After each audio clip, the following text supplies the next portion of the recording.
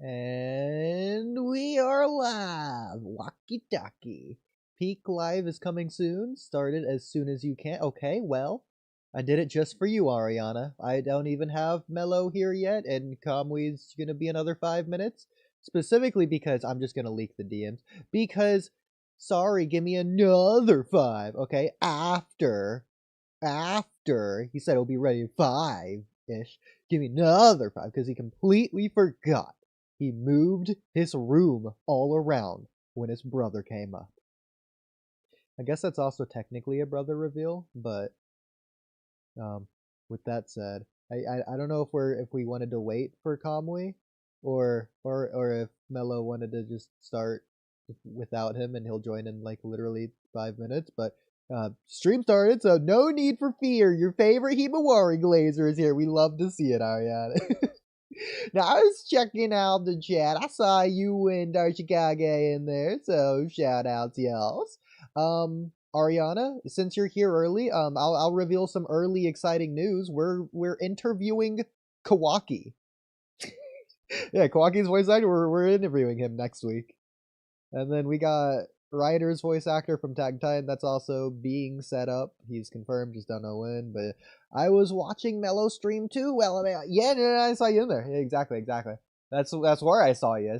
I guess you're watching both at once. I don't know if you're listening to mine or his or both at the same time. That'd be crazy. But did Mello say that I can join, or does he want to wait for comment? What's up? What? I don't know. I'm just chilling, you know. You know how it goes. Fraud I think we have a fraud Walky incoming. That's all I can say.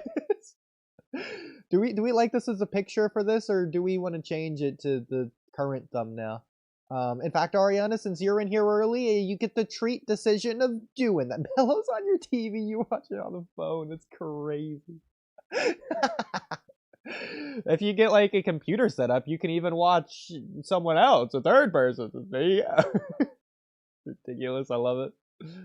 But yeah, so do you like this as the picture, or would you prefer the current thumbnail for the picture of the visuals for whenever I switch to not showing my screen like it is currently? Not that I need to not share my screen right now, but just having it not on my screen. So Kamui likes a thumbnail. I already started, so I forgot to confirm with him, but I'm glad he likes it. And then someone else just DM'd me that arc was one of my favorite. Kage Summit, not so much, but I figured them at least better explain the problem with that. Okay, good for that. So in what is this, 29th? On the 29th, we're going live with Blue Star, as well as his friends Lucky Saber and Retrospective Greg. Shout out them. I think was it Monday? It's the wait, was it 26? It's next week. We're interviewing Kawaki. I'll have to get the day. I think it's Monday the 26th, yeah. 29th, we're doing Retrospective Greg. We should have J-Man on as guest, maybe tonight or soon. We should have someone else who just does anime.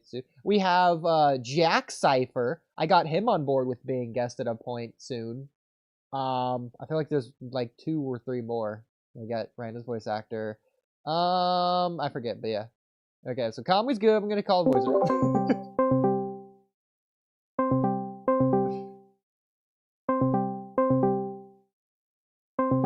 Whenever they're ready. I would grab my laptop, but someone is. What's up? Well, hello. What's up? Mic check. I can confirm it's indeed checked. Bro, this the D check. What? It is. Wait, what did I say? Did I say that? I meant the opposite of that. If I said that, I thought you said it is indeed checked. Oh, that is what I said. Okay, that bro, is what I said. Thank you. I thought it was weird how I didn't say that, but I did. If you want to, I mean, okay. What's up? All timelines are applying to me right there. I both said and didn't say. It's like quantum mechanics up in here. Both exist. How you guys been? So I was listening to the stream a little bit. Kamui, I don't think he was because he was like busy or whatever. But did you want to talk on more of the topics that you were talking on and get our opinion, or did you want to move to different topics? Oh wait, Mello, were you just streaming? I'm streaming right now. Still streaming. I told you. can, Okay. Yeah, I was in the shower, so I have no idea what you guys are talking Yeah. about. I I will love say how, that, Oodie, you're a little bit quieter than Mello. If you want to raise your volume. Well, I love how I asked you how you were doing. You hadn't. I'm just gonna take that as like things aren't so good, so I'm just not gonna ask again. yeah, But keep it up, I would love your to hear your opinion. Yeah, sure. Shout out Joan Lake Okoli, who just subscribed. Yeah, also, real quick, Mello, I'll also shout out Darshikage and Ariana Queen of Pop, who I see is in your chat as well, so shout out them. No one else in Mello's chat, only the ones that I recognized when I was in there. Okay. Shout out to Kage.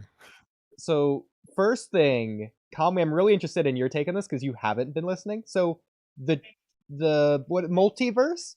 So, okay, you've been talking about this, and your chat hates you for this apparently, but I am gonna Wait. That's a strong accusation. Okay, I think like maybe 2 people voiced some like but I asked for it, so it's fine.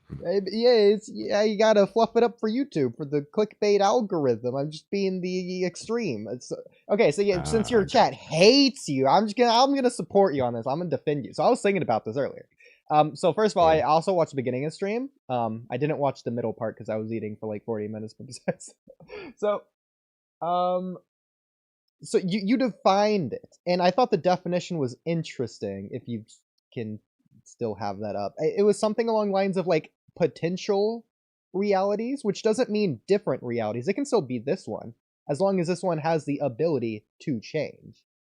Yeah, a multiverse is a term that describes the collection or set of all possible universes that exist or can exist. And then it goes into like some like theories or some shit. Interesting. Okay. Yeah. So, Kamui, I'm sure just hearing this is a little bit absurd because I'm sure you're thinking, oh, it's not multiverses, it's timelines, it's infinite potential futures. No, because okay, I'm glad we're on the same page. but the possible part is like the key there, which is where you could finagle it to say it is, because I've never really like looked into the definition of multiverse by any means, but if possible universe counts, then yeah, because all of these things Koji saw are possibilities, meaning they are possible universes. They don't exist, but they could have existed. So that would mean multiverse under that definition. But like, it wouldn't under the, I guess, the currently existing definition, if that's even a definition. I don't fucking know. So even in like a more like official definition, I guess like maybe I can like have sources of where this came from or whatever. I just like binged it or whatever. I can Google this. It's like data from Oxford Languages. Okay, so it says an infinite realm of being or potential being of which the universe is regarded as a part or instance. So like there goes like that word like possible or potential. Yeah. So like it's just baked into the definition. Like this is definitionally a multiverse. Yeah. I think what people think of when they hear multiverse is because you have universe, that's one singular universe. A multiverse is multiple universes. I think we agree that there aren't multiple universes based on this. It is still applying to the same universe, but that same universe is in itself different technical universes because it's changed. Rather than there being more than one, it's just that one is being multiple. It's like 1A, 1B, 1C. Contradict yourself there, but it is multiple universes. Because if there's multiple possible timelines that he can observe, those things actually happened, right? Like they can get to those timelines if they make certain choices, but those timelines actively occur. Like Ishiki 1 in some parallel world. That world is a different universe, and every single one, every different possibility is a different universe. So it literally is multiple verses. What I'm saying, multiple timelines. The part that gets me held up is saying that those alternate timelines happened versus could happen. I'm not going to assume they did happen more so than that they could have happened, which still works for the multiverse definition of just possible universes. It is a possibility, but I don't know if it necessarily means it did happen. I think the possibility the rest means is it does and doesn't exist at the same time. I just think I mean, I could be wrong. I just see it as it's possible.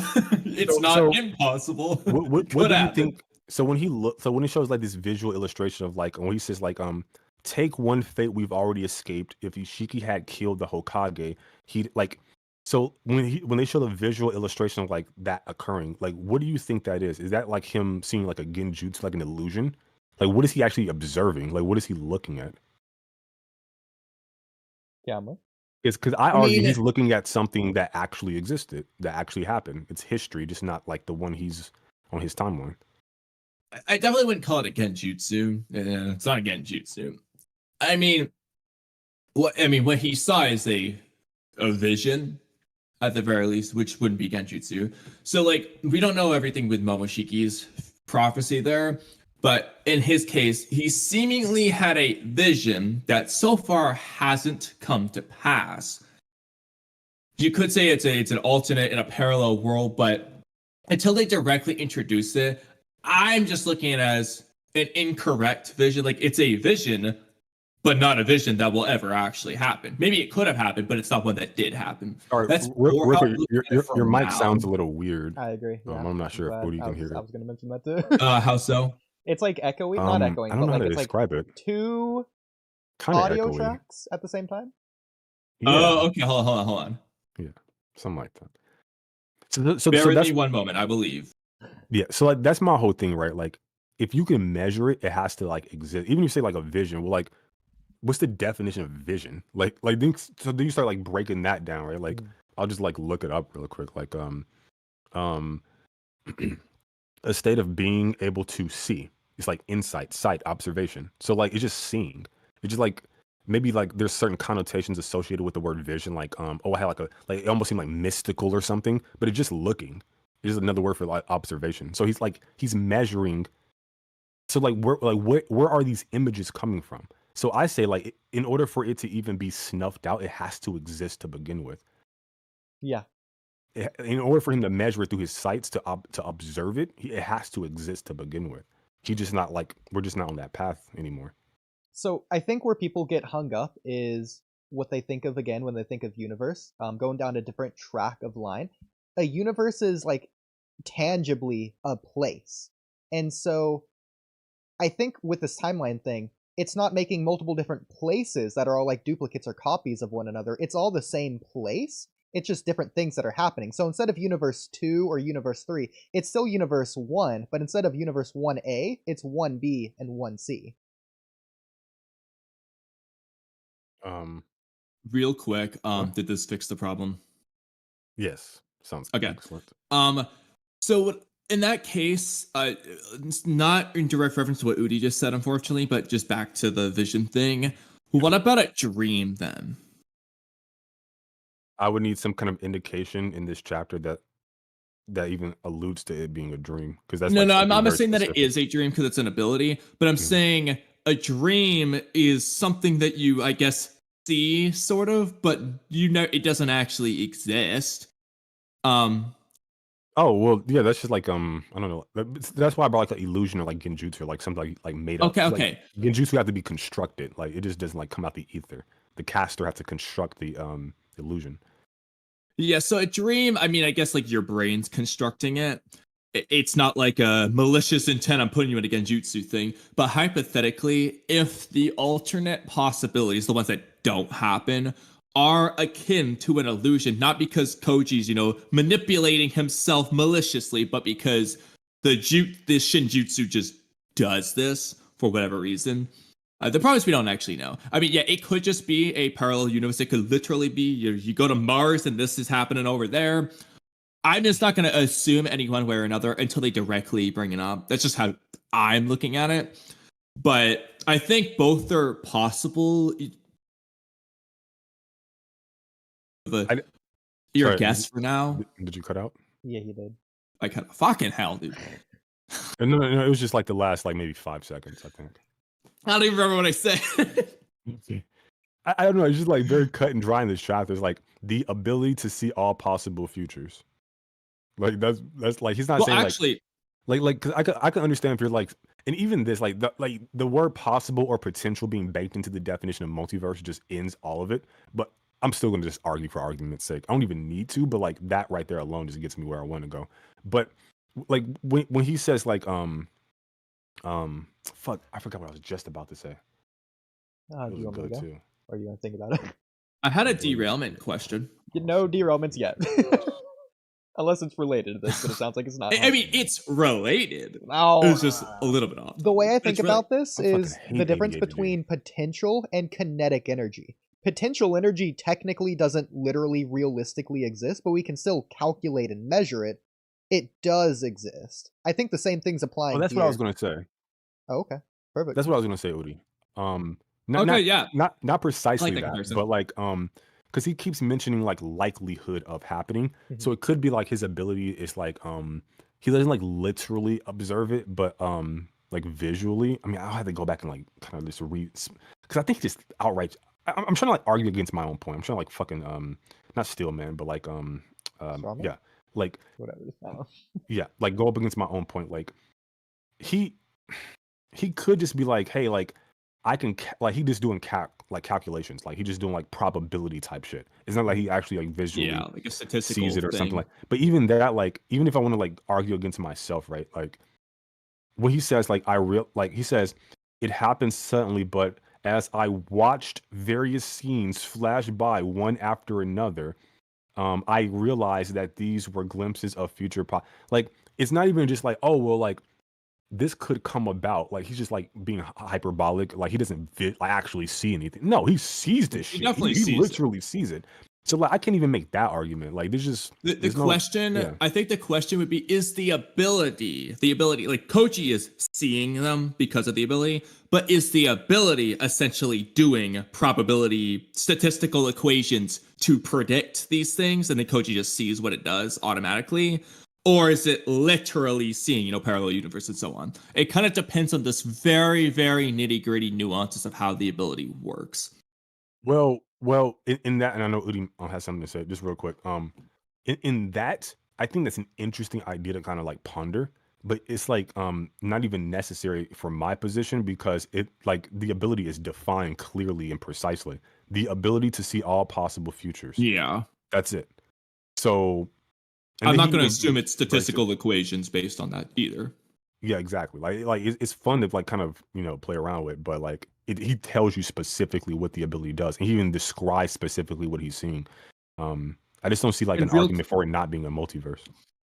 And real quick, arguing against the probability thing, real quick before you go, Oodie, him saying it's likely might be a matter of, let's just say hypothetically, he saw 100 futures, just to make this simple.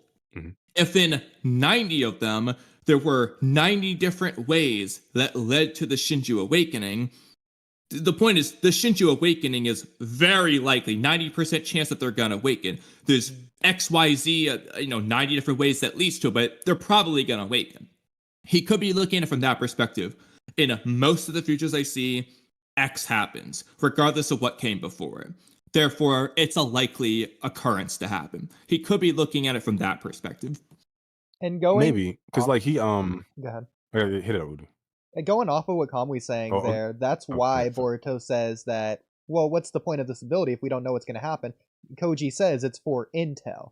Not for something directly, but for your information. And that's how it's seemingly being used as well. He's giving the intel to Boruto, so Boruto knows what may or can happen, so he doesn't have like a surprise or he's caught off guard by a worst possible future as well. But it's also not like definitive either because like at the start, Boruto, when he tried to like take out the Ten Tails, Koji was like when he failed, he was like, well, we already knew this was a low possibility, like because like there goes that like him like calculating again. So like there's the difference between like, hey, I know you're going to fail versus like you have a chance of winning, but like not likely. Like every other future I see, like the statistics say that you're going to fail here. So like it's almost like he can see the futures, but then like how to get to certain futures or like how you act in real time is based on like probability. Like like you said, like if I even lower it more, out of 10 futures I see that Boruto goes up against like the Ten Tails, like you fail 9 of those 10. So like the fact that Boruto attempted means there had to be some possibility of him succeeding in some parallel world for Koji to even like allow that to occur. So like I think that's interesting. I think the probability thing may factor into not the future scene or like them like happening or not. It's like what you do in real time to maybe like steer yourself into like whatever future timeline that you want to go to maybe. Yeah. I Yep, would yep. say going with the potential and kinetic energy. I think it's possible in science. Science might disagree with me. I think it's possible to have both at once. Like for example, a baseball when you throw it, it has kinetic energy because it's moving one direction, but it has potential energy because it can also fall whatever distance it has to fall. So it's both. I think when it comes to universes or timelines, it's only one or the other. It can't be both because there's only one timeline per universe. There's not multiple. So, or at least there's only one that there can only be in the present moment because there's only a single present moment for at least the flow of time, the way we experience it. And that's what matters here because we're experiencing the story through the perspective of these characters. With that being said, I think the answer to the multiverse thing is really, it boils down to it's either going to be technically correct or realistically correct, but not both and not neither.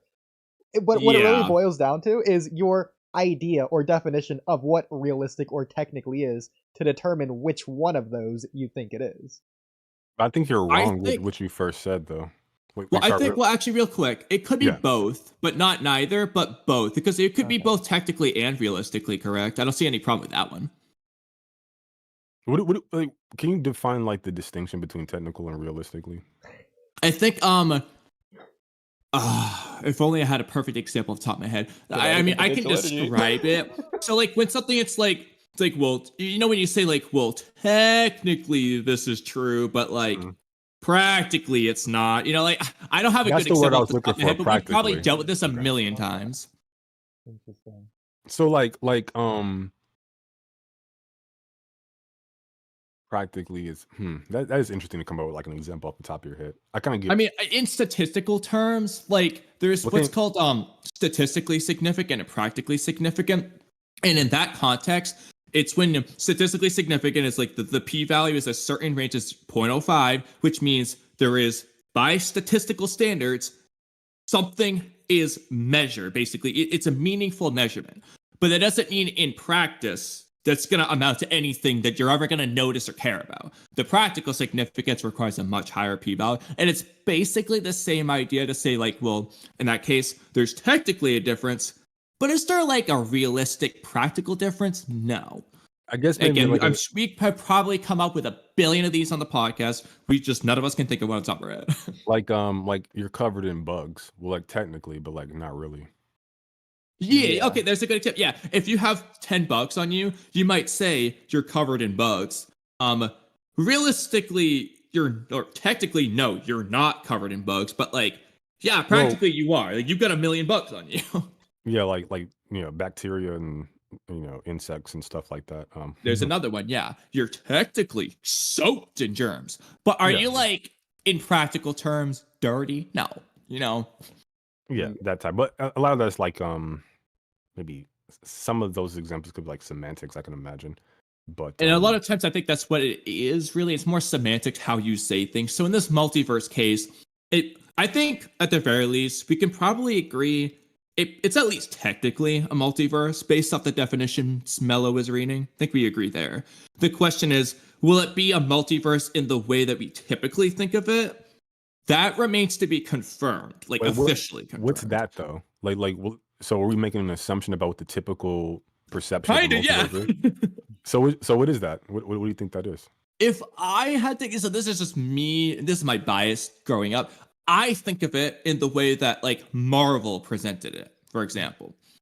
Now, that's not entirely way different from how they presented it here. I think there are some differences because they kind of made it more cut and dry, like, yeah, multiverse, but that's probably how I would think of it. And a lot of people have seen Marvel movies, so I imagine that's a pretty good population of people who might think of it in a similar way. Definitely not everyone. Why don't you think that's the case here? They just don't describe it in an identical way, is all I'm saying. Similar. It's a very similar idea, but they don't describe it in exactly the same way, at least if going off memory of the movie. And like Marvel, there's always like some ability that allows them to like bridge over to different like realms. And that doesn't seem to be present here yet. which is why I brought up flying Raijin. Okay, but so I think it's like functionally the same thing. Like I think that assumption, like everybody, like the MCUs are like a good example. Probably like the most like pop culture example right now. And I think it's functionally the same thing. They just lack an ability to go to those different timelines. Like I said, I don't think they like in order for him to observe something, it has to exist in order for you to like measure it. So like he says, like the ability to see, like that's like you said, vision, observe, foresight, or just sight in general. So like he's measuring it, so it has to exist. It's not like yeah, but I think it has to exist in some way. Yeah, I got two more Yeah. definitions for you. I'll put them in chat. I don't know. First one's from Britannica. So multiverse is a hypothetical collection of potentially diverse observable universes. Breaking that down, this is hypothetical, it's potential, it's diverse, and they're obviously observable. Koji observes them. So I think by that definition, it definitely counts. The second one by I think that's Wikipedia. hitting all the definitions without question. Yeah, the second one by Wikipedia is the multiverse is the hypothetical set of all universes. It's the set that really gets me because like do you think it's possible to travel to these hypothetical parallel whatever universes of these timelines? That was the other way, because growing up before Marvel, this is the definition I had always thought of. So it's, and that's so Mello obviously believes you can travel there. So my question, but that's a different definition to me. Do you think Boruto would have to travel in time or travel through space? And technically, I know they're technically one and the same, but like, you know what I mean. Hold on, let me think about it. Okay. I'm trying to figure out why you said that. So I'm trying to figure out why did he say basically, that? do you think Boruto would have to travel to a literal different location, a different Earth, in a physical different place that exists at the same time? Or would he have to travel It's like another dimension. Like he uses karma, opens up a portal, jumps into a new dimension. Okay. Yeah, I was making it a little bit more complicated. So let me explain. So I got a comment, right? So what's up, Ivy? Ivy says he said there are no alternate timelines. So I already addressed like this whole getting snuffed out thing. So they've already confirmed that like the past is a fixed thing. It doesn't just like disappear because Ada can observe it. The entire series is taking place in the past because future narrator Boruto is the actual present Boruto as far as we know. Every other version of Boruto is like a retelling of like his past events. The past exists, the present exists, obviously, and then like the future exists because it can all be observed and measured. So even if you think you want to take this literally, got snuffed out, it still existed at some point in time. And just because like the past is our past from like our present perspective on like our timeline doesn't mean like the you 5 minutes ago weren't thinking that present time was the quote unquote present 5 minutes ago. It's just your consciousness has just moved on 5 minutes forwards. So the past is the past. It still exists. So the fact that Koji at any point in time saw and can measure, observe, and speak about these multiple different realities means that they existed at some point in time, which means they exist. So they barely exist in Koji's memory, like at the bare minimum. There's no way around that one. No. Like when Boruto says the era of the shinobi's over, chapter 1, episode 1, this had already happened to that Boruto. We can like maybe make that assumption. Chapter 13 TBV already occurred to that Boruto. So the fact like, so we're learning about past events in his timeline, that Boruto, that narrator Boruto. So like these events are fixed. Like if we go back and read chapter 78, that still exists. Like it's still there. Yeah. Like obviously like in a very real material sense. But like within like the continuity of the series, it's still there because like Ada can go back and observe it. She can like see it. So like so my whole point is no like so when you say like he said I'm talking about Ivy. He said there are no alternate timelines right now. You got to understand you're talking about time. So when you say now is irrelevant to existence. It existed at any point in time, so therefore it always exists, as confirmed by this actual franchise multiple different times. The past, the present, and the future all exist simultaneously. When does he say the thing that the person Ivy quoted? The thing I found isn't the same, but Koji said that ended up not happening in reference to Ishiki winning. I don't It know says, where. Unless I it's think, the old translation. I'm looking at the Viz one now, so that could also be it. it says, this may sound obvious to you, but our future isn't simply one straight path. Many narratives get snuffed out based on which branch of each multi-forked crossroad is taken. It's a battle royale between destinies, so to speak. Yeah, I don't see the timeline thing though. Well, it was just like maybe to like Unless it's just an inference that you're referring to, not a quote. you just like When maybe to keep it simple. Yeah. when I Okay. Take one fate we've already. Oh, sorry. Take one fate we've already escaped. If Ishiki had killed the Hokage, he'd have resurrected in Kwaki's body and planted a divine tree. The planet would have perished. I think he said perished. And then he said that ended up not happening, but there was a sufficient likelihood it would. Is that the part you're talking about? Yeah. Mhm. So I don't see Yeah. anything, but regard. I mean, you could. So the thing is, getting between tactical and realistic / practical. Koji technically said the Ishiki thing didn't happen, but is he just saying that in the practical sense of yeah, we didn't deal with that? Or is he saying it from the literal sense of no, that thing doesn't exist, it didn't happen anywhere? That's why I don't want to I think jump it's the the gun because latter. he could be speaking technically versus practically. I would say that's a good point to bring up if he didn't visually like measure them. Because he literally says like so what I think, so this is like how I interpret it, right? And I think this is like the likely interpretation, not just because it's mine, but but I think this like makes sense. I think when he says like it gets snuffed out, I think there's a difference between like it literally getting snuffed out and it like effectively for their purposes getting snuffed out, like what we've been talking Exactly. about. Practical versus technical. Exactly. Yeah. So it's not that it actually gets destroyed. It's just that like there's certain prerequisites that must be met. So certain things that must happen at a certain time in order for us to even have a possibility to get to that future. And once we pass that line, like we can't even get to like Ishiki because we're like too far gone. So it kind of is it still exists a time where Ishiki won, but it's irrelevant to like Boruto a year into the future, post Ishiki's fight. So when he says like take one fate we've already escaped, and then he also says that ended up not happening, right? So how does he even know that this was a possible future if it didn't occur? Well, he observed it, but how did like you observe it? It's not like a dream or an illusion. That's not been confirmed, right? He literally says the ability to see all possible futures.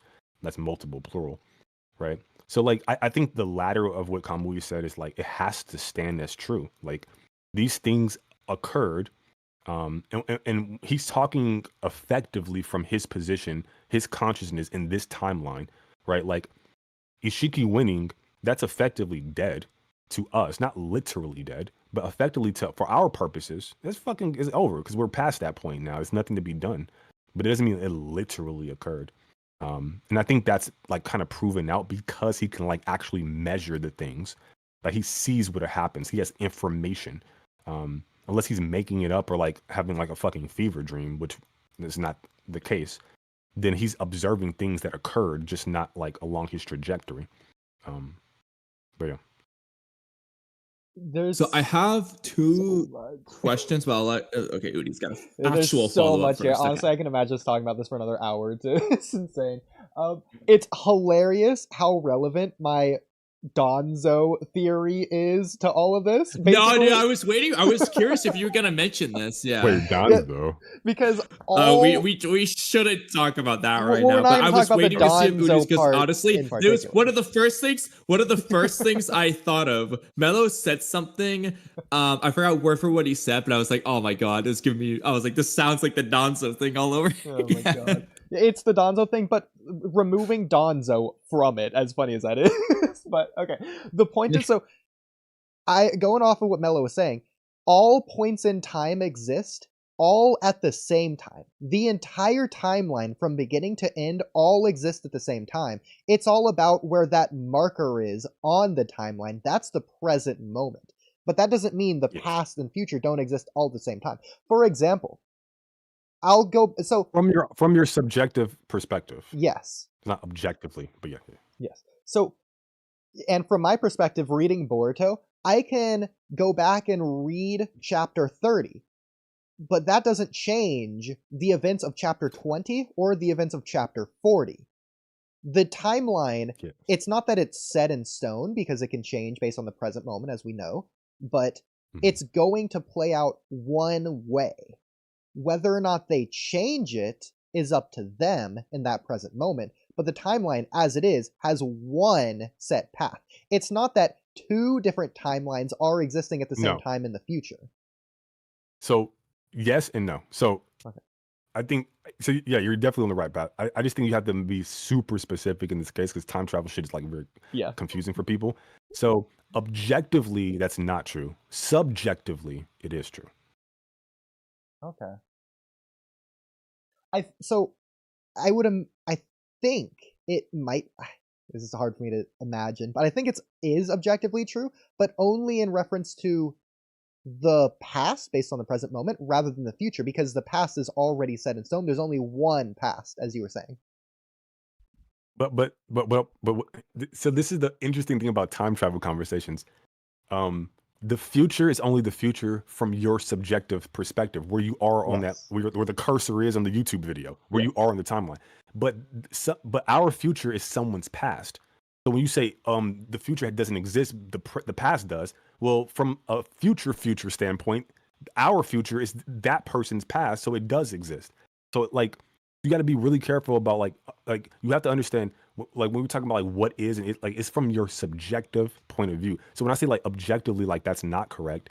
Like yeah, you're right. Like there's one path that they have to walk. They can't like exist along like multiple timelines simultaneously, except for Koji. At least through observation, he can exist on multiple timelines simultaneously. But outside of him and like Shibai or whatever, or some like ability that allows you to do it, typically, you can only exist along one line, even though all around you there are multiple different timelines occurring based upon multiple different decisions. So subjectively, effectively, for the person on that singular timeline, that's the case, and that's just like, even if it isn't objectively true, it is effectively true, so it is true. But objectively, there are still multiple timelines confirmed in this canon. That was the only distinction I was making. So that's like the difference, like objective and subjective.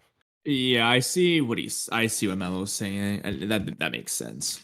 It's really semantics to a large extent, because like you said, between objective and effective, it's like, okay, it really is just semantics. You just gotta like at least make it clear what perspective you're talking about, so that you don't get into like a 10-hour debate over some stupid thing when you both agree. I don't even think it's a debate. It's just like just breaking down and understanding it. Like we're not debating, but I'm saying if someone in the future might.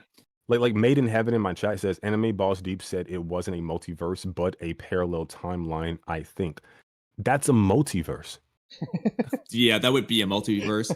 Like that's beyond in fact, I think that's more a multiverse than multiverse. Like when people say it's like a multiple timeline thing, I'm like, and what's like, what do you think the time, like, what do you think time and space flows through? The verse. So like when you say, like when you concede that there's a multiple timeline, you're also by like logic conceding that it's a multiverse. Okay, so like verse is like reality. It's a descriptor of like it's like a box in which shit happens. Time and space flows through that, like within that box. We call it like a verse, reality, existence. But when you say, oh, it's not a multiverse, it's just a parallel timeline. It's like, well, like where is the timeline occurring within the verse? So it's like multiple, more than one, parallels, which is also like adjacent to, which means more than one. So yes, it's effectively and literally a multiverse. Okay.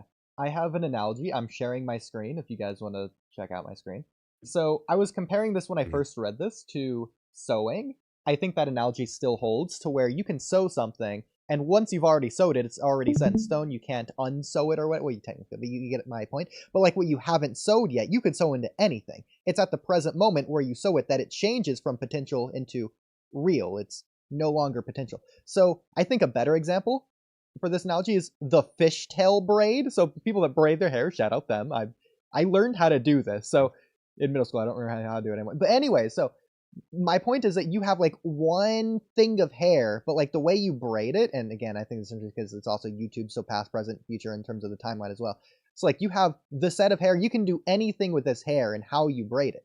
And so they braid it, but then they have like 3 different like set strands of hair that they can braid it however they want. It's not braided yet, but once you braid it, then this is the past. Where you are braiding it currently changes from you could do anything to it is this now. But these strands of hair that you haven't braided yet, you can braid them however you want in any direction. But no matter what, it's going to be one way. It's not that there's 2 different sets of braids for all the potential braids next to it. There's only one braid. We just haven't got there yet. But you can change it based on the future at the present moment. That is interesting within like a real world context, but within like the fictional world, like Naruto, Boruto. So this is why I think maybe people get hung up. Like they've confirmed that the past still exists, even though you're beyond it. That's my whole thing. Like when I say like past, present, and future exist simultaneously in this universe, that's not my opinion. Like I can prove that. Yeah. So I agree. So comparing it to the real world doesn't really count because it's not the real world. So this is where it gets into something very, very interesting. The time slip arc. So here's the thing. They change the past, but they don't do it from the present or future. They go to the past, and in the past, that's their new present, and in that present moment, they're changing the past for the future. So it's not like they're in Hokage Naruto's era and changing Kid Naruto's timeline. They go to Kid Naruto's timeline to change that present moment, which changes the future, which retrospectively, from that future perspective, changes the past. But that's only because they technically unbraided it to rebraid it, rather than they are here and they're changing what's already braided. do you think they created like a paradox? Like I mean, a parallel verse? Yes. Because I'm not too sure if they returned back to like their original timeline or because they made changes which resulted like the creation of the Thunder Train, which was in episode 1 before Boruto ever was like even went back in time. I think he created like a branch universe. I think like it's like what Trunks did in Dragon Ball Z. I don't know if you've seen Dragon Yeah, Ball that's Z. also how they describe it in Marvel. Like if you look at, I think they describe it in Endgame for that one, but they describe it as like the branching timeline when you go back and do all that shenanigans. Well, I think this is maybe like where people will get hung up with what I'm saying, perhaps, because I believe it's confirmed that the past, obviously the present and the future exists, and it doesn't cease to exist just because you like move beyond any one of those points. Even if you think like there's 2 paths before me, I go right and then the left path just dies off. My whole thing is that would be perfectly fine if dude wasn't visually observing and measuring that left path, even though like you went right. Like that's the problem. Like he can observe it, and if he can measure it, like it has to exist. He's even describing it. Like there's even a way that we could have gotten there. If you ask like, can you travel to these places? Yeah. I think through choices that you make, it can either branch you off in one direction or another. But I don't think once like literally ceases to exist. But even if you do think it does cease to exist at some point, it existed at some point, and because all time and like exactly, past, present, future all exist simultaneously. If it exists at any point in time, it still exists. So therefore, the multiverse stands. And then also baked into the definition of multiverse is potential and possible. So all this stuff I'm arguing is not even necessary for me to get it to a multiverse. I'm just doing it for fun. But yeah, that's why, because what I said at the very least, the bare bones absolute minimum, it existed in Koji's vision. That's the absolute minimum. And because it existed in Koji's vision, well, that means that it exists because it happened in his vision. So it bare bones minimum existed when Koji saw it, which would still confirm multiverse. It might not be the way that you're thinking of it in the practical sense, but it has to at least technically pass because of that. I was thinking Dragon Ball 2. Just We'll like on a get to that in foundational a level. second. I do want to stick on this time slip arc really quick. So hypothetically, if Ada wanted to use her Senrigan to go look at the events of the time slip arc, how do you think that would go? I'll give my interpretation first. I think before Boruto went back in time to change the timeline, Ada would have seen the original timeline when she looks back. After the events of that Urashiki thing in that timeline, if Ada uses her Senrigan, she sees the new events. She does see Boruto there, where she didn't see it the first time. I think now that both exist, she can still only see one or the other. It's not that she can see both. She can only see the one that happened based on the time. Okay, sorry. Okay, hold on. Okay, this is really tricky because I do think there's a way for her to see both. Now it's a little bit goofy, but I'll start with that. Now I'm not saying she guaranteed can't see both, but there is a way. So the way would be if in Naruto's past, she's gonna say, "Oh yeah, I'm gonna look at Naruto's past 15 years ago, however many years ago it was." Okay, Naruto's just hanging out with Jiraiya. She has a hard 19-year cap. Can't go back too far. So the time slip arc is out of her range. Let's just assume she's a million years old, just for this. Yeah. Just for this. Okay, yeah, that's a good point. I forgot about that for a minute. But let's just assume she was older for the sake of this. Yeah. She could watch Naruto's past, and it would just be, the one in Naruto, right? But she could watch Boruto's, let's just say it was in the moment, Boruto's present. Well, Boruto in the present goes back in the past. That's Boruto's present point of view. He's existing doing this. Like, you're literally in the freaking Leaf Village. Boruto and Sasuke are just missing. They don't know where they went. They could have gone anywhere from their perspective. So in Boruto's present, she could then watch Boruto go back in time and therefore see this alternate version. That's just one way she could do both from the differing perspectives. The problem, though, is from the Naruto past perspective, is she seeing the new version with the Urashiki stuff, or is she seeing the old version? That's the tricky part, but I think there's a way for her to see both at the very least. So, I can go first if you want. It depends on. It depends on how it mechanically works. Because I think there should be like more descriptors for her ability. If she can, because I gotta go back and read it. It's been a while. If she can like just view like the past, she seems to tether herself to people. Like she could like there's like a nickname Uege had for Konohamaru. I'm not sure how it works functionally, but if she can tether herself to people, and that's how she like, almost like how Spider-Man like shoots his web on like certain objects, like buildings, to like propel himself forwards. She like grabs on, like people are the buildings, and like her ability is like the web, and she like can propel herself, but she can only go in the direction like the building she links to. Maybe this is like very like theoretical. Obviously, it's not described to function that way. The reason why I'm saying that is that if she can see Boruto's past, then if Boruto has multiple different pasts, she should be able to see it just functionally, if that is how it works. So she should be able to see like contradicting past. The thing is, though, I don't think Boruto has a contradicting past.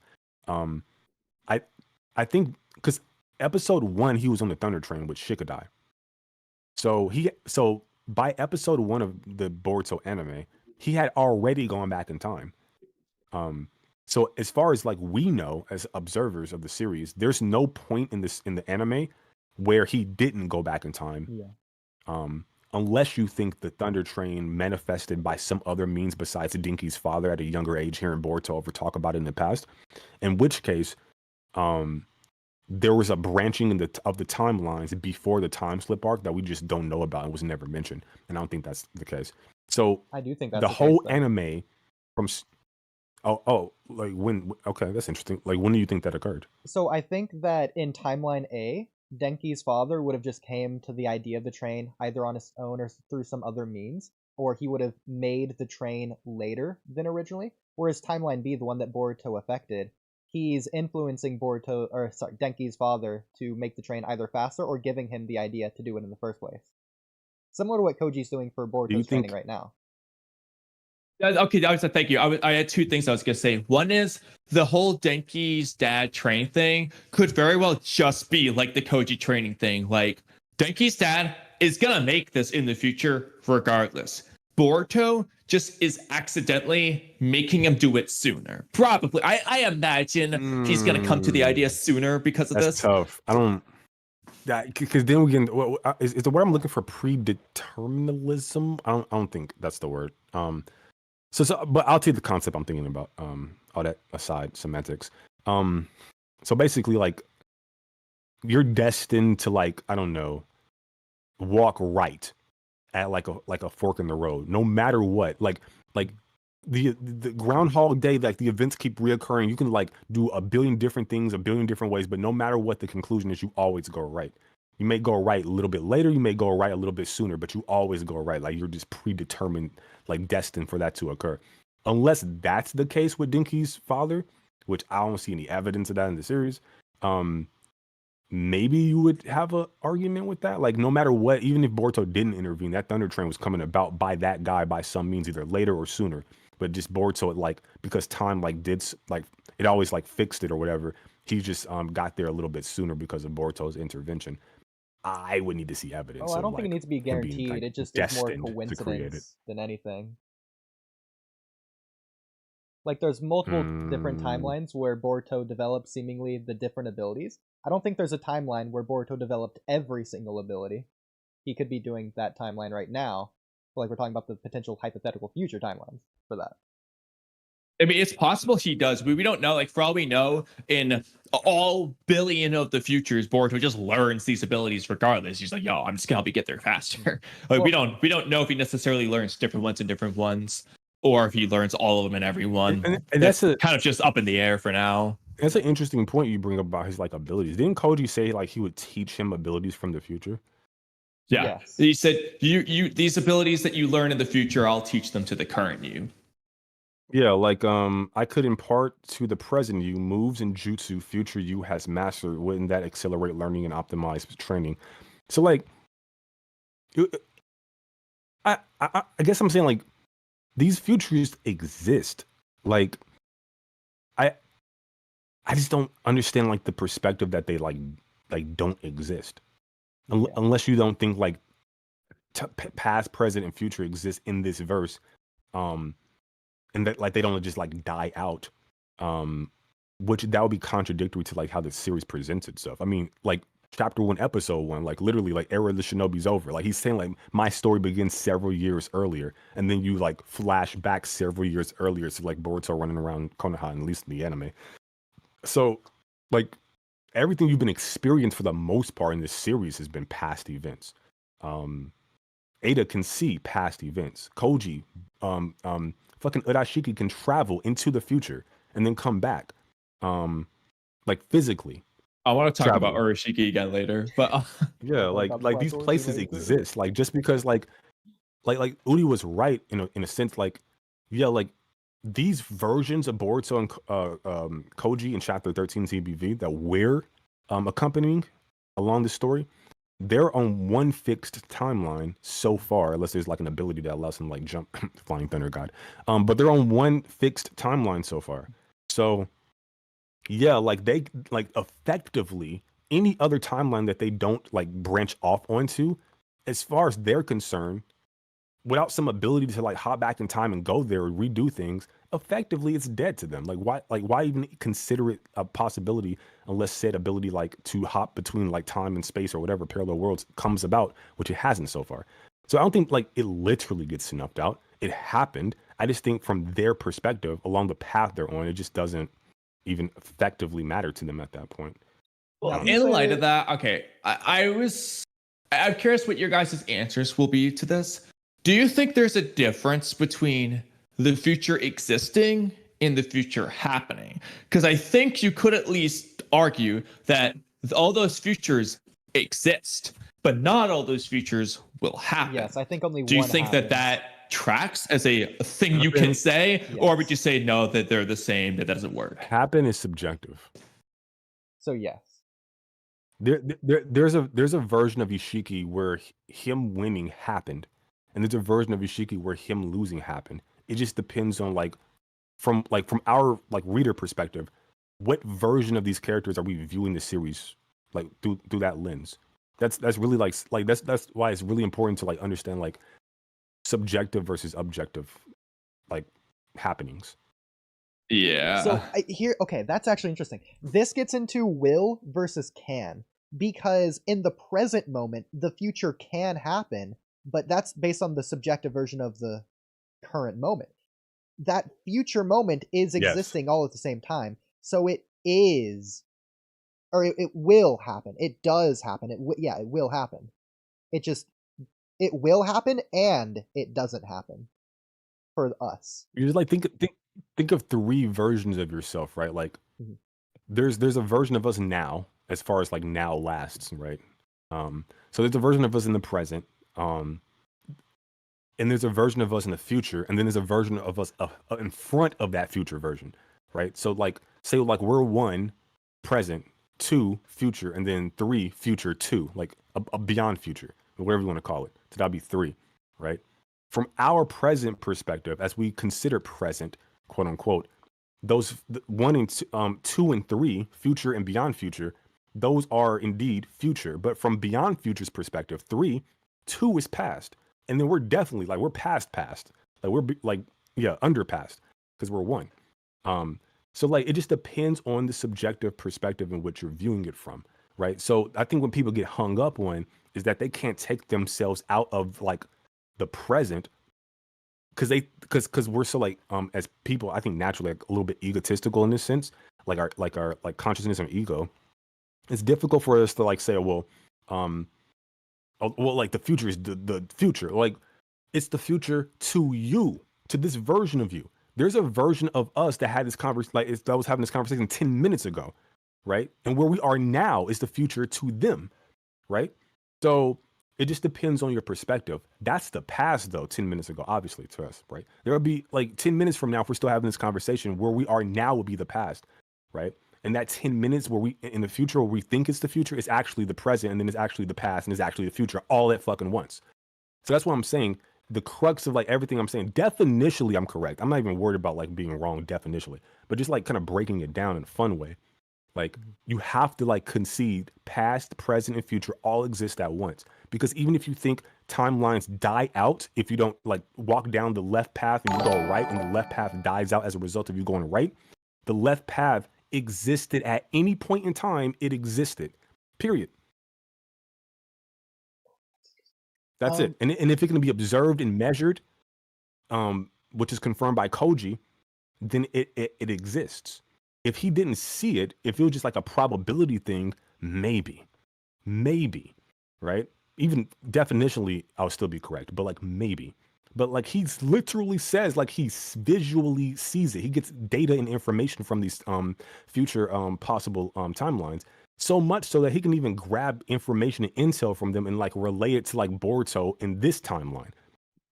Like, it's, I don't know. Yeah. Pretty cut and dry to me. I'll address Mello's thing, then I'll go back to address Kamui's thing with Ada Senrigan, then I'll address the super chat we just got from Apex Calibre. So first thing is Mello's thing. I completely agree. Going back to the fish braid example analogy, those 3 strands of hair, the entire hair, it all exists, even if it hasn't been braided yet. But like the potential for it to braid is still there. It's not like the hair manifests into reality the second it's braided in the present. The hair from the future that hasn't been braided yet still exists in the exact same way that it already does. It's only once it's braided in the present moment that the present is decided. But the future is already set in stone from multiple different perspectives because there's more than one like a strand of hair. They all exist at the same time. We just haven't got there yet. And only the present moment can have one of the timelines exist, even though all of them happen. Yeah, like the past confirms that the future is a thing that exists. Mm-hmm. Because like our past events were once our future events. If you live long enough. So then for that type of shit. Kamui's thing, looking at the time slip arc with Ada Senrigan, I don't think Ada. So maybe we just don't know, but I don't think the way that her ability works is by like attaching itself onto a person.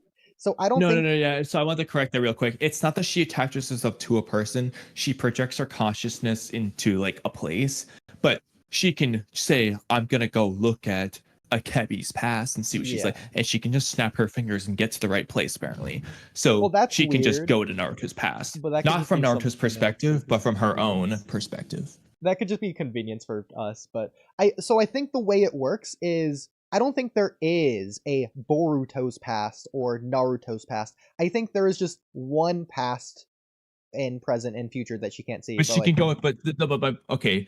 Yes, but the point is she can go to any location in the past and effectively see what happens to Boruto in his past. Like, you know what I'm saying? So Well, like, she can go to so when I moments was in saying time. like tether, yeah, like so when I was saying like tether, the reason why again it's theoretical, but the reason why I think that's the way it works is because she's like whenever you're dealing with specificity, you're gonna want to narrow things down. So I think when I say like she tethers herself, like if you're trying to learn information about a specific person in the past, I would imagine you would have to focus on that person or tether yourself to that person or whatever, like focus, I don't know, link, tether, chakra, whatever you want to say. Because the past, I would imagine, would be fucking nigh infinite, like fucking vast as fuck. Like at least 19 years worth of past. Like how do you even like find your way through all that? Like I think focusing on like one individual and then like maybe like this is why the mechanics need to be like branched out or explained a little bit more. Like maybe like turning like a dial, like you can speed it up, you can like slow it down, but like you need to focus on one person to do it. I think that would make sense. Otherwise, like it would just be too much data, like sensory input for you to even like effectively use the ability. You have to narrow that shit down. It's like somebody who like all their senses are like on 100 with some like mutant ability from Marvel. Like you gotta like it's like the Flash movie where like the Supergirl, she just got her powers because she's on Earth and she's like hearing all this shit, but she has to like concentrate and focus like on one thing at a time so that she doesn't get overwhelmed by everything else. So I think just based on that, like the tether thing kind of is plausible, but it's not confirmed, of course. Yeah, I'm gonna go for now. Yeah, at the very least, it's conveniently she can just go wherever she feels like, and it always works out. Like, yeah, I agree, but like hypothetically, if she was following Boruto using the Senrigan, and she went to like moments in time before Boruto traveled back in time using the time travel turtle, I think if she was observing that with her Senrigan, she would just see essentially Minato's flash to white jutsu. You know, it would just like look like Boruto had like whatever turtle flash happened, and then like the next moment he's still just there because his time travel happened in the past, not in the present. So they wouldn't be watching it through Boruto's perspective. They would be watching it through the flow of time as it is. Like if we were there looking at Boruto using time travel turtle, okay, and we yeah, weren't there, I see what you're saying. that's how we would see it. Yeah, but like hypothetically, it's also she just possible went to that then she would see it. But the problem, okay, so I agree with what you're twice. saying. The one problem I can see is that past is both the past and a present. So it's weird. Because it is the present for Boruto, which means it is a present moment in a time. Yeah, That's how it works. I think it's also maybe possible that there are like spaces or like dimensions where like that are like void of time in like a literal sense, like Daikokuten, but like whatever like when it's difficult because like I'm not sure if it's confirmed or not. Just kind of like a thought process. Like when Boruto like Momoshiki manifests and time slows down. Someone who can like view time can't view that occurring. But I'm not sure what that is. It's like a mind space thing where like time literally stops. We don't know yet. There's no confirmation whether it's just a mind space shenanigan or if it's literally a stop time shenanigan. Or like we need direct confirmation. Or Daikokuten, like Kawaki, like there's all this time stuff in this series, but there's like a character who can like move in a timeless void. At least a timeless void, not maybe all timeless voids. You assume maybe more than one exists, if that's possible. So I don't think that's a coincidence at all. Kawaki's ability to like move through a timeless space, that's like super interesting. Or like even, I guess maybe I would like to see this in the anime more visually distinct and clear, but maybe like, was Koji like mentally teleported to some like his physical body was still there, obviously, but like, if he's observing all these timelines, was that occurring when Ishiki was yapping, or is there like he have like a time like time for him move slower where he could like see all this shit? Yeah. Because there's So, no yeah. way, just in the literal time sense, there's no, like, Ishiki was not yapping for like 10 days, or like years, I guess, at that point. Like, Koji was seeing like really far into the future. I There's think no way Ishiki was talking for that long. it was either a time dilation, or rather than observing like one scene at a time, he observed it all at once. Which is how he describes it, if I remember right. Yeah. That's interesting. But yeah. So I I'm don't know, sharing it's an interesting point. I'm sharing my screen right now. So Kamui, this is how I would interpret this. This would be the entire I'm not Naruto looking, but if timeline. you can describe Okay. Well, I have what you're like doing, I'm it's getting gonna be food. hard So for you to not understand through the description, but like it's like okay, so this is all of Naruto's life from birth to present moment is a timeline. Then we have Boruto being born, let's just say like halfway through or around there, whatever, let's say even 60% through. So Boruto's born like 60% through Naruto's life. Naruto's life still happened. That's on the timeline.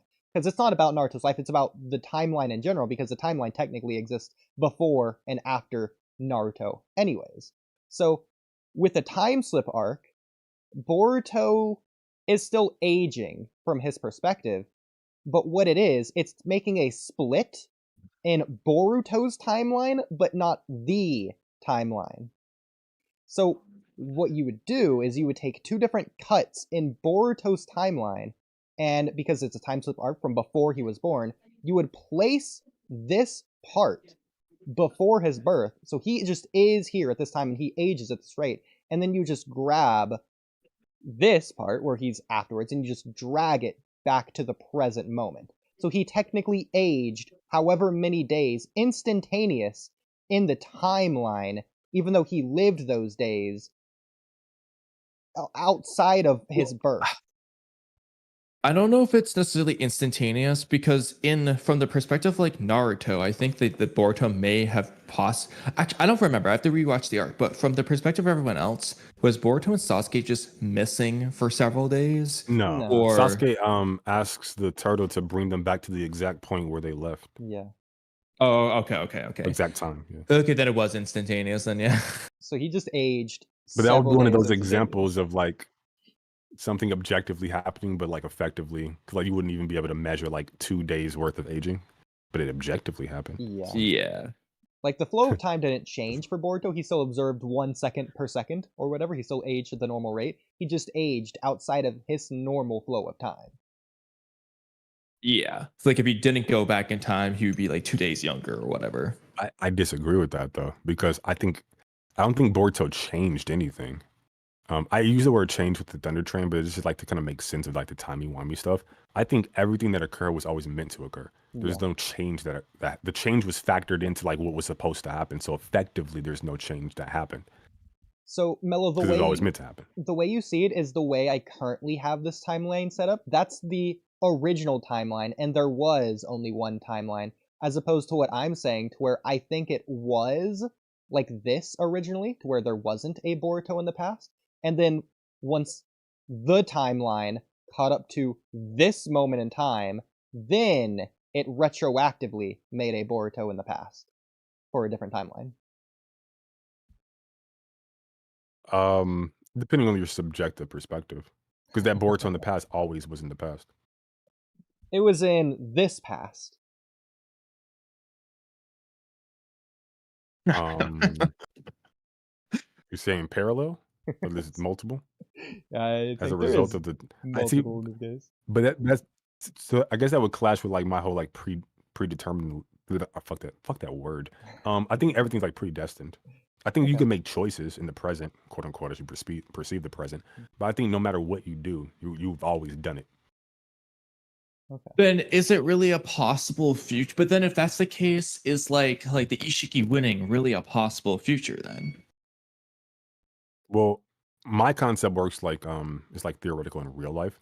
The problem with like the fantasy world, like Naruto, Naruto and Boruto is like they confirm some things that I think are like really like gaps in like reality. Like they confirm the past is like a solidified thing that still exists even though you're beyond it.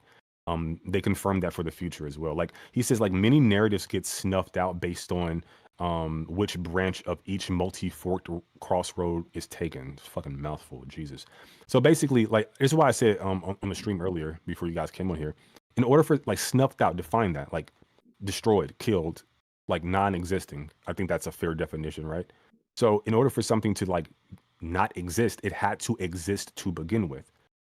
And because the series confirms past, present, and future exist all like they're there, like nothing just gets like like no matter what, if these timelines, which they do confirm, get snuffed out, well, snuffed out means they existed. So since they existed, at any point they always exist. Like no matter what.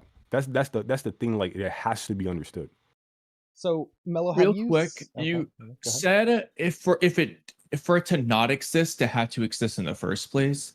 Why do you say that? Because hypothetically, well, no longer if exists. life means doesn't exist, out. If like you can't snuff out something. Oh, okay, that you meant no. exist. Okay, you meant no longer. Okay. That did never mind my question then. Wait. Sorry, ask it. Did I misspeak? I'm confused.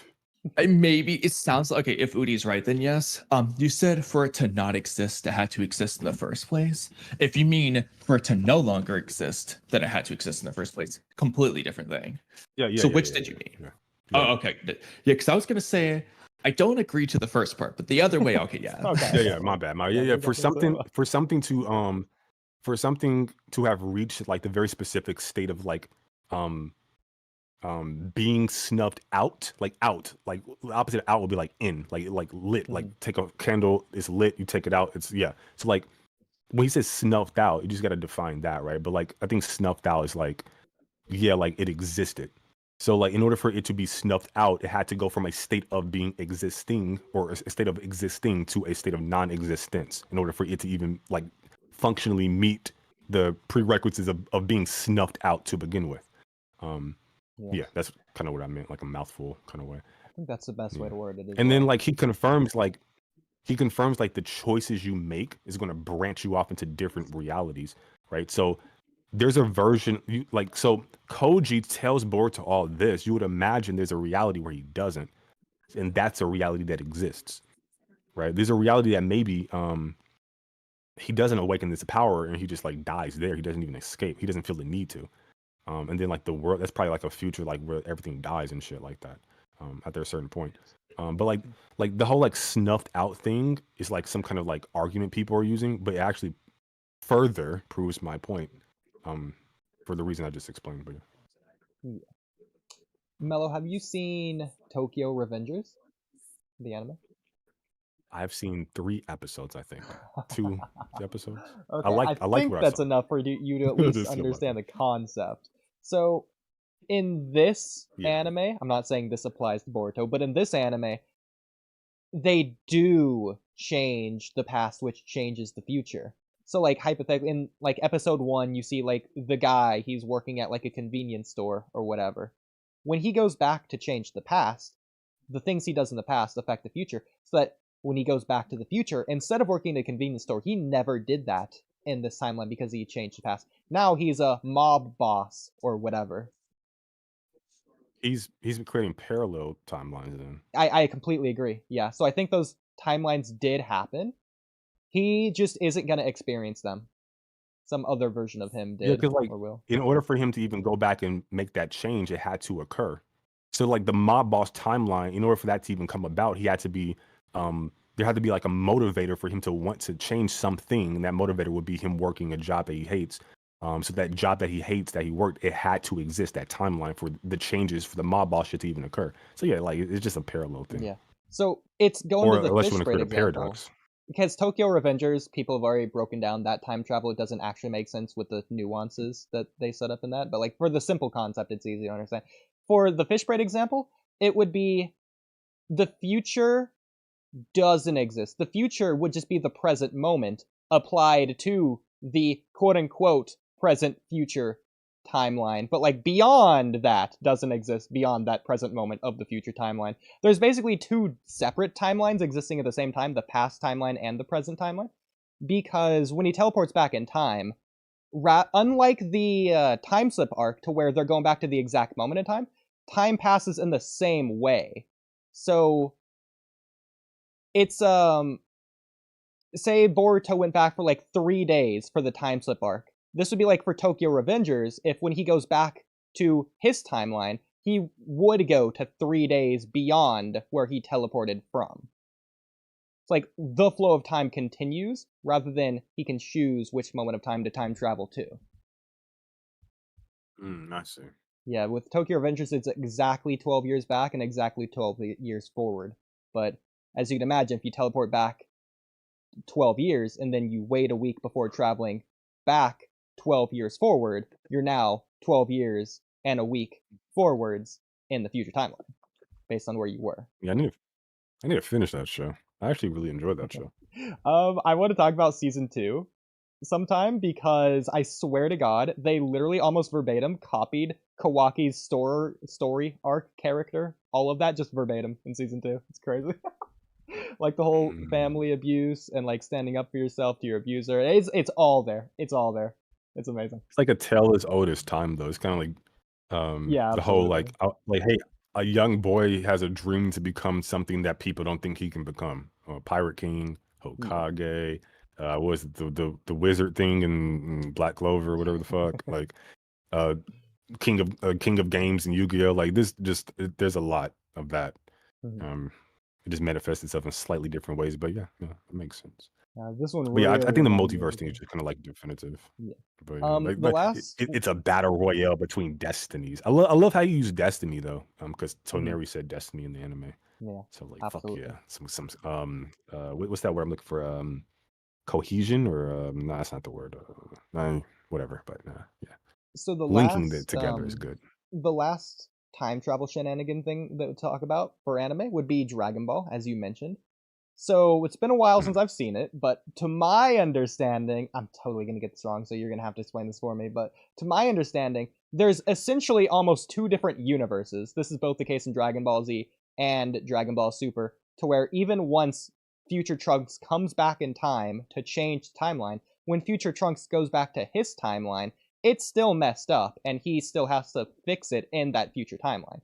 So it is making a branch that isn't affected by changing the past. Yeah, Trunks is he creates a parallel timeline, yeah. And there are multiple universes / timelines. There's the Cell that they fight in the series comes from a future that this is gonna be fucking time. Okay, fucking time travel conversations. I understand what I'm gonna say, but maybe it might sound confusing. Okay, so there's a future Trunks who gets killed by Cell that they fight in the series that we're following. The Cell games, all that stuff. He takes that Trunks' time machine and go back in the past. The Trunks that comes back into the past to fight Mecha Frieza is not the Trunks that the Cell we're following in the series kills. So that's a third timeline that you don't see. The second timeline Trunks is the Trunks that comes back into the past and then creates the parallel timeline. And I think, because I was watching like a fuck ton of YouTube videos about this like years ago.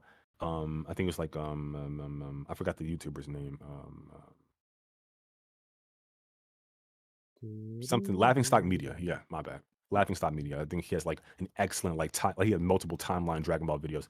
I think the Trunks that originally came back who fought Mecha Frieza is not the Trunks that comes back and discovers that Android 20 and 19 are not the androids from his timeline. So that's like 3 Trunkses already. It's like very convoluted. It's very difficult to like track if you don't watch like YouTube videos and breakdowns, like really into it. But yeah, there's definitely more than one universe and timeline aside from like the whole 12 universe shit in Super, just in Z. Yeah, it's confirmed. For Kamui's understanding, I think Super would be easier to describe. So there's this guy called Zamasu, and he's like a bad guy, Kamui. Okay, so in the future, is he? Well, yeah, for Kamui's sake, he is. So, I think he was right. Okay. In the future, the Zamasu guy destroys the universe. We're just gonna word it like that for now. And then Trunks, before the universe is destroyed, he travels back in time to go get Goku's help. So Goku, in his present timeline, future Trunks' past, he kills Zamasu. I know that's not how it goes, Mello, just for the sake of simplicity, that's how it goes. So Goku kills Zamasu in the present. Then, to help out future Trunks, Goku and future Trunks teleport forwards in time to future Trunks' timeline, where Zamasu is still alive, because that's a different timeline where he wasn't killed in the present of Goku, which is now future Trunks' past. So he's still there. So then that Zamasu, they actually fail, and that Zamasu does destroy that universe, timeline, whatever.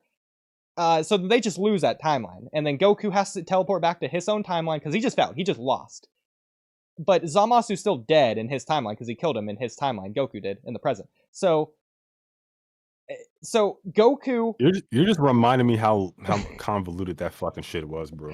That shit still don't make sense. Yeah, so Goku doesn't have to worry about the future in this case, because like in 12 years or whatever, when he catches up to when Zamasu destroys the timeline in the current time of future Trunks' time, that doesn't happen because Zamasu died 12 years ago based on Goku killing him 12 years ago in his timeline. Does that make sense?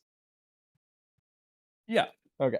Basically just creates a duplicate copy of the universe. The way, like, I understand what he's explaining, at least. Because like that shit didn't even make sense in the show. It's like, hypothetically, just for sake of ease, future Trunks exists in the year 850. I don't remember the years of Dragon Ball. I'm just going to assume that's close enough.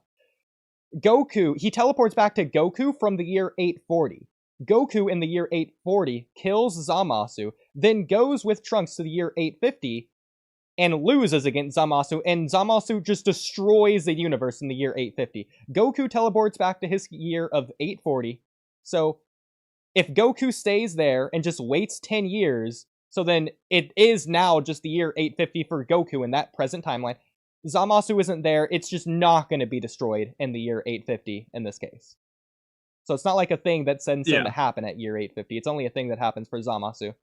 Based on that. I don't know what you're talking about no more, bro. All right, we can move on. Listen, time travel stuff is very, very tough, man. You could fuck your series up. This is why. No, I agree. That's why I've been a little. I always thought I was coming in Boruto, but I was always a little bit weary.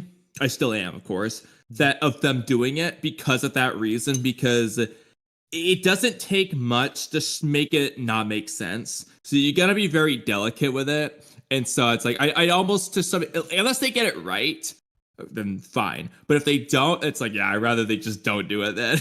Like, what they need to do is say that this is a Shinjutsu ability.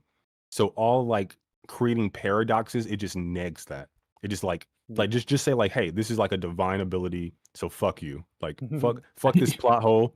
Like, yeah, I know this would have been a plot hole if we didn't have divine abilities, but fuck you, we do. So, like, no. Like, that's what they literally just need to do that, bro.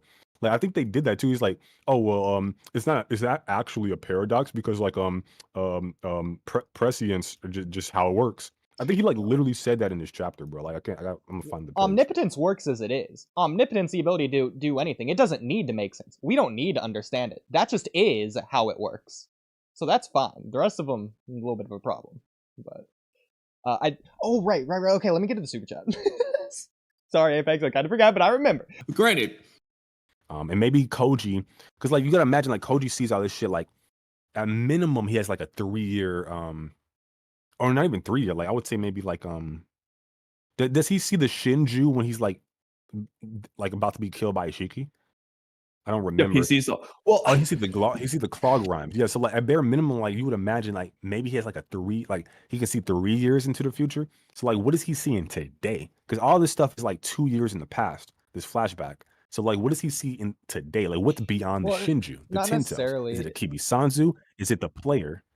He could be seeing 3 years in the future, but I don't think that's likely because the clog rhymes were still created like 3 years ago when Code first made them. So I think those are the clog rhymes he's saying, not the current clog rhymes or anything like that. Even though it's possible. It would just be the one exception. See all of it like all at once, and he can just always go back and check it or something. I'm not really sure. It's also possible that every crossroad of importance. So for example, the Ishiki fight, he sees it again, and then the next crossroad he sees all of them again.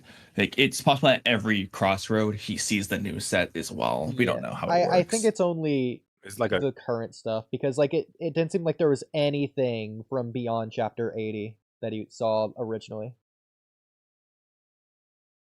I need to go back and like, because I think I saw a panel with like he saw like the Shinki Shinju. Like when was that? Because that wasn't in That- chapter. That wasn't like present day chapter 13. Like that was in the past, right?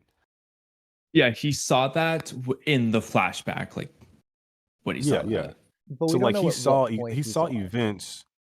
He didn't see it when he was signing. No, we do, because like he still has like the blood from like the mask being shrunken down on his face. He's still on the ground when he sees like the Shinki Shinju. So this was 3 years in the past. So like, and this has yet to occur. So we can assume this is like he's seeing even further than we are in real time. Like, so I can assume maybe chapter 14 actually, cliffhanger, maybe. His dialogue supports this too, because he says, in the Ishiki fight, I realized killing Ishiki's not enough. As long as the Ten Tails is alive, it's still a problem. He's because of the Shinju. He's saying that. So he saw the Shinju back then. So that's like bare minimum he can see 3 years. Yeah. Like bare minimum he can see like 3 years into the future. To be fair, Mello, I'm pretty sure when he saw the Shinju, my interpretation, I could be wrong. My interpretation is that Shinki was born along with the other four, rather than it being something that happens at the end of chapter 13. That one, well, no. So that one just depends entirely 14, on chapter 14, because because if let's just say it's a different person, let's just say it's Gara. It could be he foresaw Shinki being created in that scene and it's wrong. It could be that he saw Shinki being born from the get-go and that was wrong. But if it is Shinki, I'm assuming he saw what we're actually getting. Because like Meat said he creates something at the end, right? Yeah, she pops out a thorn soul and they're starting to form it. My point is that we don't know which one it is. It'd be weird to me if that one was Shinki. Like, it seems like, it looks to me like when the panel, when all the Shinju are there, all 5 of them, it looks like that's when they're being formed rather than just existing. I mean, I really think we just need to see chapter 4. So as far as whether or not it being Shinki goes, like in our reality, what we're going to see in chapter 14, that's kind of a separate discussion, which I'm definitely all on board to have. Yeah. But that's a separate discussion. As far as the flashback goes, and again, it really just depends on chapter 14, because I think both are entirely reasonable interpretations, but there's no way to pick and choose. Because it could, yes, on one hand. So the problem is, I'm assuming if you look at the panel, it kind of looks like they might be attached to the tree currently. Like it's funneling, it got the stick in the back like Madara. But on the other hand, that's not how they're forming like this new one now. It's plopping them on the claw mark cube, which I don't think isn't what's happening here. So I don't know that they are attached to the tree here. That the trees might just be behind them, and it looks that way. So there's a few things here. Like one, we don't know like mechanically or like how this looks visually when this occurs. So like I think there's a lot of assumptions being made. That so I guess I would have to ask, like, what about that panel that makes you think they're being formed there? Is it the smoke? That as well, yeah. I'm not gonna lie, this is the first time I've seen the official. In the spoilers, I think the copy, what is it, the watermark was like over Jura's head, because Jura's head looks normal here, I'm not gonna lie. Or at least more normal than it did in the spoilers. What do you think about that? Because to me, it just looks like that happens a lot. So. They're just like, walking. Like I guess the smoke would need to be explained. Like to me, the branches don't even look like they're like coming out of them. I can kind of see like maybe Mitsari and like the Shinju one. I mean the Shinki one, but like outside of that, like everybody kind of like looks normal. Really? Yeah, actually, I don't know why they would another be walking forwards like that.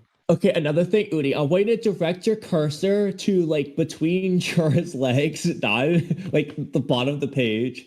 I'm looking at your stream. If you share your screen at the current time, this will help. But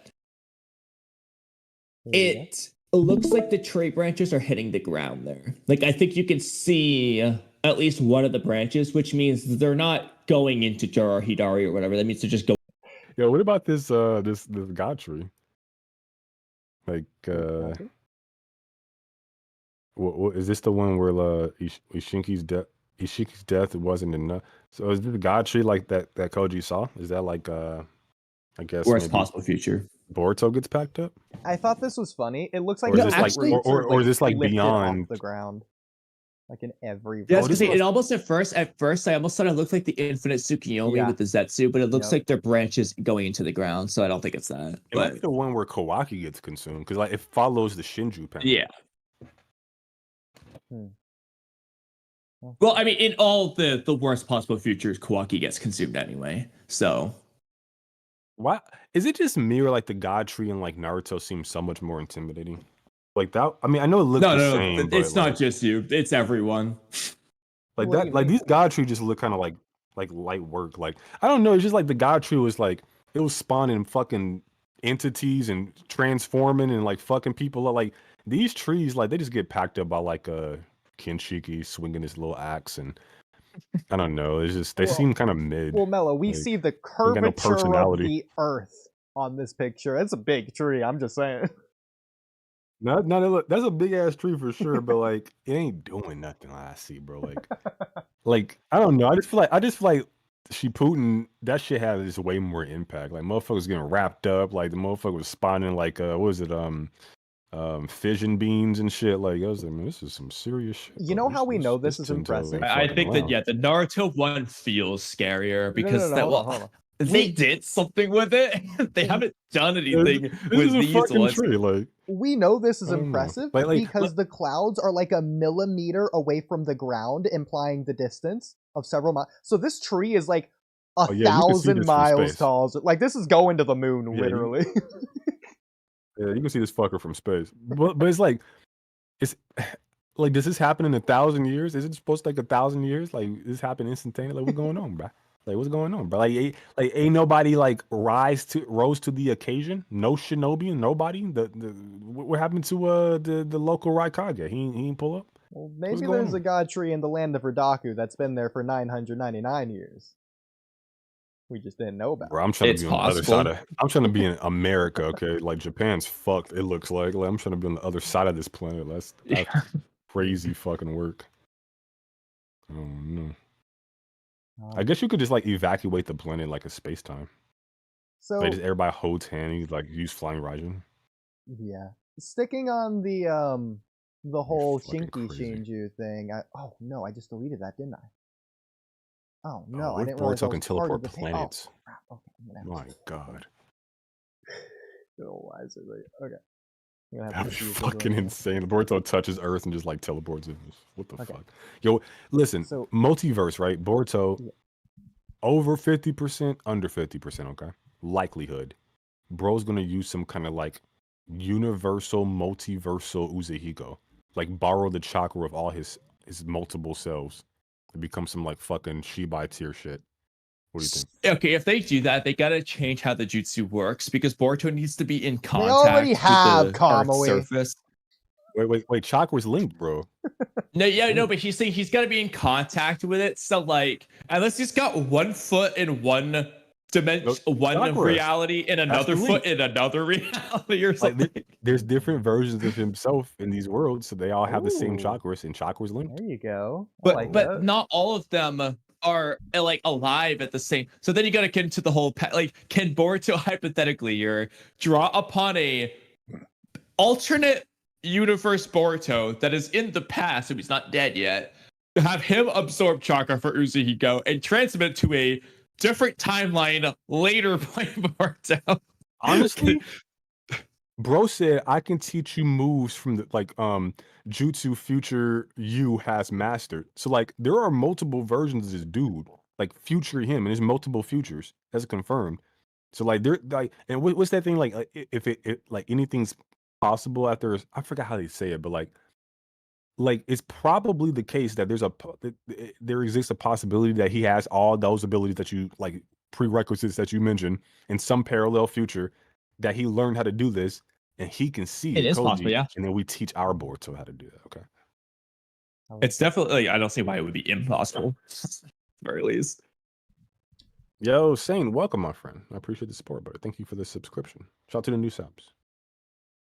Okay. Oh, 16 subs away from 500. Nice. Very nice. Very nice. We getting there. I appreciate you guys.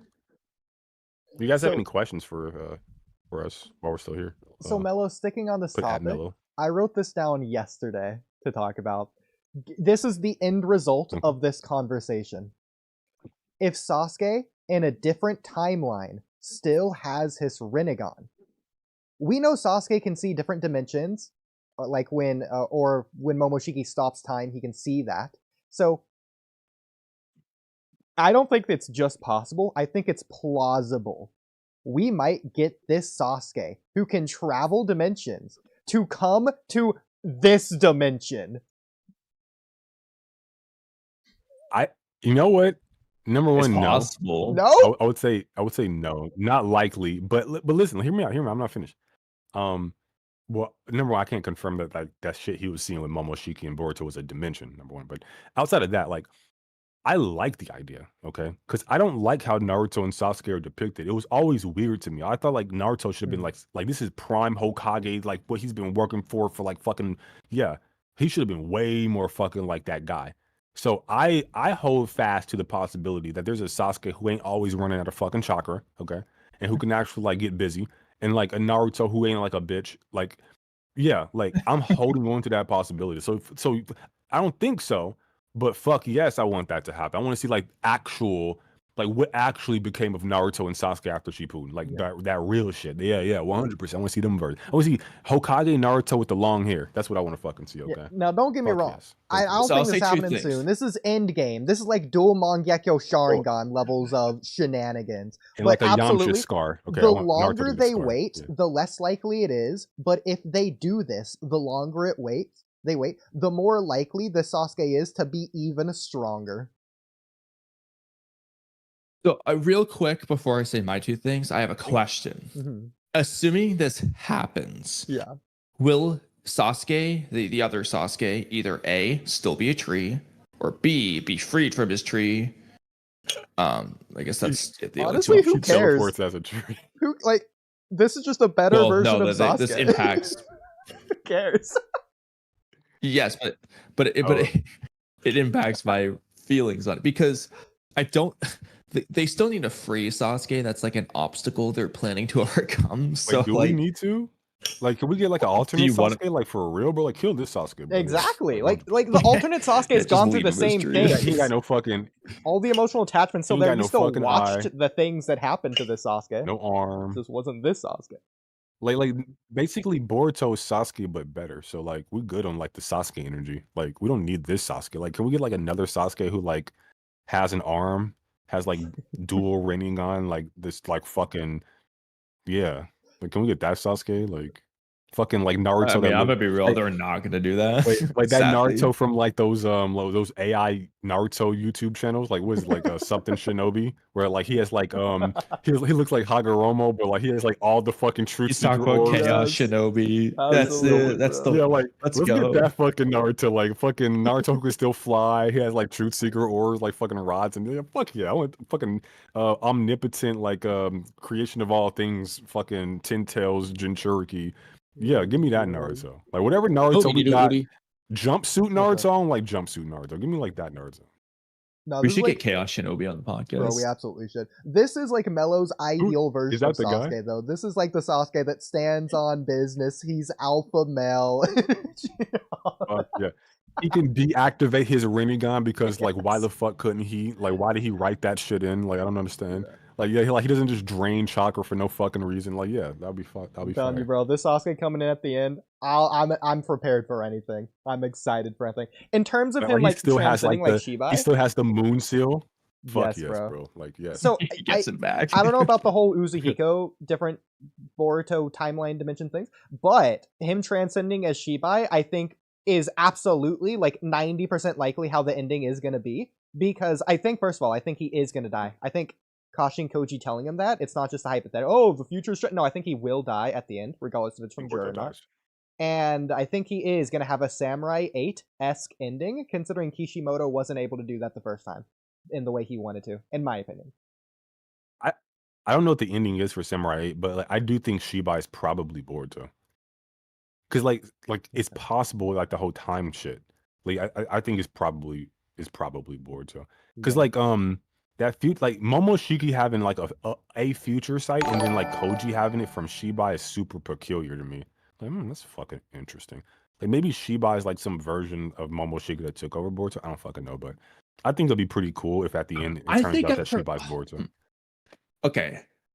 That one's tricky because you also have this current Momoshiki, but I think I almost prefer Shibai being a version of Momoshiki that won and then Sick. it's Fucking I like sick. that better than it being That's cool. Boruto himself, like normal I do like Boruto. that. I would prefer.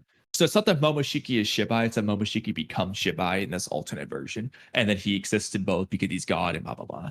I It'd be think I like- much prefer that. Well, I don't know how you guys watch My Hero. You like far? Not I season have 7, seen a but half of an episode. Okay, well, never mind. I've seen through So I season think it'd be cool, like, if Boruto's like personality blends with Momo, and they create like a new being, Shibai. Like we're not the same, but we're not Okay. individual either. Like we're something Yeah. new. We're Shibai or some shit like that'd be nice. No, bro, I'm I'm basically doing fine it with both that. perfection. That sounds cool to me. Same with the timeline shenanigans. A lot of other series do it wrong. In my series, I'm proud of how good I've written the freaking timeline travel shenanigans, but that's a different story for another time. Yes, shout out Time travel's Apex. not difficult to do if you Oh, well, true. if you Yeah, keep it track isn't. of it. But yeah. Just gotta do it right. I feel like I've done it as cool as possible. Shout out Alex Calibri along Minimalism, the same yeah. topic, $2 super chat. So I don't like this version as much, but it's more likely and practically the same thing. Killing Hidari could give Sasuke his eye and arm back. So already, that's already technically realistically wrong because they have killed Hidari and he, as far as we're aware, didn't get his eye and arm back. But freeing Sasuke, which I think is the actual answer there, that's possible. Do you think it's I interesting? don't think so. I don't think that, honestly, I almost think that one's less likely because I think the point is these Thorn Souls are like some manifestation of like what the Ten Tails took from Sasuke's, and you're giving it back to him. That's why he's unconscious, blah blah blah. So if you just give him back what it stole, Sasuke didn't have the other Rinnegan arm, so why would he get it? Would you just give him? Like, it's like if you take $10 from me and you give it back, I'm not just gonna magically have $50 now. No, I'm gonna have the $10 you took from me. Yeah, but there could Yeah, be like some Hidari wasn't other actually function. killed. Yeah, that's true. Yeah, Well. like I feel like yeah. So, I feel but like I they think like changed no, please continue. yeah, I feel like Sasuke would just stay in the tree. It just they wouldn't have a Thorn Soul to free him from the tree. I feel like he would just be stuck there, I just don't- disconnected from the Ten Tails, but still stuck in the same state. I don't think like there's just nothing for him to do. There's just because he either the last thing I want for him is to be like a Mike guy, just like sitting around espousing exposition. And Mike guy don't even do that. Like that'd be nice, some exposition. But From yeah, him, because but, Mike like, Guy would do yeah. it hilariously, so It I'd would be all it for would it. be fucking amazing. Okay, like Sasuke has nothing to do. Like when I said Boruto is literally Sasuke but better, like he literally is like Sasuke but cooler. He's just a cooler fucking Sasuke in Two Blue Vortex. He has all Sasuke's like drip and swag and aura, plus Bro even Naruto's. copied his hair for a while. Yeah, he's like Naruto and Sasuke mixed into like one badass motherfucker. Like they did an excellent job in Two Blue Vortex. Like 'cause Sasuke being like Boruto, Sasuke being around would I think hinder Boruto's like development. Like he'll have to lean Yeah, on him that's too what I'm saying. much. Like he can't save him anytime soon. Like that's like almost not necessarily end game, but like late game. You're, like think you're it gonna is want that game. like reunion. You're gonna want that reunion when Sasuke gets freed, and then he looks at Boruto how he's grown. He's like yeah, Exactly. I'm proud of that. That's Yeah. fuck yeah. It Like all seems to those be- years ago. I hope omnipotence Ooh, doesn't ooh. fucking stick. Real man, quick, 'cause real there's a lot of quick. history that is just lost there. But Okay, going with this hypothetical, real quick. Assuming Sasuke, he sees like end of series Boruto, he's all proud. Do you think Sasuke is gonna say, "That's my boy"? no fucking way. Like his dad. No fucking shot. Stop. No fucking. It would be Bro hilarious hasn't though. tapped him on the Sasuke- forehead even once. Yeah, no. This is the I was gonna say like, man, he ain't got no son though, bro. Like parallel universe. Hey, look, maybe the parallel Sasuke had a well then Sarda wouldn't A exist. son named Boruto with blonde hair. No, he have a son named Madara. Okay, Let's what go. the fuck, like or Da? Is it Sarada Madara? Like the fucking no, Ooh. but Yeah, that's crazy he'll to be me, a Kamui. How better you're saying Madara. it's more likely. You think it's more likely that a hypothetical alternate timeline Sasuke is going to travel to this timeline to be strong instead of just Sasuke being freed from the tree and strong. That's insane to me. I think it's more likely. No. And strong is not what you said. You gave a specific thing that he would do. He would get a second Rinnegan and a new arm. And the reason why it's so that's the specific what I'm saying. And it's because one could make sense, the other doesn't make sense. Now, of course, they can just do the simple thing that doesn't make sense, but I'm not gonna vote for that one because it doesn't make sense. Okay. Well, to be fair, like it's not that it doesn't even sense. have his own body. It's just the 10 tails put in some 10 tail shenanigans around the thorn soul. But we don't know the That's not context Sasuke. We don't know it might not just give only back the same thing it stole. It might give something additional as well. Through some but but that's mid. It would have to be like some Zetsu arm Obito shit, like because like their body is like almost like clay, almost like it's not even a body. It's just like something molded. It's like chakra it's made kind of like physical the Zetsu stuff. It's like physical chakra just molded into whatever shape. Like that's what I was saying. Like Kaguya, when she like reconstituted, it looked like a woman, but like if you blew her head off, she should still live because like it's not really her. She's actually like the Ten Tails. But it's also kind of like they focus in on like her third eye. It's fucking weird. I don't understand, but yeah, it's like it's strange. And like, are these Rinnegan gonna do anything? They just got like Rinnegan for no reason. They kind of have in a weird way. So Jura obviously uses his Rinnegan for Biju bombs, seemingly. Hidari seemingly uses a Rinnegan for claw marks. You think that's a Rinnegan ability? He focused on his eye when he did it. No, but Code can create claw marks without like moving his arms. He can just like because he did it against Damon when he was fighting unlimited. See, here's the thing, it depends on the day for Ikimoto. Yes, sometimes he can do that. Other times he's got to freaking slash his arm against the wall for some reason. Here's the thing. Like, it looks cool visually, and it's like a visual medium. But like one more thing, Oodie, I think like for like the eyeball thing, remember like if that's not an actual like head or eye, it's just like chakra flesh molded to appear like a physical beam, then technically it can come out of anywhere. Like the beam is not like an actual eyeball. Maybe I don't know. Yeah, it depends on what they're doing, but they are they're emphasizing Jura's eyes for the Biju bombs, and they emphasized Hidari's eye for the claw marks, which is the weirdest one. But I don't know. The eye could be just to aim it. I don't know. Because it's not like the chakras coming from the eye itself. It's still just like a normal tail beast bomb coming from the air around. Well, seemingly, it's weird how that works anyways. But you get the idea. Either way. Well, I mean, it's because if you take out Jura's eye, like, I can imagine he can still do it. Because again, tail beasts don't need their eyes, let alone Rinnegan. And then like Himawari, like if hypothetically, if you just shave Himawari bald, I can imagine she can still do the tail beast. What is wrong with Himawari? What is that hair shit? That hair shit is like, that shit's gnarly, bro. Like, how does she mold and manipulate her hair like that? It's not even chakra, it's just hair. How did her hair grow? I think it's just supposed to be like fur on Ask Jiraiya. Is it like he grow his hair? That's a Shinjutsu. That doesn't count. But Apex Calibre says... I think he transmutes his chakra to physically look like hair. I don't know. I don't know, maybe. I have a goofy theory. What if Jiraiya's just using the expansion jutsu on his hair? Bro, that's good. Because I was like, nah, that's a keke. Wait, it's not a keke. It's a hidden tech. Yeah. I mean, I guess if he knew that. I mean, Hiruzen apparently knew all jutsu, and that was his. How did he get his his leg and arm? Well, so here's the thing. There's a couple of possibilities, obviously. I'll throw out the most basic, most boring one probably first. When he awakened his Shinjutsu, he may have just awakened like physical powers, including healing, regeneration. That's not the most boring. The most boring ones are Orochimaru. Well, that's really? That's an actual interesting one. Well, I think Orochimaru is like my favorite one, but it's like the obvious one.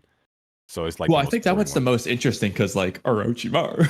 No, it's definitely the most interesting, but I think because it's like the most obvious one, it's like the one everybody would say. So Okay, like that's fair. Yours yeah. is like kind of unique. I was like, oh, I didn't. Okay, from that perspective, then I agree. But it's boring from the okay, that's all there is to it. He can regenerate. Okay, there's nothing more to discuss at that point. But it's, I guess, interesting from the new aspect. But I mean, so here's the thing. That was obviously possible. It's also kind of weird at the same time. It's like, well, you're fit. That's, I don't know. Like you awakened the foresight Shinjutsu, but I mean, you can just say he awakened all of them. I think it's fine. But he just got everything. He just lying about it. He's like, I am Shibai. Like, Koji's working towards his future. Like he just maneuvering pieces so he can become like Shibai. No, that's a theory right there. Shibai is who Koji becomes in the future, and he's trying to like make sure that happens or something. Like Jiraiya, no, that's fucking insane. It really is evil Jiraiya. So I guess the people asking like, why would he lie in chat? Great question. I think like again, Koji's the kind of character who would do like the ends justify the means. I think that's his, like, absolutely. His Shinobi ideology, and Boruto shares the same. So I think the lie would be like, hey, I'm gonna lie to you because I need to steer you in a certain direction. So like information is gonna like cause you to do certain things. So I'm not gonna tell you this, or I'm gonna give you misinformation that's gonna cause you to do things I want you to do, so we can get to the future that I want you to get to.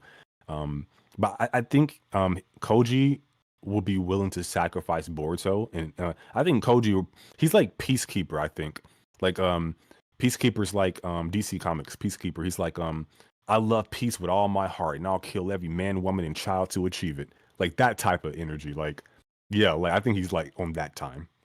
Like Koji is. He is looking at it from the future of the world perspective. He is not worried about the emotional attachment to, at least currently, not worried about the emotional attachment to Boruto and whatnot.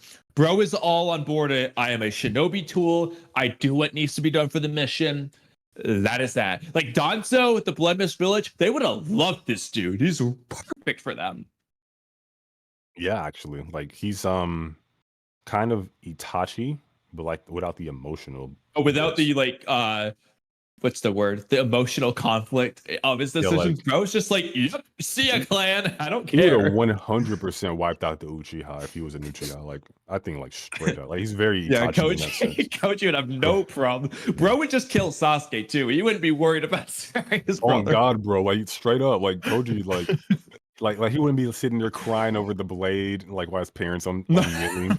Just do it. Which was fucking great. It's a great fucking scene for Itachi, but like, yeah, like Koji just would have like, the job must be done. Bro would be like, trace of true flames. Even your wretched Mangekyo Sharingan can't do anything about this. He'd probably pack himself afterwards too. Like he probably like fucking spontaneous combustion, like just to finish the job thoroughly. Like no Uchiha left remaining. Just it all depends on the order he was given. If Danzo told him to do that, he would kill himself. If Danzo told him to stay alive, he would stay alive. Like bro is just like, I'm told. He'll go after Obito. Like he got to go after. Yeah, let me hunt down this man. I think he's an Uchiha too. Yeah, like because like maybe he would have helped him with slaughter. Yeah, he would definitely. He would have thought he was Madara, so he definitely would have like packed him up. Like yeah, and he's strong enough to do it. I think so. We'll see. Maybe in some parallel world. Okay, possible. Bro, I love Koji. Yo, what about the Shin Uchiha clones? Are they gonna ever play a role? Honestly, okay, at this point of the game, if they were going to do it, I think the best way to do it might just, this sounds so stupid, but like, just have them be like it. All right, you have two options. One is you make a Shinju. Just so stupid. That's one option. I like it though. The other option, I think, something about Shin's body and the ability to take in all the DNA and all that jazz, / Orochimaru's experimentation with Shin could relate to literally anything to the 10 Tails and Divine Tree, and that's like a revelation that gets revealed. I would see one of those two being the best ways to do it. There's no point just, I hate to say it, there's no point having like Shin Uchiha, the character. It's Shin Uchiha, the plot idea that relates to the Otsutsuki. That's really what it's going to be about.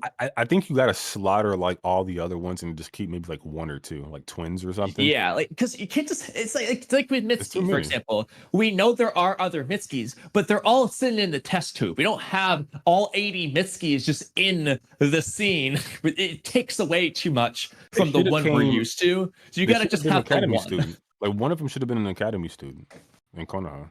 They're kind of like around the same age. That would have been cool. Like you have one Shin clone. This would have worked better before they introduced like all 50 billion of them. But if they just had the one Shin clone and he just like lived, then you could just have him. They were like dying out because they were like imperfect, but like one was like the perfect one. And like there we go. Yeah, that'd be pretty sick. That'd be pretty sick. What happened to Oodie, bro? Bro dropped off the face of the planet. Hello? His thing's green. He might be trying to talk. Can you not hear me? My bad. He texting Cam. My bad. What? Can you guys not hear me? Am I heard? I can hear you now. I hear you now. Okay. Were you talking this whole time? No, I was just listening. That's crazy work. Oh, I know. Okay. Well, your thing was green, so I wasn't sure. Yeah, I was purely just. I had a question. So, Sage says, and thank you for the question, Sage. Predict who will beat these 5 Shinju. Like individually. Okay, so for Hidari, we're gonna say round 2. I'm not counting round 1. I think it's gonna be like when Team Guy had to fight themselves. I think like Mitsuri's gonna have to defeat. Like whoever they're based on is gonna have to like have some like internal like mind space battle. Like when Naruto was fighting Obito in that mind space. Maybe that. Like maybe Moege has to like combine. Like the waterfall of truth. Yeah, something like Moege. Like she's the reason why like Mitsuri like pauses for a second. She's like grabbing her head, and like Konohamaru can hit her with like some new jutsu or whatever. Like something like I think they're gonna have to get help from like the people they're based off of. I think. I was thinking something along the same lines, but not exactly that. So I think, obviously, I don't think all the Shinju are gonna be freed at the same time. I think it's gonna be one by one. I think at some point in time, you're going to get someone who was freed from one of the trees fighting one of the current Shinju, and they're like begging or pleading with the Shinju because they know exactly what it's like because they were a tree themselves too, and the despair thoughts that they felt the entire time when they were actually awake while sleeping in the tree was unbearable, and they can't even imagine what they're going at. It's like Moegi is talk no jutsuing Hidari, for example. Okay, under that hypothetical, what's your order for who goes first, second, third? It can't be Shinki because he just came. I mean, if that's Shinki and if he does show up, that's not like a parallel future. Like he's too new.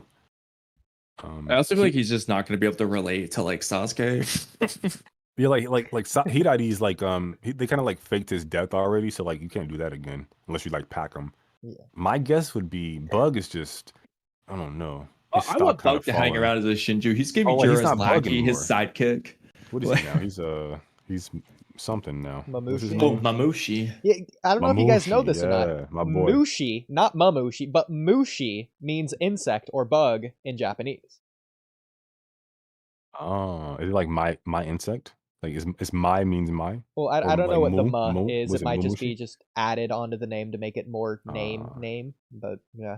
I think somebody was telling me like I mean like snake or something. It's like snake bug. Bug eating snake. Kind of like how Orochimaru. Well, the Orochi is the snake. Maru is just added on there randomly, but that's what I think. Or like Mitsuki's Snake Moon. That said, this entirely ruins the point of Bug's name to be a computer bug, not an insect. Well, if it translates like you said, but like maybe it's not like 1-to-1, like the whole name. I don't know. I liked Bug. I mean, when I looked it up, I think it said something like a demonic snake or something. Like it had like demon or demonic in the name or something. Oh, okay, yeah. Curtis Anderson saying in chat right now, Ma is usually used for demon, so you could say his name translates as Demon Bug. Let me double check. That'd actually be really cool. It was something akin to that. It might have. I remember it had the demonic thing, which was kind of that. Like, we also have that Ma guy is kind of a Suri. demon rascal. Yeah, we got Ma Suri. Well, I think okay. If that's the Matsu's probably case, gonna though, we die. gotta It see doesn't what count. I know. Suri means. Yeah. Matsud is probably going to be the first one to fall because of sexism, and then probably Bug, See, I don't want and Bug to then fall. because I think his I stock think fell. Bug's gonna fall. His That's stock hilarious. fell after this chapter. Like Koji saying like, oh, the most dangerous one is Jura. It just like shits on my idea that Bug is like that guy. But, I think well, Hidari. Nah, bro, has to Bug be is that last. guy. What are you talking about? I mean, look, in some parallel world, I'm sure he backstabs Jura. Okay, like maybe we're on that track, but Dude, that would it's be looking good. wild. I would love it, bro. Jura's just so obvious. Like it's just such obvious writing. I don't know. Mello, what do you think about this? I was saying this the other day. I think the leader of the Shinju should have been Hidari, not Jura. A Why? little bit of a rewrite. So you got to rewrite it to where like he's the strongest or whatever. And I don't think you should like remove Jura as a character or anything. But Sasuke is Boruto's goal, and Jura is the antagonist. Why is Jura the one diametrically opposing Boruto instead of Hidari in terms of Sasuke?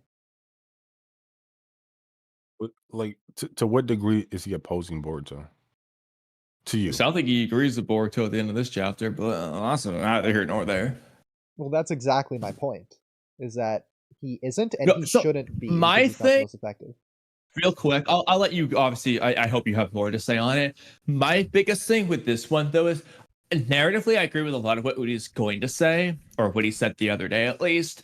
My biggest thing is, part of this just depends on who Jura truly is. Because if Jura is either Anatsuki or the Ten Tails or anything akin to that, well, yeah, I think he should be the leader over Sasuke, just from the plot perspective as well as the plot mystery perspective. Just makes sense. But if Jura's fucking Soegi, let's say, oh god, no. Make Hidari the leader at that point. Easy money. But the narrative thing Udie's saying, or going to say at least, I agree with, but from the plot perspective, I just feel like it has to be Jura the leader. That's the problem. Okay, a few things. This chapter, page 30, when Boruto puts the headband on, it looks like current Boruto wearing a wig. Okay, it looks hilarious. Okay, I'm sorry. Funny enough, I thought it was Mitsuki at first. Okay. Right? Yo, It does look like I thought it was. kind I of. thought it was Sakura, like that one of the profile panels. I was like, "Is that Sakura?" What the? Oh, okay, Sakura's in the chapter. Okay. So yeah, no, that hair is. Sometimes it looks really cool, and then now it's like, bro, you look like a hippie. Okay, you got to fucking cut that shit. Ikimoto did that with Mitsuki too in chapter 8. Although the long hair makes his Sage Mode look sick, so it's like some Dragon Ball shit. Oh, absolutely, yeah. But that's Sage Mitsuki. Yeah, I'm so sorry. I like fucking derailed this shit. Like, I'm sorry. What did you just say? Can you like sum it up real quick? I forgot. Yeah, Hidari antagonist leader instead of Jura, who has no relevance to Boruto as a character. So how is Jura opposing Boruto? That's well, he's supposed to, my at least. point. Wait, Not in what do you terms of mean? Sasuke. Wait. Didn't you say Jura is opposing Boruto, not Hidari? No. Well, my point is that Jura's the one who is in the role to oppose Boruto. Jura's the antagonist right now. Is he like supposed to, or is he? I think he is. He is, but he's supposed to be more narratively against Boruto than he is. That's so. right. So my problem with Boruto. So here's my problem with Boruto, right? The series or the character? The character, not the series. Okay. Yeah. Oh, so my thing is, it doesn't seem like he's. So here's what I would think. This is me. I would take into consideration the possibility that the guy who's been dictating the last 2 years of my life may be compromised. I don't know if everything Koji. I don't know where Koji been. I haven't known him before this. I just knew of him, right? And like it seems like Boruto's very trusting. Like it's almost like manipulated, like groomer almost behavior, to where it's like an older guy, at least like an appearance. Uriah. like, bro, there's some like, oh my god, this is, bro, there's this one scene where like Jiraiya like rubs on Naruto. It's like, oh, you have a tight body. It's like, what the fuck? He goes a What step is further. It's this? tight, sexy body. Yeah, like I was like watching it for like a debate I was doing. I was like, what the fuck? I didn't even. Anyways, that's that's an aside. So it's just very like a young boy who lost his like father figure, and then you like come in and just take like the role, and like he just like, yeah, it's just almost like Koji was just what the doctor ordered for like a young guy who just needed somebody. Like I don't know, it's just it seems like Boruto's like. I wouldn't be surprised like some black Zetsu to a Madara shit might happen with Koji and Boruto. So I would take that into consideration. But then also like Koji to Boruto right now, it should be an unknown element in this flashback, right? So Amato's like hella suspect. Koji like hella suspect. He was doing some things, but like, you know, he just kind of taking his word for it.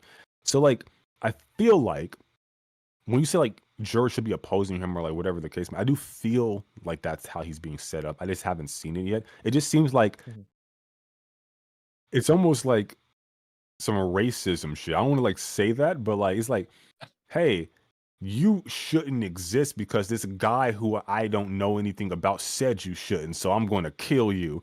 And jurors like, well, like I do exist, and I'm just trying to do my thing, and people just keep getting in my fucking way. And who's to say that I'm wrong? It's like just because like I don't know, the reader or viewing things from your perspective doesn't make you the hero here. Like so, it's like really interesting, like philosophically. That's why I was asking. I was like, what exactly is Jura doing to oppose Boruto besides existing? Part of this, real quick, I should ask just to make sure we're on the same page. Oodie, when you said that, were you referring to A, this specific arc, B, the overall story revolving around the Shinju, or C, both? And you meant both specifically.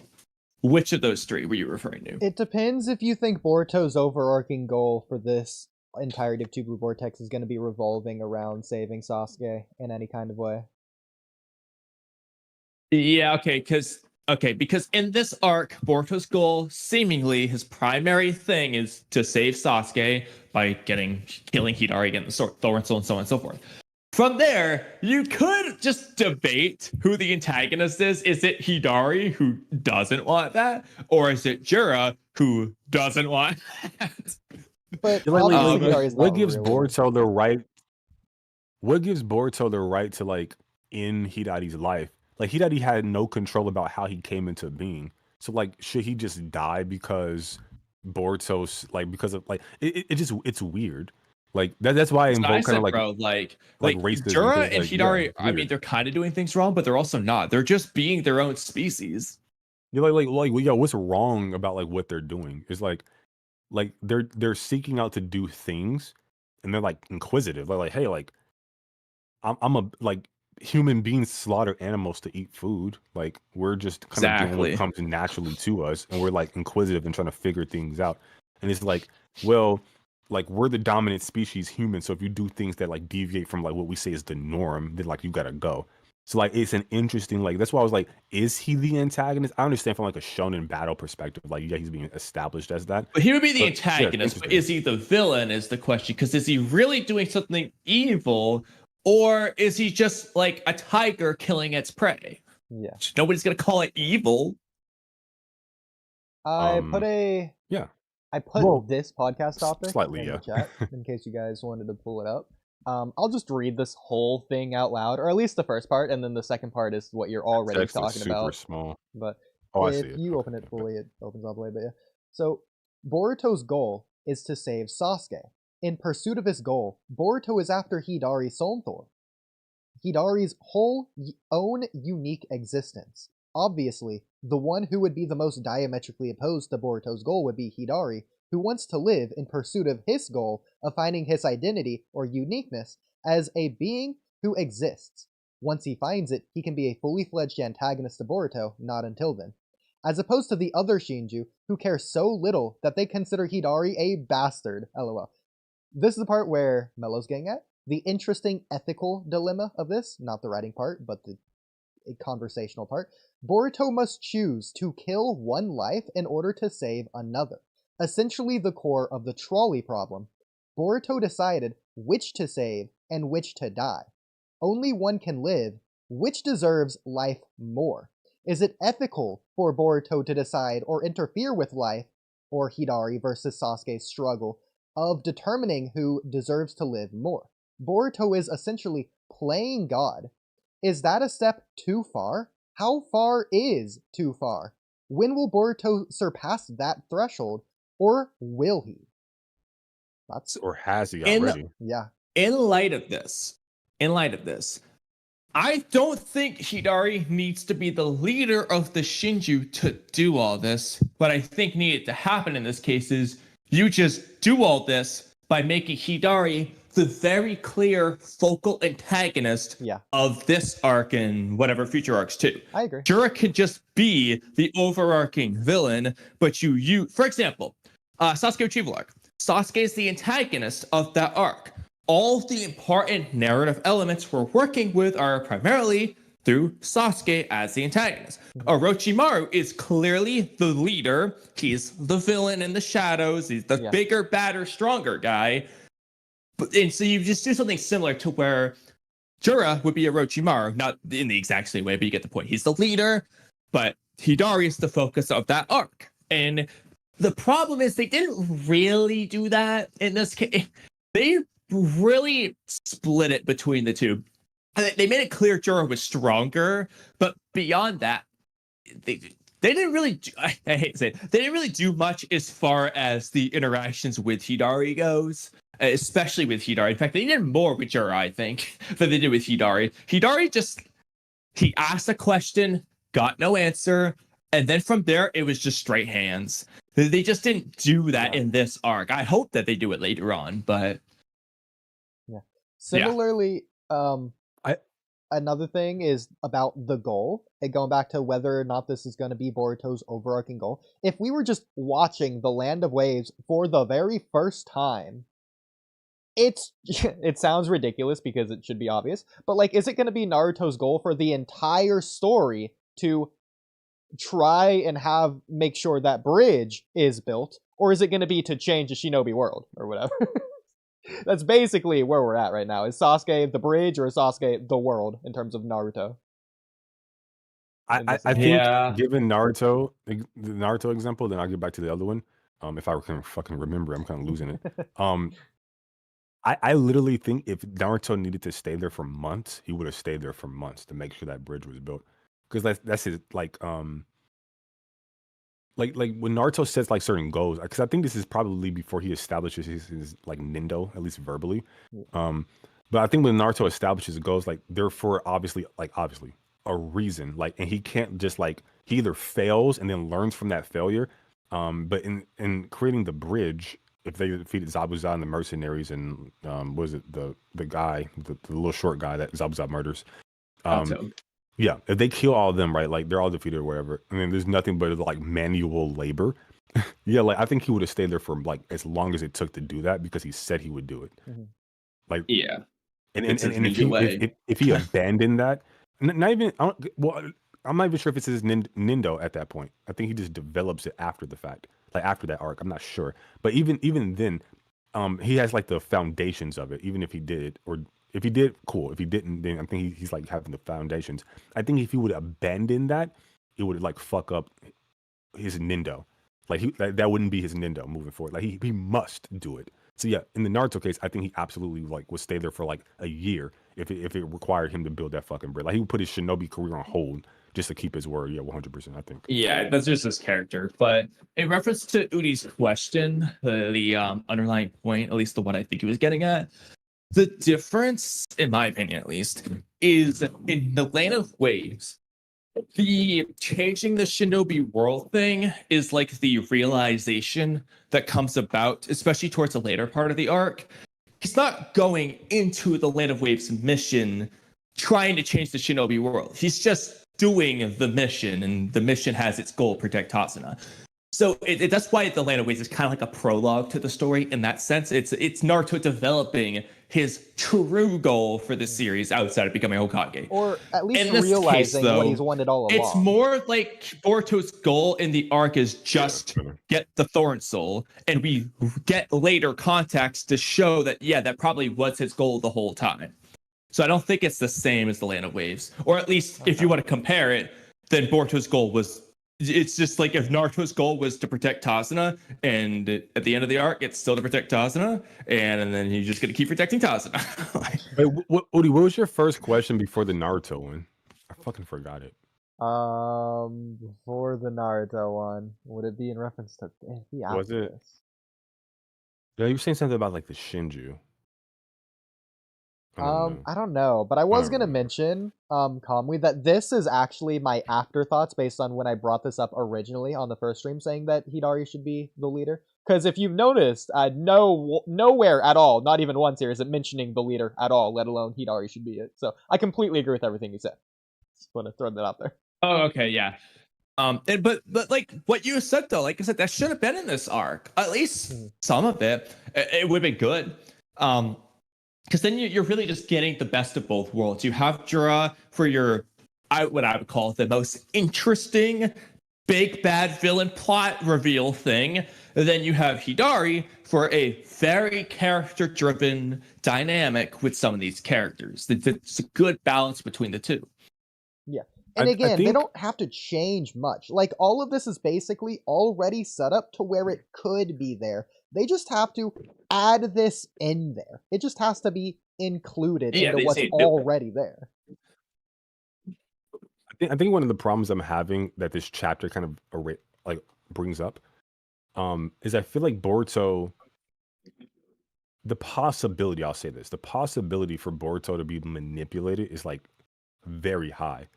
Like when Boruto came into Two Blue Vortex, I felt like obviously I didn't have the information, but I felt like he was making choices on his own. And maybe he had some help or guidance, but like he was well within like control. Like I feel like this establishes almost that like Boruto is like almost like a puppet on strings for Koji. He's just like moving him along the path. And that makes me feel uncomfortable. And I can't quite like put my finger on it. Like maybe it's like it takes something from Boruto's character. And like the dynamic I mentioned, like probably not true, but like, hey, like the father figure is gone, so a new father figure comes in, so it's like super convenient for that to occur. Like Koji is an unfair power dynamic or power dynamic with Boruto. Not only because like the perceived age difference, even if Koji's like maybe like 4 years old technically, but like yeah, the perceived age different, but like also like the knowledge he knows in comparison to Boruto, and there are like things he's not saying to Boruto. Because like if he's seeing infinite futures, he's either like making an assumption. Mello, did you cut out? Was it just me who we cut out for, or like did he cut out for you? No, you cut out, Mello. Oh yeah, my bad. I was saying like basically if Koji is saying like he's giving a description of his ability, it's probably because he has like a really good idea that he can do these things, or he's actually done them. Either way, he has an unfair like knowledge power imbalance to Boruto, so it's like very uncomfortable for me. So like Boruto doesn't seem to have agency anymore based upon this chapter. It's like that's why I brought up like the philosophical stuff, and Oodie obviously was thinking about this before the stream. So we're in like this kind of same mind space, I think. It's like Koji's is just like, yo, like, hey, the worst possible future. These guys, they come about. And then Boruto's like, don't bother wasting your breath. I'll do it. Finish off Code and Ten Tails both. It's like there's no questioning of Koji. There's no like philosophical intrigue. There's no introspection, extrospection. There's no nothing. And it's very like makes sense. He's like seemingly very mature, but he's like fucking what? How old is he here? Like 14, 13, 14? Maybe 15, probably the most, I would guess. Yeah, like he's like a kid. And that's why I'm saying like it's a very unfair power dynamic. So it seems like everything Boruto is doing is based upon another dude telling him to do it, rather than him having his own agency and choosing. Like it's like the illusion of choice. from a guy who can see the fucking future. And he's like manipulating your actions and like the actions of the people around you to get to the outcome that he says is the positive outcome. I don't know that's true. I don't know you, dude. I don't know anything about you. I didn't know you before this. I knew of you. I don't know you.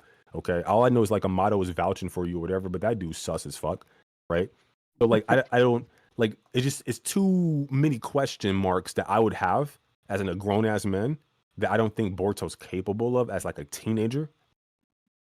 But it's weird. It's like it's super fucking weird. I don't know. It kind of diminishes Boruto's character a little bit. I still, yeah, about that very last part you just said, the diminishing Boruto's character. I think it entirely depends on what they do with it very specifically.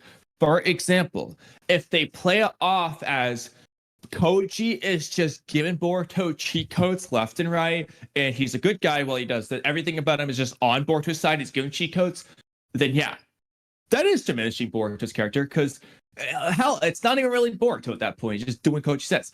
If it's, however, if it's like a little bit different, character. Where Koji wants something, not necessarily mustache twirling evil villain, he wants to be Shibai. It could just be he wants the future, he wants it his way, which let's just say is killing Kawaki. And Boruto wants to do it his way. I don't think that devalues Boruto, because Boruto is making agency. He's making his own decisions for what he wants. Or, of course, if Kochi's just straight up manipulating Boruto, I don't think that diminishes Boruto because, well, chances are he's going to overcome that later on. So when it really just depends on what they do with it. So when I say diminish, I think diminish always like kind of has negative connotations to it, which is understandable. I think maybe it's just a me thing, but I feel like I felt that from the community that Boruto is placed on this very high pedestal when you got introduced in TBV, and like his run so far. He's like the guy, the aura, the swag, all that good shit, right? I think that's just the Twitter fans hyping him up too much. Yeah, probably. But like I kind of personally felt like yo, he's like complete almost. And then like when he failed to kill the Ten Tails, I was like, well, that's good. And like so all these like little setbacks that he has, I think they're like excellent ways of grounding his character, because I think the hype for Boruto, like out the gate, was fucking insane, and it kind of like continued, like it didn't die down at all. So I think when I say he's diminished, yes, but then also I think it's a good thing. You mean like he's not freaking omnipotent, all-knowing, all-powerful, can do everything? Yeah, in that sense, it's good. He's like the all-powerful badass who has mastered every single technique that like everybody's taught him. He's like unbeatable. Like like he's not like fucking Sun Jin-woo from Solo Leveling, okay? Like he's not that guy. Like he failed out the gate to like defeat the Shinju. Like he got snuck attack and he's like bleeding out and stuff. Like I think there's like other failures that he's done. At least like maybe like I don't know. I may have to go back and look. It's few and far in between. But this I think is a good arc that they can go in, because Koji looks creepy as fuck with these glares that he's given. We can make assumptions about what those looks are. I'm doing that certainly, but the fact that I have so many question marks about like, yo, like where you been? Are you who you say you are? Like in this world, that's a valid question to ask, bro. Like, has somebody gotten to you? Like, has someone manipulated your mind? Like, is what you're saying true? Like, all these things are like very valid questions, and I don't see Boruto asking any of them. And it seems like everything he's doing right now is based upon like everything somebody else told him. He's like just being like you said, like it's like a guy. It's like me playing a video game, and he's just like a character in the game. Like, oh, I'm gonna give you these skill points. I'm gonna teach you this new move. Like he's like controlling this dude from a distance, and it's like very like groomer manipulator kind of energy. And I'm like, I don't like that for his character. It diminishes him from like these unreasonable heights, like pedestal I placed him on. I think a lot of fans did, and I think that's good. And if they write it this way and they like follow this like path, I think it can be like a fucking bomb story arc. And it can like throw you for a loop where you like maybe even the fan base wasn't even thinking to question Koji. Oh, it's Koji, surely. Like, right? Like people were asking me in chat, why would he lie? The fuck you know about him? Like, honestly, like why would you ever ask that question, bro? Like, what do you mean why would he lie? This dude could have a myriad reasons of why he would lie, right? Like, so like the blind faith or trust in like this guy, I think is. I think it could be like a good twist. Like the writers can like buy into it and then like flip it on you. Like, yeah, you think Koji's good. You think he has good intentions. Like you think or maybe like his idea of a positive future isn't your idea of a positive future. Like Exactly. Kamui said, like maybe Kawaki gotta go, bro, and Boruto doesn't want that. So I think that could be a great little moment where Boruto's like, you know what, I've been doing everything that you fucking said I was doing. You know what? I've realized now that I should have been questioning things from the start. And like now this is where you and I like part ways. And Koji's like, bro, listen, bro, I know all these futures. I haven't just been teaching you, I've been teaching myself. So like now he's like a foe that Boruto must overcome. Like literally fight the future, fight the dude who can like see that shit, who's been manipulating your future this entire time. I think that's an interesting arc if they do it. But yeah. I definitely think there was a ton to play with. Like I said, it doesn't need to be Koji as a villain per se, but in terms of having a disagreement with Boruto in some shape, form, or fashion, tons they can play with, and honestly, tons they could have already played with in this chapter. Beyond that, I already am forgetting what I was actually gonna say. I'm writing things down on sticky notes now, bro. Like, nah, bro, I got a ton to say. I forgot so many things someone's going to say. So it's a first of all, Mello, have you seen Naruto movie 2, Stone of Galel, or do you remember anything at all from it? Is that the one with like the night kid, the guy? Temujin? Like the guy that uses like the some green. guy who had like armor.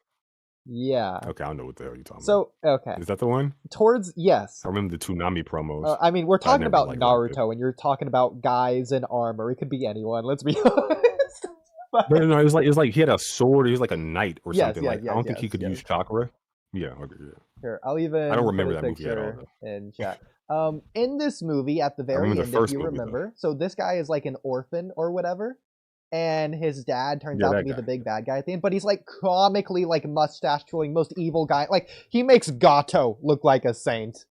And so if they go this route, I want them to double down and go all out and basically just repeat this because it would be hilarious. The more recent example of this, to a slightly lesser severity, would be the Byakuga gang arc. If you remember, Shikadai was playing shogi with the kid, and like that kid's dad, he had ice release, but he was like under like some genjutsu at the end when he was fighting on the train. His like dad was like comically evil in like the same kind of way. It's kind of like that idea again if they're doing that. I like that route. Okay. Yeah, I like it. One very minor nitpick I had for your thing, and this is really pedantic, so don't think I'm like disagreeing with you because of this, but I will mention that I don't know, I don't think that they're playing with the angle of Boruto is young, therefore naive, and Koji's like supposed to be kind of old or whatever, therefore power imbalance, because like this is again comparing real life to anime, and like I'm not saying that like age in Naruto is different. I think it technically is because I think you hit your peak or prime at a different age than you do in real life, but that's besides the point. But like these are I think kids. they peak at like 19 in this show. Sure, like maybe 17 to 19. Probably. Either way, staying on track. These are kids, yes, but these are characters meant to be kids who are actually written by adults trying to write what they think kids are like. So these aren't actually really kids. Oh, now I remember my thing now. Okay, well. Say it real quick. Continue. I'll just try to remember and not forget again. Wait, write it down. I mean, that was basically the end of it. Just that minor nitpick there. So I don't think they're doing that based on that because I don't think it's an in-universe thing. I think it's just a limitation of the author itself. In the same way that Attack on Titan has a limitation that I won't get into. But Kamui knows exactly what I'm talking about. Well, I think like culturally, their kids versus like our kids, like America, like fundamentally different. Like we got like 26-year-old kids, okay, like 30-year-old kids, okay, like like the culture is completely different. They grow up quicker, like they have kids and families at like 19 and shit. Yeah, like, well, to add on to that as well, where, like you're a man. Exactly. Yeah, so like, but my thing is like when I take a look at when I observe what's happening from like an adult perspective, I'm like, why aren't you asking these questions of this guy? Like there's just so many red flags. I would never just like go along with what Koji said, bro. Like, yeah, I'm not approaching it. I don't even know if I would teleport there. That's a perfect segue into what I remembered. Okay, so whereas I agree, Boruto should be questioning more than he seemingly is at all. And now you're not gonna like it. Nobody is gonna like it on this stream probably. but it is in Boruto's character, seemingly, from the Shikamaru situation as well, that if anyone just figures out omnipotence, bro just says, never mind, I believe you, and it might just be extremely simple, maybe not the most realistic writing. Because he does seem to just do that. If you figure out omnipotence, he's like, holy moly, you are the godsend, I agree with everything you say. But don't you think that kind of bleeds into like what I'm saying? Like, number one, that's a child's mentality, so it makes sense that he would do that if that's true. And it's possible that's what they're going for. It's also possible that they're just keeping it real simple. I don't think that's Either one would true work at all. But then though. like also like, sorry, real quick before I forget this one. So like the whole immature thing would play into like my point, but then also like that also gets him to the point where he's like dependent on people. Like hey, like he's not this independent badass who like master dies, so he's like this Ronin rogue Shin, like, oh, I'm fine. Like, he's not like Sasuke, like fine on his own type shit. Like he seems to need male figures in his life, and this might get back to his daddy issues, but like it just seemed like a void that got filled by Koji, or like Shikamaru is a very comforting like adult male figure that he can like kind of lean in on now. Like he was even kind of questioning Shikamaru. I would have just liked to see some of that like questioning here, is all I'm saying. Like, so I think both of those scenarios, people who like break omnipotence or whatever being a comfort to him, it just speaks to him still just being a child who just needs to be comforted. And then also like male figures in particular with his daddy issues from the past. I just think it's all just very fascinating and interesting, but it could just be very simple, to be fair, to be frank. I think the daddy issue is a good angle to lean into, though I don't know if I would personally like to see that from this story at the very least. Yeah, because we've already kind of done it. Not necessarily because of that. It's just not something I'm looking for from the Boruto franchise as a whole. I'd rather get that from other series that I personally think could probably just do it better anyways. Yeah, I mean, like, did he ever just get a chance to like grow up and be a kid? Like, because like at first he just didn't want to be a ninja, like, and then like he kind of like was thrusted into that life. He just wanted to play like Yu-Gi-Oh and Pokemon all day, like his version of Yu-Gi-Oh and Pokemon.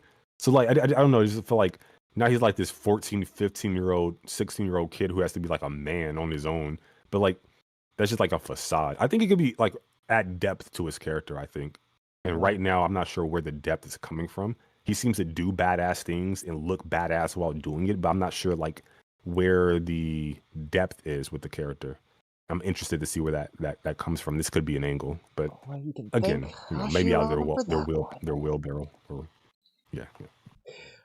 Going back to something that I was saying, just for some more examples, is Itachi had the mindset of a Hokage at 5. I don't care if that's cool or whatever. That's not realistic. No 5-year-old has that mindset or whatever. You have other scenarios. He didn't even have that at 5. Well, that's what they say. I mean, sure people say it's unrealistic regardless, but just real quick, people like to gas that up to say that he's like as smart as he was in his 5 years old. That's not what they're saying. The point is just that Itachi was someone who liked to look at the bigger picture, and he had the mindset that a good Hokage would have. It's not to say he's thinking about Hokage things. He's not thinking about the paperwork. He's not thinking about how he's going to sacrifice his life for the village. No, he just... the paperwork. Itachi can put things and look at the bigger picture and do things a Hokage must do. That's all. Nobody thinks about the paperwork. Like, they just think it's a badass job. You just show up and defeat villains. Nah, bro, you're just doing paperwork. Yeah, bro. Like at 5, you don't even have a mindset. Your brain's still developing. You just a few years out from literally figuring out how peekaboo works. Okay, Itachi does not have a mindset of a Hokage. Get out of here. The thing with Itachi though is like he's one of those rare like prodigy geniuses who's like the exception to any and every fucking rule. Like I don't even think like Kakashi's a genius, but he wasn't like Itachi levels of like introspection. Like I've never seen any evidence of that. Like Itachi was just on a different fucking tier. Like so like in any like examples using Itachi is just gonna be like the outlier, the exception to the rule, I think. Yeah. You also have, like, Kakashi and Obito, a 4-year age gap, and they're acting, like, similarly. Like, isn't Kakashi, like, 5, and Obito's 9? Again, Kakashi being 5, just like Itachi was 5. I always hated that. 9? It just felt weird and different. Obito ain't 4 years older than Kakashi? Wait, no, what? He's not. Oodie, we already checked this in the data book. They're the same age. The data book is the They were like little inconsistent babies one. They together. graduated at different times, but They're they little are baby at the same academies. age. Take it up with Sage of They're little Thick academy Cabs. students together. We did this on stream, Oodie. We've been over this. I checked the data books Okay, and on I've done stream this for with you. Sage of Thick Cabs off stream. You can do it with Sage of Thick Cabs yourself. Don't shoot the messenger. How do you think Naruto's the protagonist? Out of curiosity. So it's Oodie, I'm sure would love to answer this too, but long story short, like Naruto's essentially his goal is to be a father to Kawaki. The antagonist, Jigen / Ishiki, his goal is to be the bad father for Kawaki, who used them as a vessel. I love the way you The worded long that. story short, that's really the goal of the arc. Yeah, and What'd you Naruto's the say? one who's driving the story forward. Because there's also, as you already know, there's a difference between protagonist and main character. Naruto's the one driving the story forward, whereas Boruto's obviously the one who the story is revolving around. So that's a difference right there as well. I think What the between difference is. I can kind of see that, but I think between like Boruto and Naruto, I think like Boruto. I don't know how to like word this, but like I think this kind of gets back to like a conversation we were having before about like Naruto and um did he make good decisions or something like that. I'm sure I had that with you guys, but But we definitely had that conversation in the past Yeah. at some point. but like just from the Boruto side, like I just think like this is why I always say like the best. I don't think Naruto made good decisions given like what happened, like given the information he had to work with at the time. Outside of the fact that he paired Boruto up with Kawaki, and Boruto's the only one that consistently holds Kawaki accountable. Naruto doesn't do this, like Hinata, Himawari, like nobody else does this. It's only Boruto, and I think Boruto dictates Kawaki's like development so much. And like Boruto's work is done through Kawaki and less so himself in a way, I guess. Yeah, and in light of that, actually, I'll say two things. Yeah. One, another thing to look at though would be like the antagonist. Jigen and Ishiki really are not in much opposition to Boruto. Like that is not the focus of the arc. It's Naruto versus Ishiki over Kawaki. Really, Naruto Now, and Kawaki in light of are- what you just or said, sorry, though, it's Boruto and Kawaki are foils, which is why those two characters stand out, because they're really accentuating each other's differences to make each other stand out. So that's why they have more of a focus than they otherwise would narratively. Okay, that actually works out really well with what I'm about to say. First of all, Boruto being Naruto's son shows like the result of Naruto being a good dad versus Jigen being a bad dad. But second, one of the best decisions Naruto does as a father is essentially give Kawaki a sibling, someone, a brother. Jigen does not do. I'm not gonna. Code is not Kawaki's brother. Jigen gave Kawaki abusers, not siblings. Naruto gave him siblings, not abusers. It's one of the decisions Naruto makes, and like you said, it's the best decision, arguably the only good decision, but it's one of the most important decisions he makes as a father. So it's another thing that makes Naruto kind of protagonist here. It's part of the ideological clash in a sense. Yeah, in this case, it's in the same way that Naruto defeats Ishiki through teaching Kawaki ninjutsu. Yeah, Kawaki's the one that did it, but because Naruto did that, that's Naruto narratively winning over Ishiki. In the same way, Boruto's the one changing Kawaki. He's doing that through Naruto. Or really, Naruto's the one changing Kawaki, in a way, through Boruto. Boruto's the end result of Naruto being a dad. And it wasn't Boruto's decision to like live with Kawaki. In fact, Boruto didn't want to at first. Naruto essentially forced it on them, but it was like in the end good, of course. Okay, so I have a question, because given what you guys are saying, I think I agree with you. Okay, with one caveat, it depends on like what this question is. Okay, what's the actual conflict in this arc? In this arc, it's what is a good dad? Or how do you be a good dad? Or even a good parent, if you want to say. Sure, yeah. But really father. And it's good in this part of me wants is measured in terms of like how strong the child is, both physically and mentally.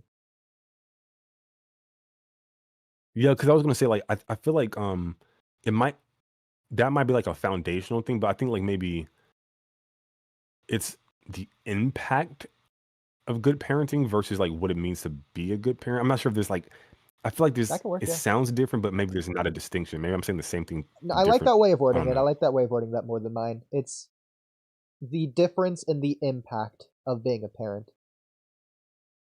or the two different routes of being a parent. What that impact, or can how be. does being a parent impact your child, like, or so on and so forth. They're all similar ideas. Yeah. So I like that. Okay, I think I agree with you guys. Okay. I agree. Just because I'm salty to play revisionist history, I was the one that brought up the Naruto choice dilemma decision thing, and then you had the conversation with King Chaos, then you had the conversation with Kamui, and that was it. So yeah, I'm glad that I could bring that up for you guys to have that conversation. Yeah. Maybe some other time we could have that conversation, but maybe we'll get to that some other time. But does this involve me? Like dilemma choice? I don't remember. Oh, it's the Naruto thing. I still hold firm that Naruto made stupid decisions given the information, outside of the one I mentioned. But yeah. I disagree, but we can talk about that another time. Since we never did talk about it originally. We don't have to talk about too much, but I will say it could be like a writing thing to where, yeah, he's stupid, he's a bumbling fool, he makes bad decisions, but he made the most important right decision because he's a good father at heart, kind of thing. And that could have been what they were going for. Of course, that could also just be not what they were going for, but I think being the Hokage trumps being a good father. He just made some bad Hokage choices. Just a bad Hokage. Of which I objectively disagree with. So he did those so he could be a good father. We're not having this conversation, guys. We're not. I'm not going down this again. I really don't want to talk about it because we'll branch off of this. Yeah, I don't want to repeat history, but I would just say this is one defining moment that they had a choice. Is when in the anime's continuity where Boruto is actually afraid of Naruto because he thinks he's going to kill him, and he stays up all day because he doesn't want Momoshiki to take over. This is post Ishiki, and there's that scene where like before Amato shows up with the pills, Naruto's holding his like unconscious son. He finally like. He tells him like, hey, like you can trust me, son, and he falls asleep. If that was like him lying, breaking his Nindo and also his word to his son, and he was actually going to kill Naruto, like Boruto in that moment, my God, that would have been great development. Mm-hmm. Oh, that would have been so fucking good. But they didn't do it. I still hold firm that if Amato didn't show up, I think Naruto he's going to do it. He's going to do it. I mean, he might have broke before he did it. He was having that panic attack. Would have been convicted to do it. It was fucking set up perfect. Like the panic attack, the hyperventilating, like and he just like pulls out like a shuriken and like it would have been so fucking good. Kamui, like, even if like he pulled the shuriken out and like raised it above his head, and then Amato showed up. Oh, bro, even that, like even if he didn't like execute, just the attempt, like his mind was like set. Like he was going to sacrifice his son to be a Hokage to save like. I think to be pedantic, I think something that could have been cool would be kunai, not a shuriken. Yeah, I was gonna say, but something that cool that they could have done, like I said, he doesn't need to be like going for the stab necessarily, but something they could have done though is he pulls out the kunai like he's thinking about it, and then he starts shaking. Like the kunai never moves closer to Boruto in this case, but he's just like shaking profusely at the thought of doing this, and then Amato shows up. They could have done something like that just to make it even more extreme, which I think could have been good. It's hilarious, Mello, because you sound just like me complaining about Demon Slayer. And Kamui knows exactly what I'm talking about. Do not spoil. There could be a scene where like maybe like they show Kurama inside of Naruto and he just doesn't say a word. He just like he looks and just turns his head. He doesn't want to see Naruto like break like his word or like his Nindo. Like I don't know. It's just like there's so many key moments in Boruto's like story where like especially the anime, where like the writing could have been like, oh my God, like the whole like cycle of hatred thing that Boruto eventually learns for some reason because his parents didn't teach him, even though he's like becoming like that should have been a talk he had when he became a ninja officially. Like, let me sit you down and tell you about his sibling student Nagato. Like that would have been like, and then like it cuts off. That would have been fucking amazing. But no, apparently Naruto didn't have time to teach his son like an extremely valuable lesson that fundamentally changed him as a person and arguably made him a man. But yeah, no, yeah. You know what? Let's have this conversation, Mello. This one in particular. So not the one you're thinking of. So okay, the hypothetical scene you're describing is one example of the scene. The Demon Slayer scene I'm describing, you've seen Demon Slayer, so you know it's Wait, I've seen season 2. I mean 2 seasons. Okay. Crap. You 2 haven't seasons seen of it. the anime. You're right. You haven't seen it. Okay, can't use that. I can use a different example though. Thank Oh my god, you need to watch season 3. Like right now. So you're gonna say it's a different example, but it's actually gonna I be the could use a same different example, but I wouldn't know. But I'm gonna still think it is. I don't know. I don't even. But I no, don't. I'm screwed either way. Like, Kamui's seen it just because I forced him to see it. It's the only thing of Demon Slayer he's ever seen. But anyways. I've only seen the one scene. hell no. Yeah. No, but Demon we'll Slayer use a is different like- example. It's good surface level fun. I like Yeah. it. Shout out to Inosuke, okay. Another My favorite example of this type of scene would be in My Hero Academia. You have seen this. When Dobby does his reveal, and Endeavor is freaking out. No, not the zombie dancing reveal. Oh, that's so good. Yeah, and then That's so Endeavor good. is like breaking as a character. Dobby's about to confront him, force him to make a decision as he's backed into a corner, this impossible dilemma. And then Best Jeanist comes out of nowhere and saves him from having to make that choice. Oh, Endeavor's such a great character. He's the best written character ever. Oh my god. I love Endeavor, sorry. I had a fanboy. Please continue. Yeah, well, that's another example of this scene. You have... okay, so you have another hypothetical example of this scene, which is when Hidari is grabbing Sarada. In fact, Kamui would want to explain this better than me, so I'll let him do this.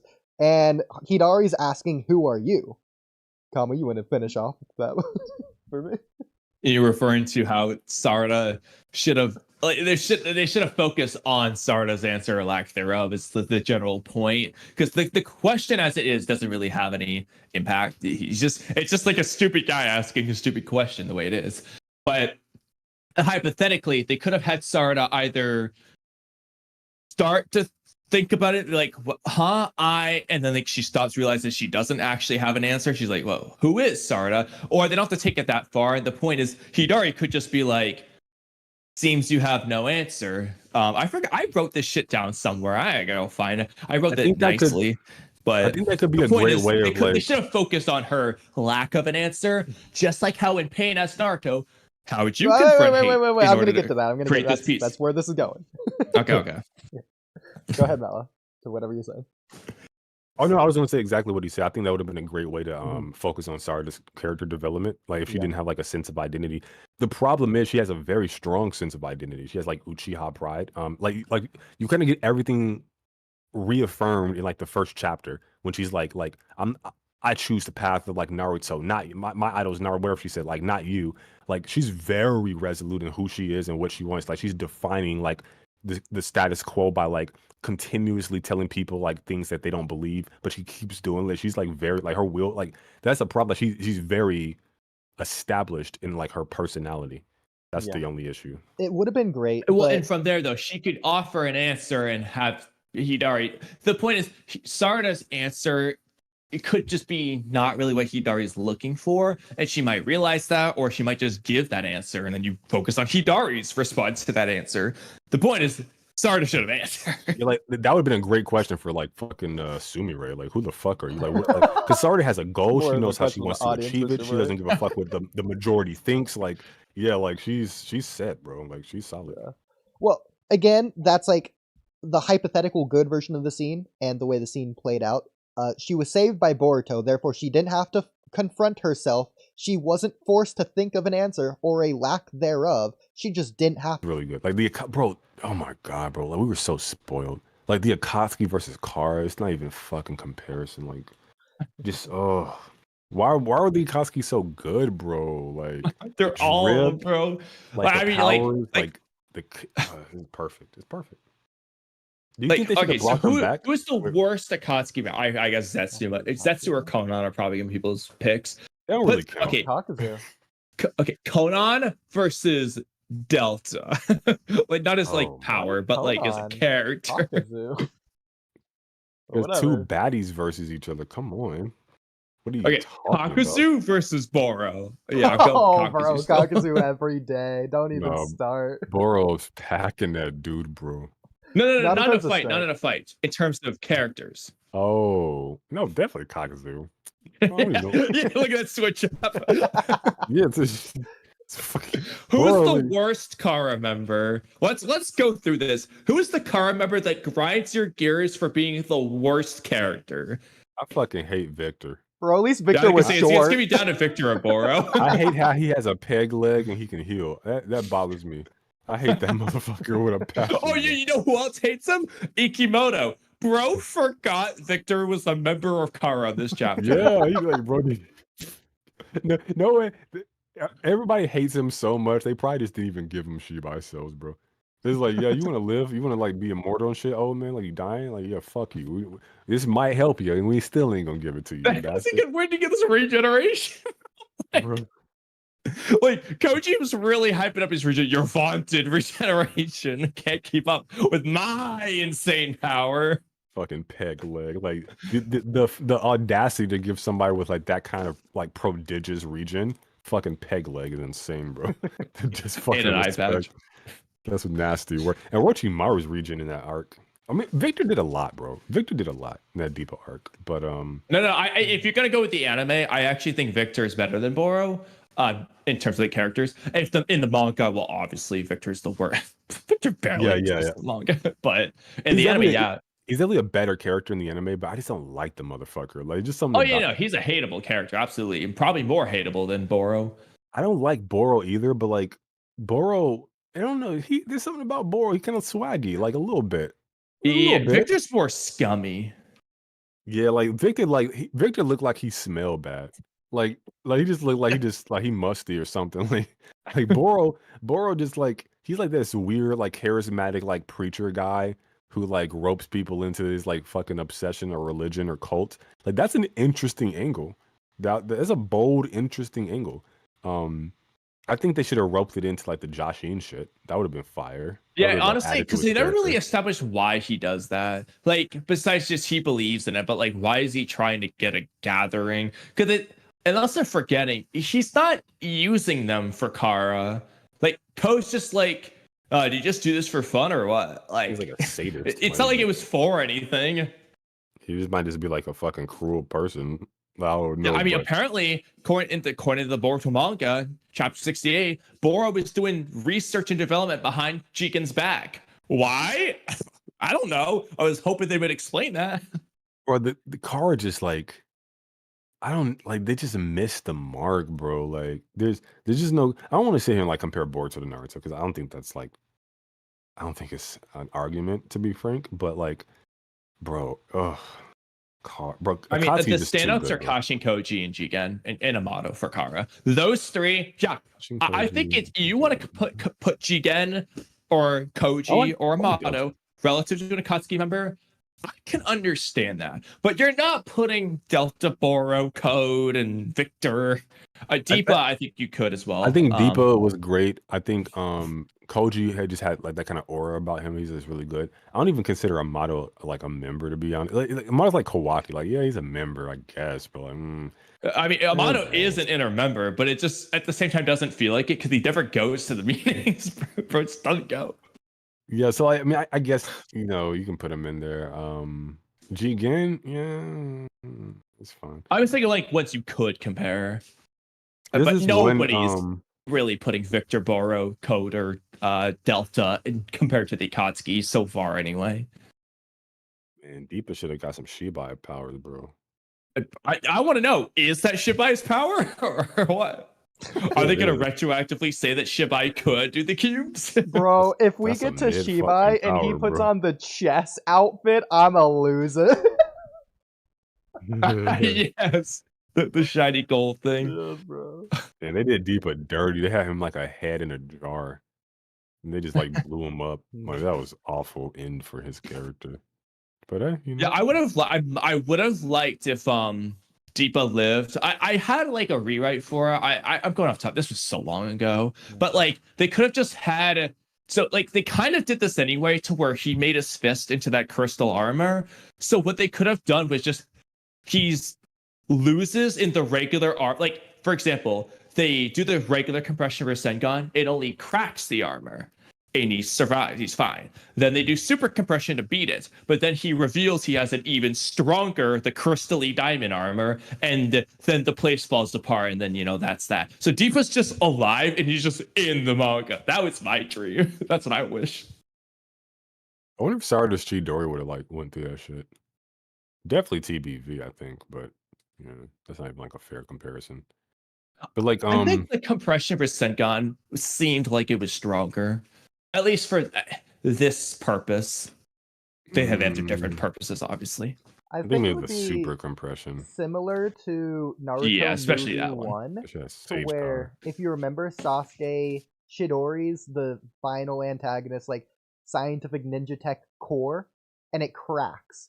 And then Sasuke's like, Naruto, I leave the rest to you, and that's where Naruto Rasengan's it. I can see that. Are you talking about the Idate filler arc with the second Hokage's thunder sword? Or is there He's in the movie, I think. I literally said. If you're talking about a movie, that's hilarious. How they did the exact same thing in the Idate filler arc. Well, they did, but that's literally that. Yeah. But do you think Shinki would have lost to Datara? The same one that fought Gaara and captured him and Shippuden. Part of it depends on whether the clay bomb things could walk through the iron sand the way they did Gaara's regular sand. Could they crawl through it? Because it kind of gets like hard. I don't know.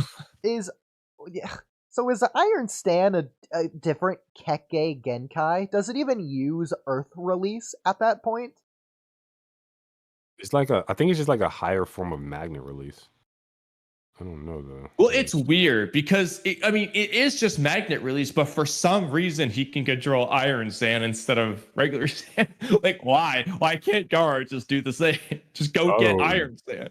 I don't know, bro, but it's definitely like that. It's funny because that's a Kekkei Genkai with like tears.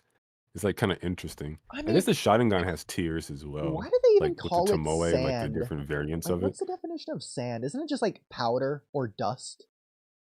It just like crush up. Like, and it's just like rocks, like rock minerals. It's like grinded, like a granular like shit mineral. Out. I think it's like literally shit. Finely divided mineral particles. Various compositions, That's but it is beaches. defined by its It's size. Okay, so it can be sand, considering its grain size. It's just like Shinki. Like I always say this, but he can just like have 1 grain of iron sand in your like ear. And you're dead. Like Merriam-Webster makes a clarification. It's not just a loose granular material. It's a loose granular material that results from the disintegration of rocks. That's what I'm saying. It's literally from rock, like sediment, basically sand. Iron. Yeah. You got iron. Well, like he knows everything Gaara knows, like Kazakage Gaara. So he's like Kage level, or like he's like speed blitzing Otsutsuki and shit. So I don't think Data is like I don't think he's fucking winning, bro. Yeah, honestly, the jutsu that Shinki used in the anime, I don't remember what it was called. The one where he's flying up and he's shooting like 1 billion iron sand arrow things, and then he's like, "Oh, I have something else too." Like, bro is strong. Yeah, unless you have like lightning style, I think was like his weakness. But even then, like Mitsuki hit him with lightning style or went up for some Tai jutsu, and bro still got busy on Mitsuki. Like it wasn't like Gaara. Faked it, like like Gaara couldn't like do hand to hand. Like, nah, bro, Shinki is good. He's alright. That dude's insane. Like it took fucking like cheat code purple lightning to beat Shinki, and even then Shinki wasn't like knocked out. Bro just like was fine. He just lost. Didn't Shinki say by the tuning exams that Gaara had taught him everything he knows? No, Gaara said that. He said I taught him everything. That's even more reliable. I know that's why I always tell people like tuning exam Shinki is Kage level. Like he's just like not Kage level in experience, but like in his power, he's like the supreme magnet release Kekkei Genkai, and he knows everything Gaara knows. He's literally Kage level. Yeah. That's why he can beat like both Boruto and like Sarada, who I think in the novel are like Jonin together or some shit. Or like high Jonin. They beat him at the same time.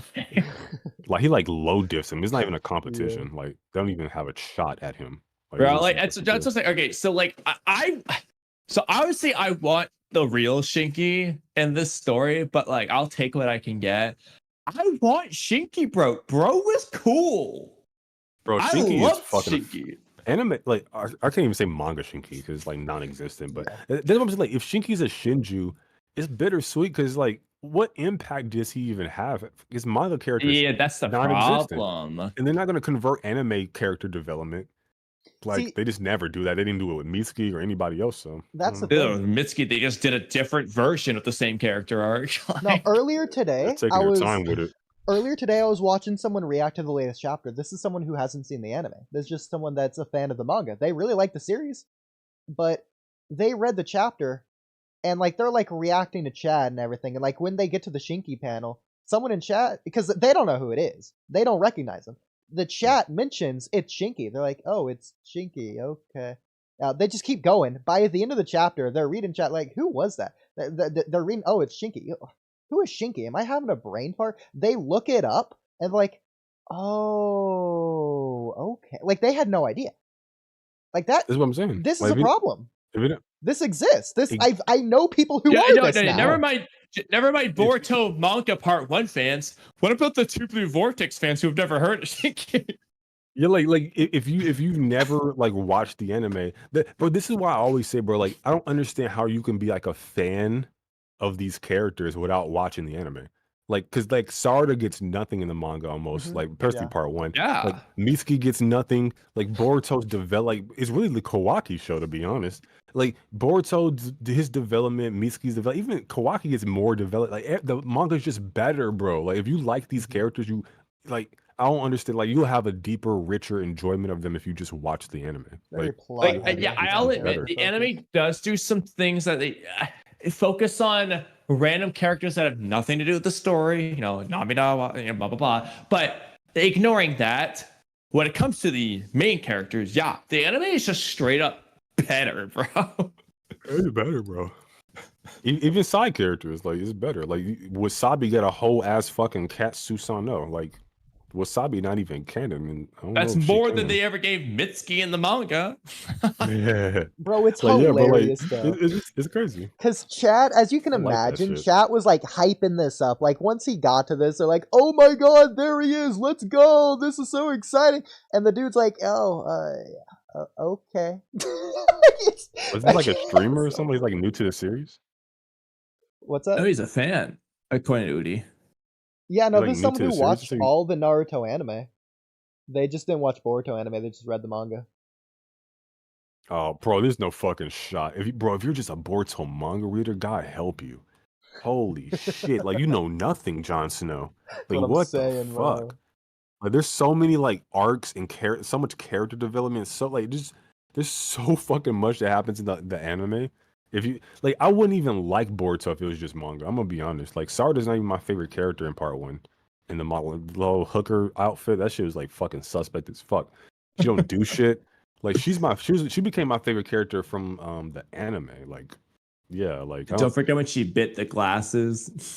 Bro, I tried to forget her and Chocho. I think they were like on a cover doing some like what the fuck. So like, bro. I don't know if this is just me. I don't know. But I've personally thought Two Blue Vortex has been doing a little bit of sus stuff with their angles and all that lately. Oh, absolutely. Like what? I don't know if you've noticed, but like when Chocho was like falling after Jura shot down the bird or whatever, I thought that looked a little weird. Himawari has a couple panels like when she's trying to kick where it seems a little bit suggestive. Feels like they're just doing a lot. That's just Ikimoto, though. He always does that. Look at any Ada panel. Like, no, Ada's is crazy. Ada's is crazy. Like, Ada's barely wearing shorts. Yeah, but Ada's, I feel like, is intentional. I feel like he's just throwing this in here because that's, I don't know what he's into. Well, I think it's intentional. Yeah, he drew that. Like, he knew what he was drawing. Like wasn't somebody in the where like had some like predation or something, like they were like accused of something associated with Boruto? Like Kishimoto came back and took their job or some shit or something like that. No, Who's that's that? no, from the Kodachi thing. The most reliable thing I've heard, which I heard from Naruto explain in like one of his videos forever ago, was from however he heard this, was that Kodachi said something disrespectful to like an animator or something. That's why. And that was the reason he got kicked, not because of predatory things. Oh, okay. I feel like that would have been more talked about if that was actually true. Well, let me put some respect on this name then. That was not true. I'm gonna spread no foul rumors. Okay. Yeah, bro was I passionate mean, it about could have been true. series and Like it's that not could have been the right. one theory that was true, but it doesn't seem like it was. And lo and behold, the one Yeah. guy that's trying to make the series better, once he's fired, the series goes down the drain. When was he Couldn't forget, fired? dude. When was he fired? The end of the Ishiki arc. Nah, bro, you're crazy, bro. In the manga, at least the manga. I mean, the anime has some interesting. No, arcs, but in the manga, he was fired at the end of the Ishiki arc. I think the Boruto manga has been like consistently like pretty peak, like from the second Kawaki showed up to like now. Like, what was like the last bad or awful Boruto chapter I mean, from like didn't TBV now working back to part 1? Didn't you just straight up not cover the manga last month? You're just not interested at all. Yeah, weren't you like? I thought you were like entirely disinterested in it. No, it wasn't bad. Like I still did the podcast. I covered it on the podcast channel. I just wasn't covering it on my main channel. Okay. But that doesn't have anything to do with the quality of the series. It's just like a personal business pivot. But no, there's still quality there. I mean, I mean, it's a subjective thing, but like honestly, I asked like. It's not 13 that any chapters, like, what was, chapters like, in the bad in last chapter? totality. It's more that we think many of the chapters have had a few things that grinded our gears, much more so in these chapters than like the earlier Boruto.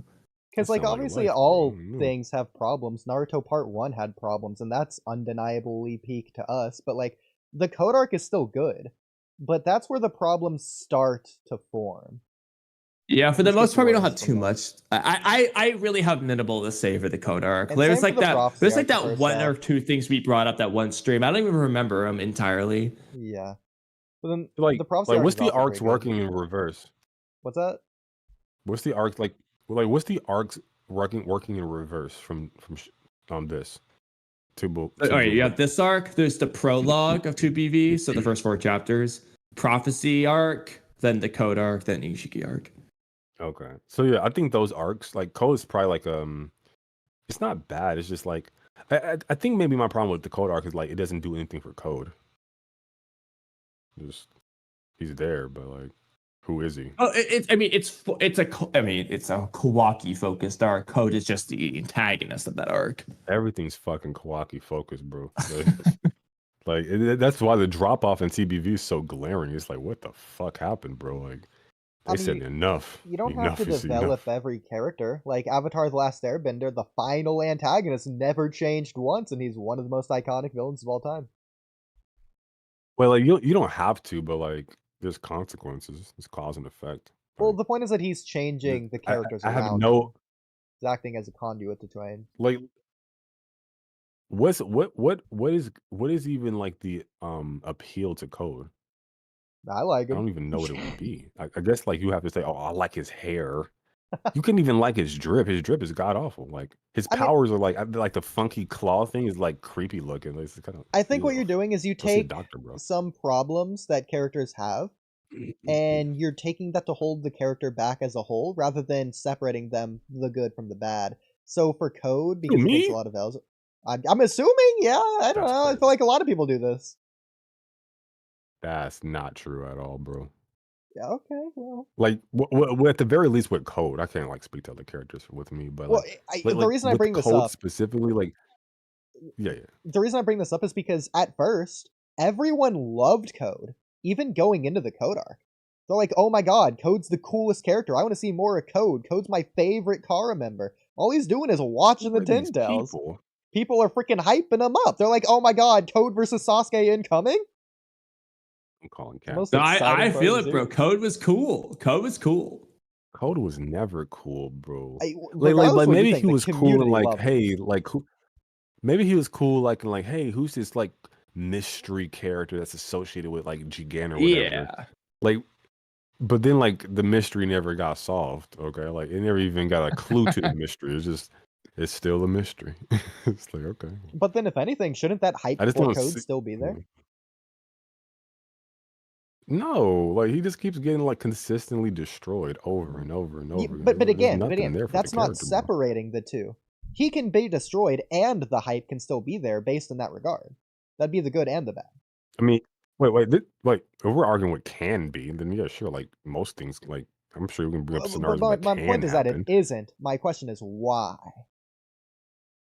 Well, that's why I'm saying like a lot of people's like enjoyment of characters are superficial. I mean, this is my guess, like just based upon my observations, very superficial. But like even if you go like beyond like the superficialness of it all, there's typically like something there, like a depth to the character that you can like tether yourself to, like a backstory or something. Like, so you don't have that with code. So like the only thing that you really have to work with is like the coolness of him. But the problem is, this is why Brian keep taking L's, he gets his ass beat. Because there's nothing cool. He loses all the fucking time. He doesn't have like any major fucking moments. The best thing this dude ever did was in a parallel universe that we never saw but was spoken about fucking 6 years later. Like, that's it, bro. Like there's nothing to latch on to with this character. I guess if you think his like hairstyle looks cool. I'm not, bro. I think it got worse. I will forever stand by. I prefer Code's design in the Code arc. Limited Code, I like his design better. I don't like his unlimited design as much. I like the white hair. That looks pretty sick. Well, the color, okay. If it was white, that's the only change. That's fine. But I don't like the long eyelashes. I like his hair down better than the hair rob. I just think it looks cooler. It's like it's difficult to do like spiky hair bad if you get like a good spiky hair design or some that type shit.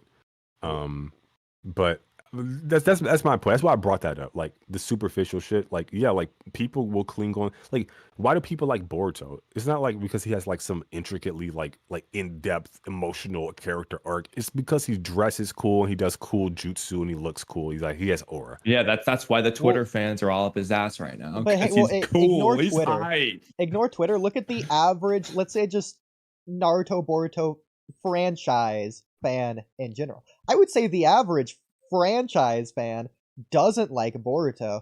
I would say the majority of people don't like Boruto specifically because the first half of the first arc, he was bratty. And that's spread like wildfire. They're ignoring all the goodness from the other 8.5 arcs, and they're just focusing on the part that's bad rather than the parts that are good. Yeah, Well, but, like, okay, your that's tough first because impressions are I guess best what I impressions. see on Twitter is going to be. But again, this is outside of those Twitter. people. Like, I've heard this from coworkers at Olive Garden. People that play sports say this. I mean, but it's fair though, right? Like sometimes you don't get a second impression. That's not on them to like go out of their way to like, oh well, let me dig and deeper to. 'Cause, like I always say this, I had to work. I hated them. I hated the manga and I hated the anime. I had to like change my mindset, bro. Like put the work in. It's like, okay, well, I had to make an attempt, right? It wasn't effortless. So like you can't just ask people to do that. Like that's on them. Like they should have never started their shit off like that, bro. See, now And here's that the was question. like that was a flaw in their business plan. It is human nature, but is it fair? Because I think objectively it isn't true, but it's human nature.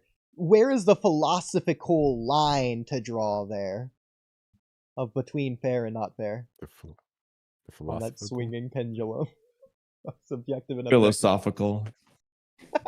Listen, I'm just gonna use that word. I always do. I love it. As long as you go with it, it works, I guess. Yeah, exactly. I mean, I'm not sure it needs to be fair. I mean, I guess like you got to start there. That's a good point. Does it need to be fair? Yeah, that's a good question. Well, I mean, for the I still no. sake of Actually, the out of conversation. curiosity, because I could just be completely wrong with this, but before I explain why I'm asking, do you think more of the people who say, "Oh, Boruto's a brat, I hate him," okay, those people, do you think more of those people are saying that because they were either because of them watching the manga or anime, or do you think those are people from the movie, like from watching the movie. Interesting. No. Yeah. I think maybe a combination. But like, if you had to pick, like, which do you think the greater population are those people who are saying that because of their experience with the anime or manga, or because of their experience with the movie? You know what? I'm gonna go anime in the long run.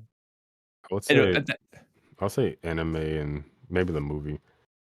Okay. Mostly because like I think the movie came first, and I'm very big on like first impressions with this subject, and that's the first impression that people got was like Naruto getting shit on. You guys know the story. I need to reiterate, but yeah, I think it's the movie. I had a reason for both answers. So the movie answer is the one you just said. The first impression is what they saw. Sorry, that's assuming enough people saw the movie first. Okay. Assuming a lot more people got to the anime first, I would say the anime, because it's resolved in the movie in like an hour and 20 minutes. Not even an hour and 20 minutes, like 40 minutes into the movie. The brattiness is resolved. And so they're going to a movie and they get over that by the end of the movie. It's like, okay, I like Boruto now. Versus especially in the anime, 65 episodes. 65 episodes of hating Boruto. Those people were stuck hating this character, assuming they hated him. They hated this character for 65 weeks, over a year of hating this character for being a brat. That's a lot harder to break than 40 minutes. So obviously, if you've already seen the movie, even if you've already seen the movie, some of those people that already didn't like him at the beginning of the movie, they probably got real sick of those 65 episodes of dealing with this character. So I think the anime especially is the biggest culprit for these people who hated Boruto and never got over it. Yeah. Well, my true answer again is like it's all of it, but like yeah, I think maybe well, obviously. I think maybe I feel like people wouldn't even stick around that long. Because like the anime was like slice of life type shit, so like they're probably bailing out really quickly from there. And those people never get over it because they never see the end of it. Exactly. Yeah, but at the same time, I can't demonize those people. Like it was just bad business. Like for instance, like it just for me, there's just certain things that if you were competent, I know I use competent like incompetent a lot, but like I think it's like an apt descriptor of a lot of people's behavior. Like if you're competent, right? Like what am I doing? Well, I need to take events from Naruto and Naruto Shippuden and hold them sacred. Okay, the 5 Kage Summit is sacred. Chunin exams, sacred. So like when you have those moments in the Boruto series, a Skype call is the 5 Kage Summit or some shit like that, or like the Chunin exams is like blown past in a montage. Like these things, like it's just simple things. Like even just starting there, like hey, these are like major fucking arcs in the original series. These are major fucking moments. These are event moments. Like, how the fuck do you like skim past this? This is fucking insane to me. And it's like certain marquee matchups that they don't just like. How the fuck do you have Gar's kid and Rock Lee's kid and they don't fight each other and you don't get like a full fleshed out fight with that? Like, are you fucking kidding me? Like, are you insane? Like, it's just certain things that they just don't seem to like grasp. That's like very frustrating. I think the best thing they did was like the fight with like Naruto and Sasuke. With both Momoshikus were fantastic. The second one was better in the anime, I think, obviously, but they're both fantastic. But outside of that, like, what do you have to sink your teeth into? The movie or like the arcs before that? There's those fucking Thunder Burgers and Yu-Gi-Oh cards and fucking Pokemon games, and like they're not there. They just got done beating like this goddess alien chick. Like we're gonna revert back to fucking. Hell, Naruto never even went there. Like, it was never really slice of life like that. Naruto was always on demon time. So, like, it's just like a huge fucking like, it's like demon. Well, no. Soul Eater. Soul Eater had like a sequel or some shit, but it wasn't like about the main characters. It's about like a bunch of girls or some shit. It's like weird. I was like, what the fuck is this? Like, this isn't Soul Eater. Like, this is like some weird spin-off shit. I saw my boy Black Star in the fucking first episode, I think, but like he was kind of ran past and that was it. So like it kind of felt like that, like, hey, it's a sequel, but it's not really like the one you wanted or the one you knew. Some new shit. So I don't know. I think Boruto took too long to catch its stride. unfortunately. So I'm gonna say multiple contradicting things here.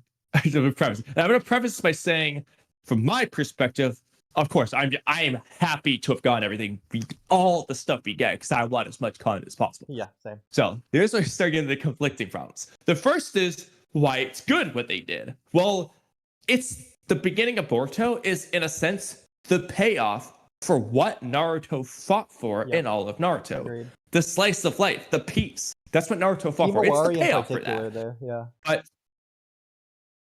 But But contradicting it though. So now, like you said though, you come from the grand spectacle, and you come back down into this nothingness in a sense that is going to turn off a lot of fans from the story perspective in that aspect.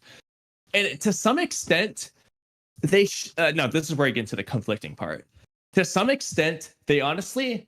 The movie, I think, is fine as a movie the way it is, but in the anime, to some extent, they should have just not done the recap of the movie, and they should have just continued past that. Now, there is a major problem with that. Obviously, Karma Seal, that's the main issue with this, is you got to write that in. So you got to do the arc with the Karma Seal. That's kind of the issue there. So I don't really think you have a choice. Obviously, in that case, you can just do it like a 3-episode thing where it just... you do the movie arc in like 3 episodes and do the Karma Seal. That's probably the best way you can avoid that. But the point is, they should have just gotten into the meat quicker so that you avoid a lot of these problems. Because then you don't deal with Boruto being a brat for 65,000 hours. And you just get over it. It just move on. Obviously, you're still going to have the tuning exams being brushed past. So from that perspective, there's nothing you can do there. It's not really the focus of the arc, to be honest. You can't really have a perfect world. I forgot half of what I was going to say earlier. I pissed. In the anime, though, I think they could have, like, they spent more time, obviously, but it just didn't feel the same. Like the vibes just, Naruto felt like lived in and grungy and dirty and like dark and like children going to war. Like, hey, tuning exams. Here's like our future power level. Like, let me showcase this to other nations. Like.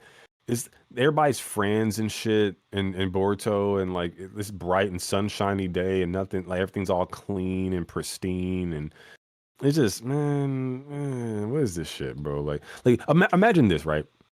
Well, number one, I think Naruto the Last should have did a lot more work to set up Boruto. I love the Last, but it should have did a lot more work for Boruto. So like imagine like you get like this scene, maybe like a montage, like maybe Naruto's talking, right? Or maybe is even Boruto, right? Whatever.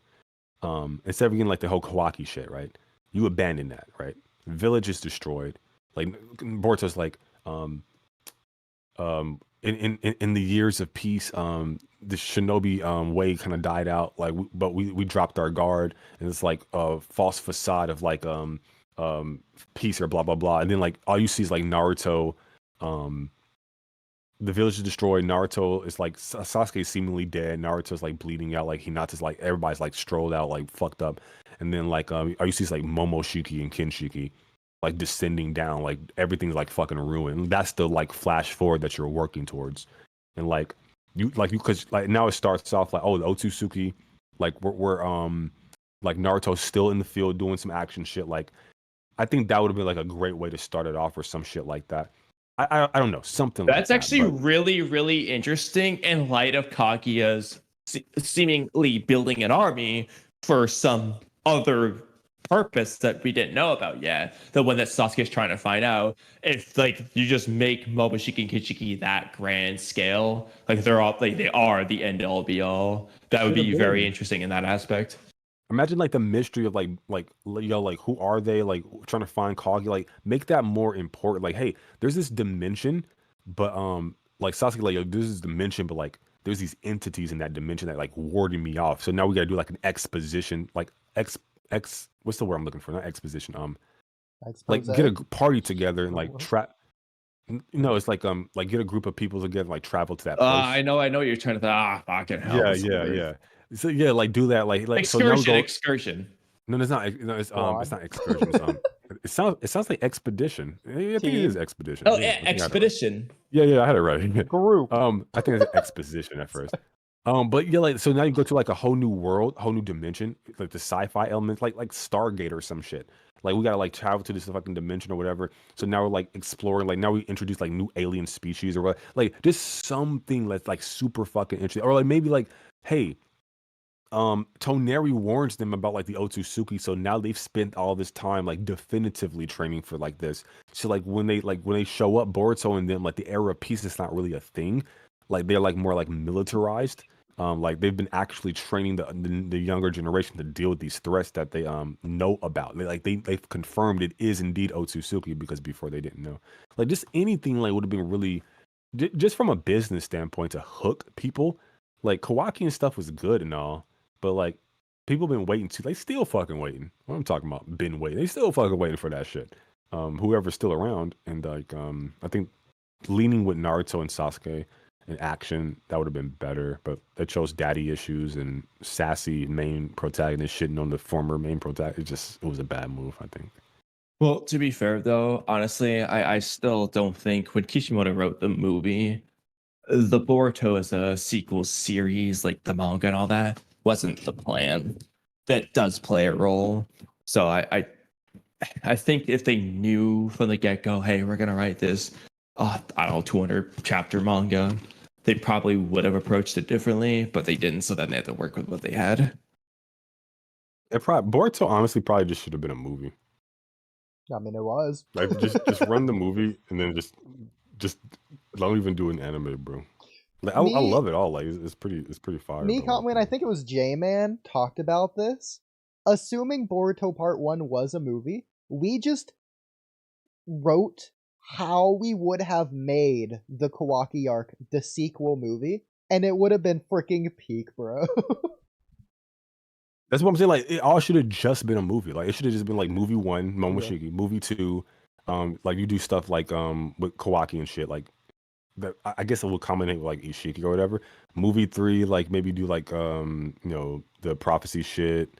The stuff I don't know, fuck, like you can figure it out, right? Like, but like that would have been like pretty fucking sick, I think. Maybe I don't know, dude. Like maybe that shit. What was the video game story any good with the whole like Sharingan girl and Kamui? I bought the game. We still haven't played it. I only bought it for this channel. So I guess you can't answer the question. Okay, Makes me mad. That's crazy. I have to like check it out or whatever, but it looked decent from what I saw. But yeah, I like that Toneri was involved. Yeah, all sorts of craziness. I think it's all a video game dream genjutsu from what I heard. Something. Yo, chat, why are you guys still up? Okay, why? I asked. It's been hours. What's going on, chat? Kamui, if you're trying to talk, we can't hear you. Just in case you're doing that. Sorry, what? I was saying, Kamui, we can't hear you, assuming you're trying to talk. So, okay. Let's go back to something we derailed away from. Remember I was explaining some of those scenes earlier, like the Endeavor scene and all those different scenes? Mm-hmm. Okay, so this applies to the pain arc. This is... Oh, wait. Kamui, are you here? Okay, maybe Kamui... That's why you weren't talking, because you didn't hear me. Okay, welcome back, Kamui. I'm glad you're here. Okay, I have myself muted on accident. Okay. Shit. No wonder you weren't responding. Cooking. So Kamui, we are derailing. Yeah, well, this is funny. Real quick, what's funny is you guys said some stuff seemingly in response to me without doing that. That's crazy. Oh my god. Okay, so derailing backwards to the previous conversation of the hypothetical scenes that we were talking about earlier. So I feel like you'd be the one that wanted to describe this one. The Gojo and fake ghetto scene from JJK season 2. What about it? How it applies in this concept. Okay, well, Mello's leaving, so never mind. No, I mean, I haven't seen season 2. Oh, I thought you had. Oh, so he hasn't seen it. No, I'm barely done with season 1. I've been putting that off. You haven't seen Shibuya? Although I did finish all of Blue Lock. What is that? I got what's that guy name? I call him fake Sasuke. But like he got like a sister or something. Yeah, you're still in season 1. That just got introduced. Yeah. Okay, never mind. We're not that's gonna where use I'm that at. example. Sorry, Space. All right. Although I in like the that clap case, guy. That dude's go to- fucking cool as shit. Guess let's go to the Um, pain arc. Okay. No, So I guess you can talk about it though, because I'm about to like maybe take a break real quick, but you guys can keep talking. I'll be back. you good. Okay, well, Mello's leaving, so there's no point in talking about I it. guess it depends on Oodie, whether you want to use it for the stream or if it was specifically only for It Mello. was for Mello. We've already talked about it. Not Kyle. And we've done a bad job of talking about it because we've derailed too much. If I was gonna clip it, I'm not gonna clip it anymore. Okay, so I wrote this down earlier and I accidentally deleted it, but I saved it. So okay, so Kamui, Shinki Shinju is Soegi. Here's my explanation. So I was talking about this last time. So keep in mind, this is the Boruto series we're working with. You got to keep in mind, the Boruto authors and everything the Boruto series does going in the direction the Boruto series does. So keeping that in mind, Shinki as a character is irrelevant. Makes no sense why Code would attack the sand. Makes no sense Shinki would get eat with his defense. Shinki looks like... Okay, well, I'll stop there. You can say whatever you're going to say. So I agree there's no reason for Ko to invade the sand from that perspective, but I think there's a simple explanation for him to be in the sand village, which is he chased Boruto there. That's Boruto running away from Code. Code ends him in the sand village. The sand village knows about him, and they try to defend him, and blah blah blah from there. Okay. That would be reasonable enough. Sure.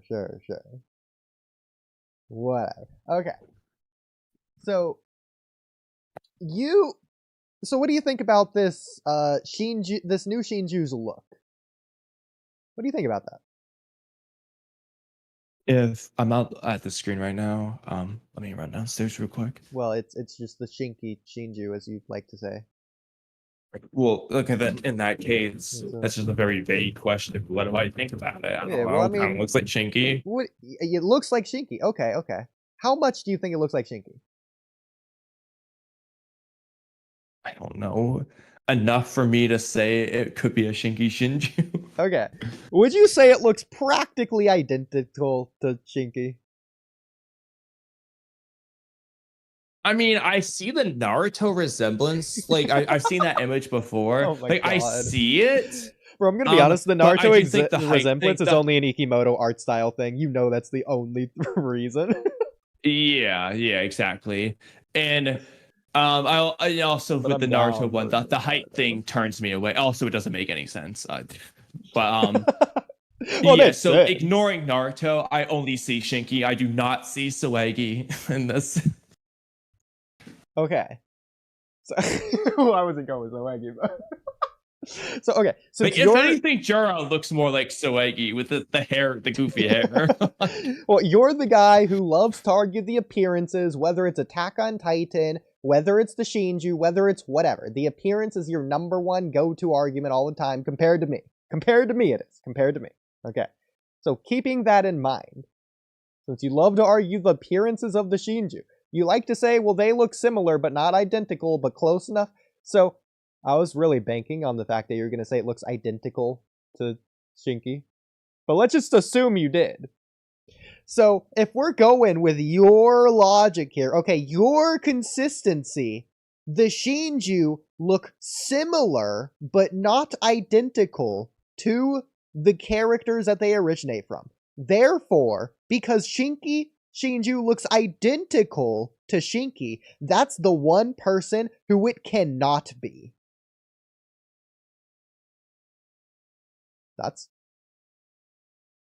So that's hilarious, but like very stupid, but also like I love it. That being said though, yeah, the problem is I never have said they look identical. I just said they look a lot alike. Right. Well, I mean, keeping in mind, like, nobody in the series is ever brought to relevancy, especially in the manga. Okay, it's the freaking Boruto show. They're not bringing Shinki into it. No, there is an exception. Moegi. They did this is what they did with Moegi. She was not, even though she existed in a couple of panels, she was never relevant until she became a Shinju.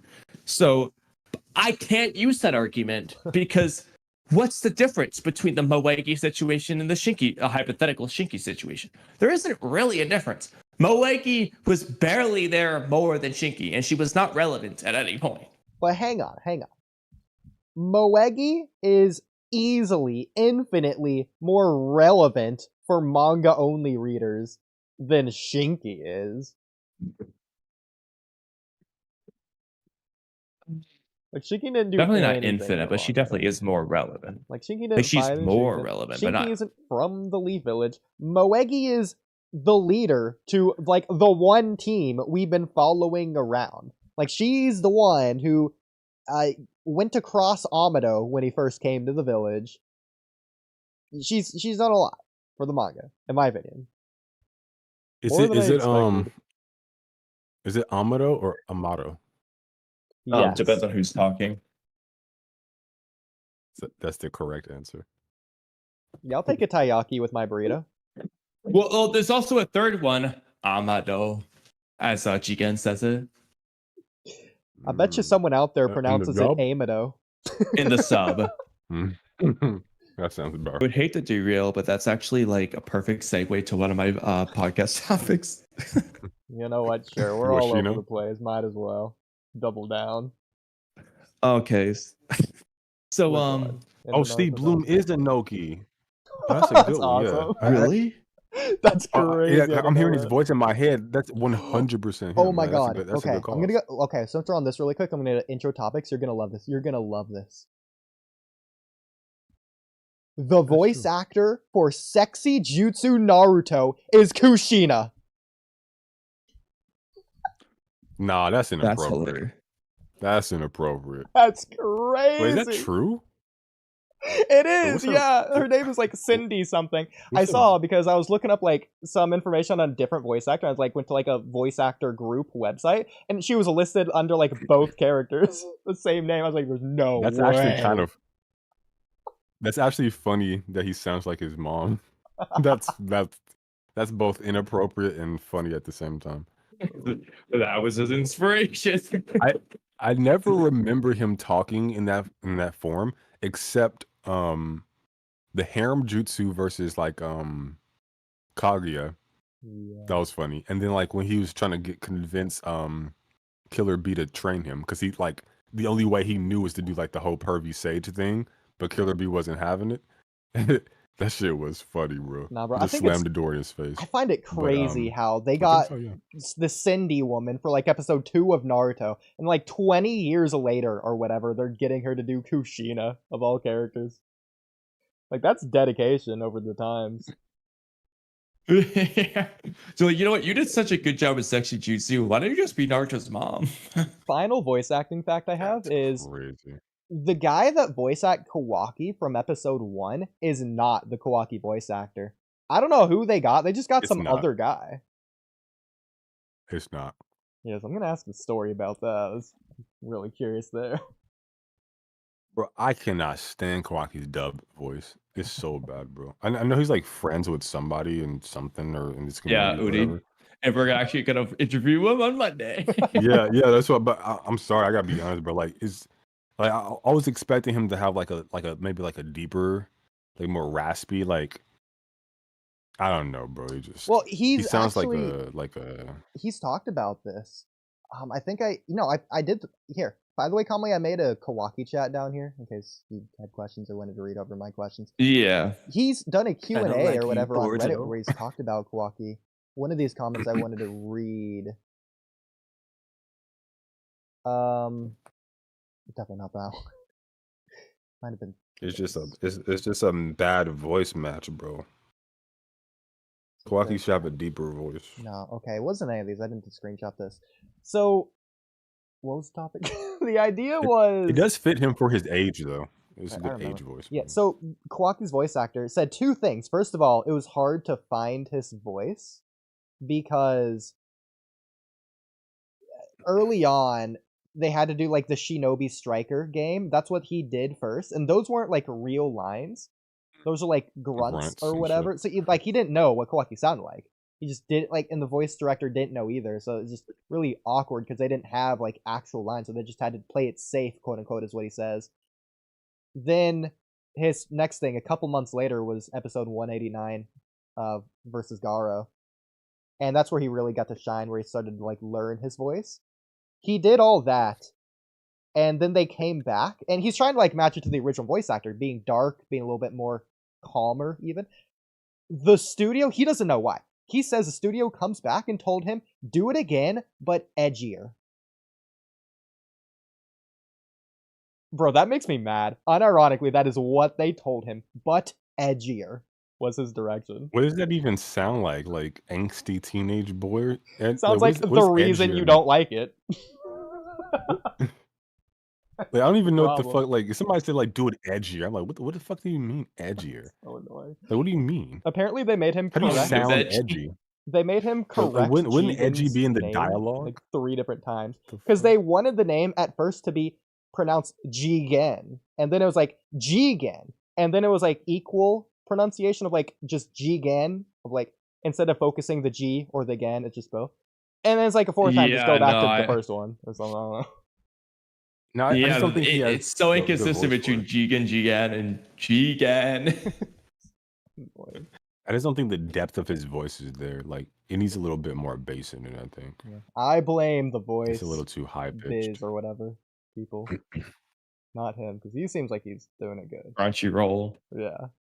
He doesn't know why. But anyway. Come on, Baruto. It's like, what the like, ew. Like, Kawaki, is that you? Like, is that you? Is that a shadow clone? Like, okay, so Kamui, your thing.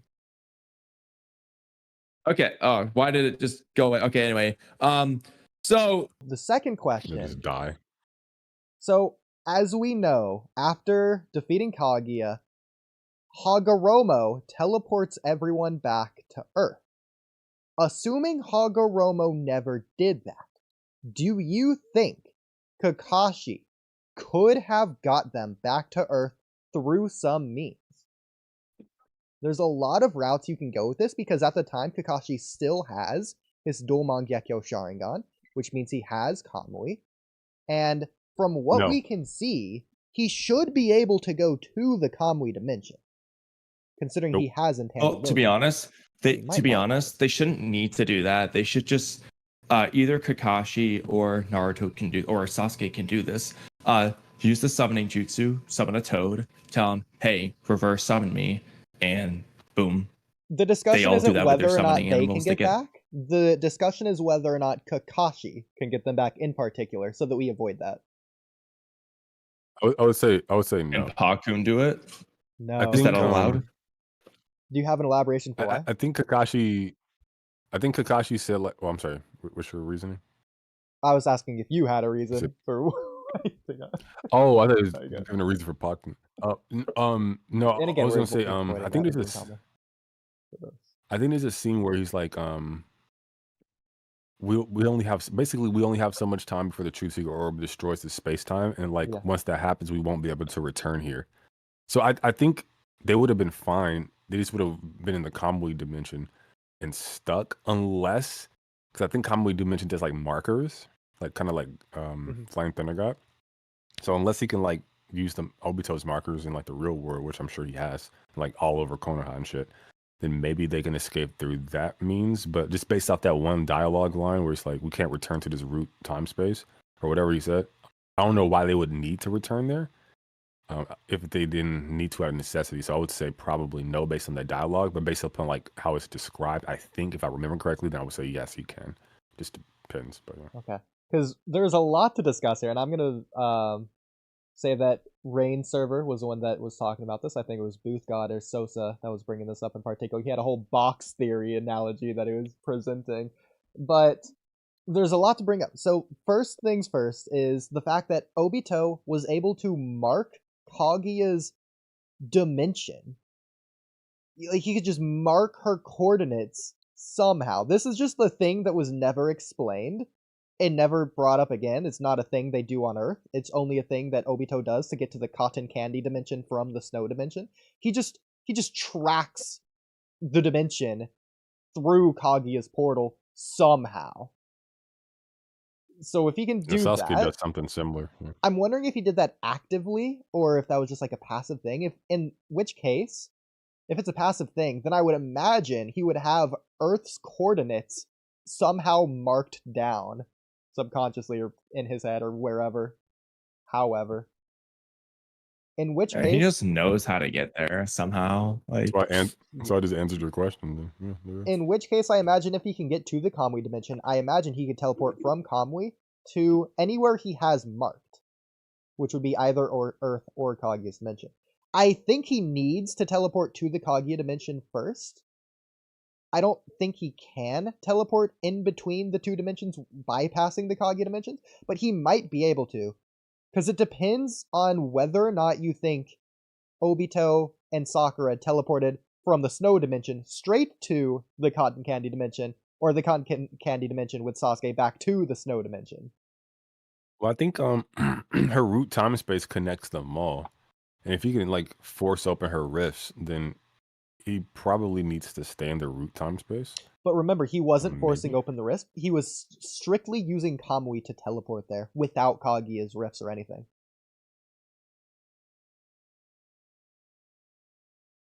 Is that true? It's weird. Yeah, no, I watched the episode recently. I agree. I didn't understand. Wait, what did he do?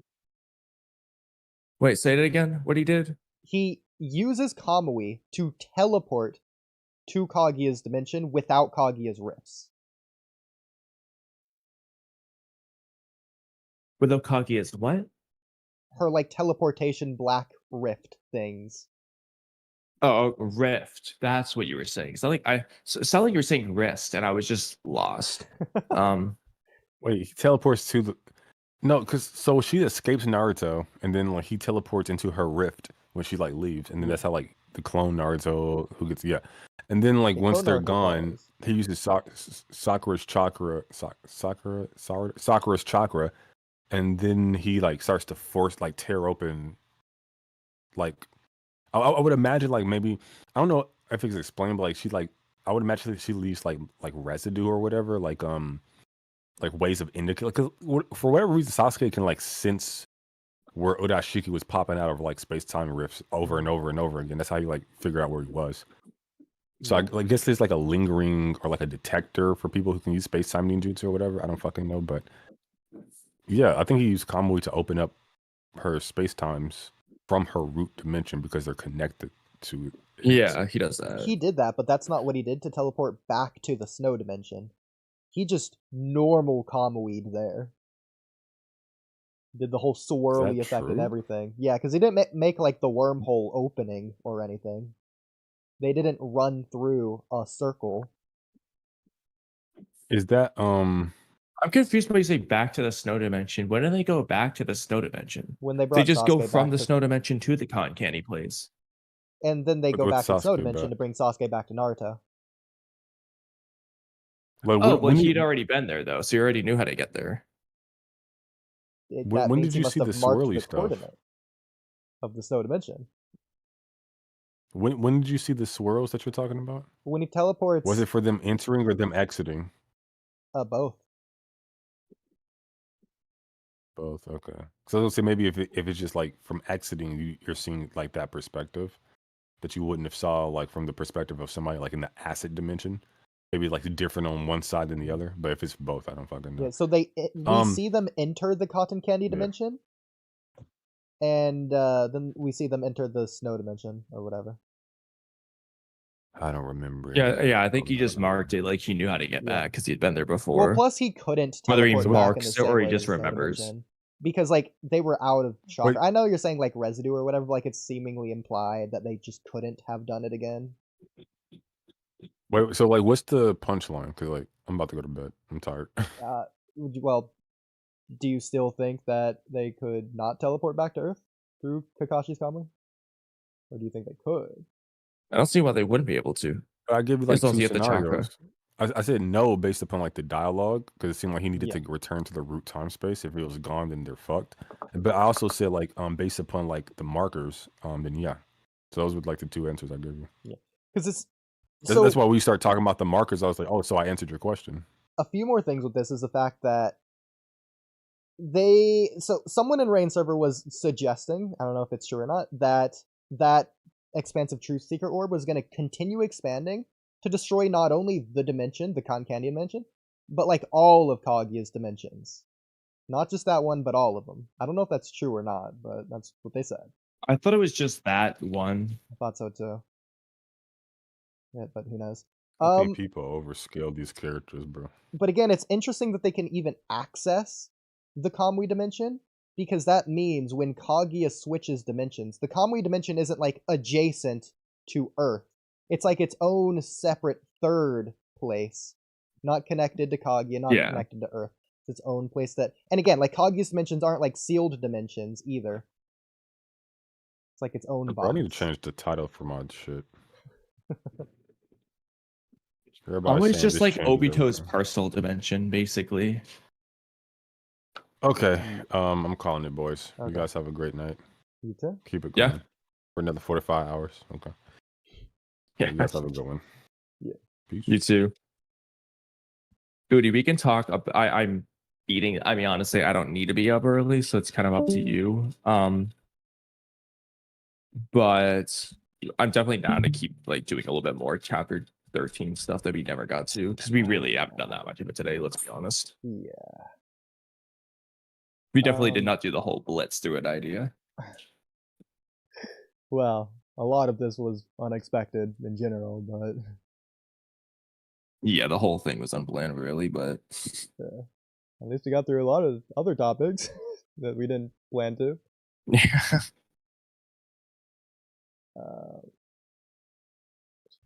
Do you want to just go through the chapter 13 topics? Yeah. Actually, maybe it'd be better. This is ridiculous. If we finish with the last chapter 12 topics.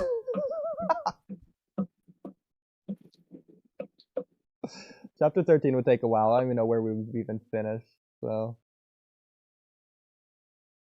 What are the chapter 12 topics in contention? Let's scroll all the way up. Did you have any at the very top? I don't remember off the top of my head, so I'm also away from my stuff, so you'll have to tell me. Uh-huh.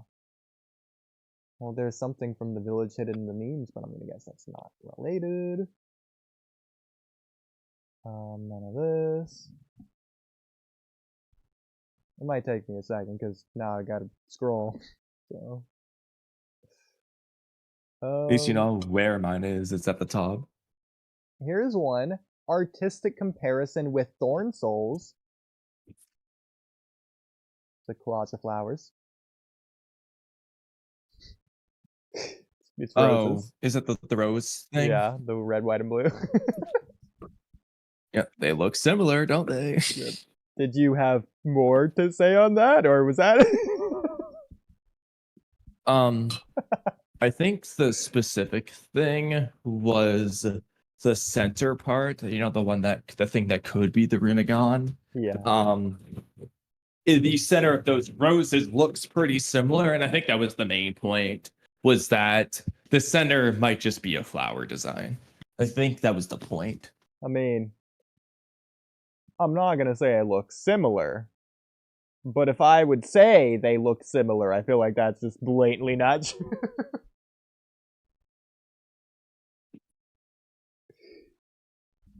Like, there's easily more differences than there are similarities.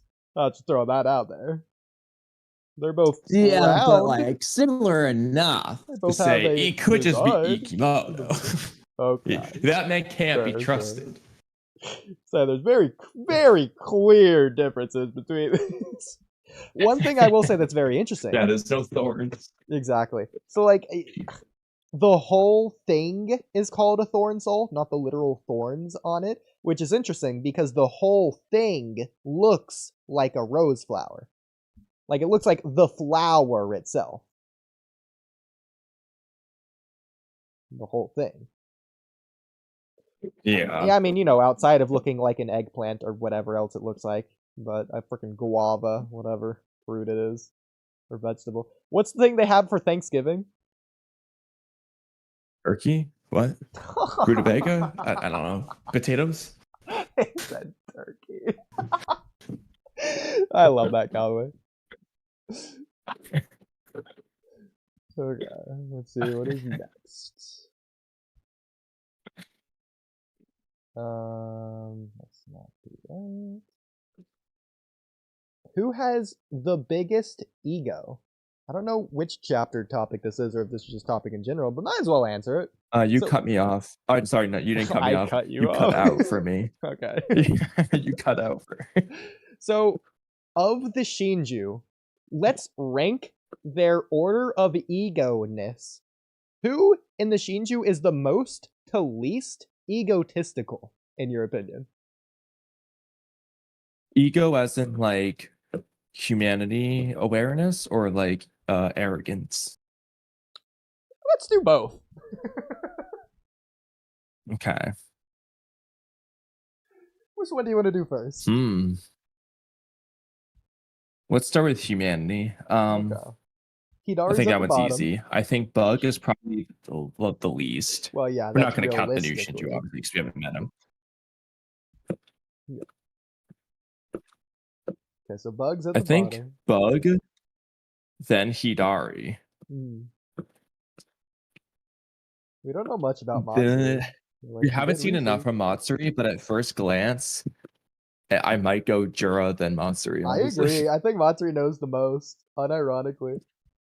Like, she could just see through Moegi. She knows who Team 7 is, and they're not even her targets. She knows the emotions they feel. Those deep, complex emotions. Like, if, hypothetically, reverse their roles, I don't think Jura could have done whatever research Matsuri did and got the same results. Like, he would have just failed. You know, that's a whole ass chapter 13 topic right there. What exactly did Matsuri do? Bro, it is already a topic, don't you worry. But no, bro, Jura read like every book in history. He's still getting distracted by libraries in Konoha, and he still doesn't know a freaking clue. He doesn't even know Naruto's dead. Like, what is happening? Yeah, bro, Jura's like... Yeah, Matsuri can just feel that he's dead, probably. And I agree that Hidari should probably be above Bug, because Bug doesn't care, but like, just for the meme, I feel like Hidari should be at the bottom. Like, bro doesn't know anything. Honestly, bro's literally canonically like, dumb. I mean, honestly though, it does to some extent feel like Bug probably does like get humanity more than Hidari. I know. It just feels like Bug doesn't care is the problem. I know. Like, I've never seen Hidari blush. Do you think that's why? Do you think that's why Bug called him a bastard? He's so stupid. That's hilarious, bro. Ironically, our second list, the arrogance, might be similar. I do think Bug is at the bottom. Top, I guess. He's the most egotistical. And Matsuri would be at the bottom. Matsuri is the most human. That one's... From what I've seen. That's tricky, though, because Matsuri is also the one who is the meanest to No! Code. I knew you were going to say that. I knew you were going to say it. We're not going down this route again. We're just moving on. We have a different interpretation. That's fine. Between Jura and Hidari, this is interesting. Who is more egotistical? This really gets to your definition of egotistical. Should we go with our definition, or should we just look it up? Let's do both. We'll do ours first. Okay. I think Hidari.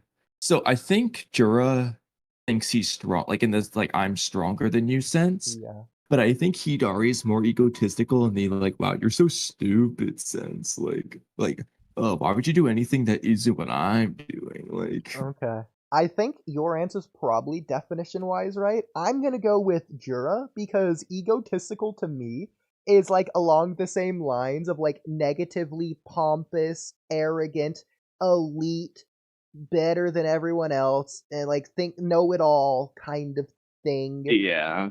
Even snobby to an extent, I think is pretty good to describe egotistical. Okay. But like, I mean, Hidari kind of is that. Like, how stupid are they? Yeah, but that's just him and being Jura's dumb, being not like, him being and smarter Jura's than being the else. opposite when he's like, yeah, but Jura's like, well, no, like they're not stupid. Like, so it like depends on the scene. Hidari's thing is an ego. It's simple. He's not egotistical. He's just simple-minded, simple in nature. He's just stupid. What's funny though is when you see chapter 5 and Hidari is the one asking like, oh, what are we and stuff, at first glance you think, oh, he's probably like the most smart, introspective one. But now it comes across as no, he's just stupid. He's like, oh, what are we? I don't know. What even are we? like, bro, I told you, you're a Shinju, you're a divine tree. Yeah, but like what am I? What is that?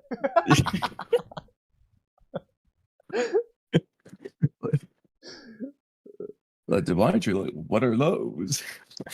Okay, so I think by definition you're right. The definition of egotistical, based on vocabulary, is to be egotistical is to have an inflated view of your self-importance. I think based on how he describes Ino Shikacho, I would imagine he values himself, whereas Jura, it seems like he's valuing knowledge more than he might himself, or at least more on the spectrum in that direction than Hidari would be. Yeah. I mean, then again, Hidari died trying to figure out his answers, but like, that's beside the point. Yeah, his answers on who he is. Yeah, so that's the thing. Hidari's trying to find his answers. Hidari's not asking any questions. That's the difference. Jura is.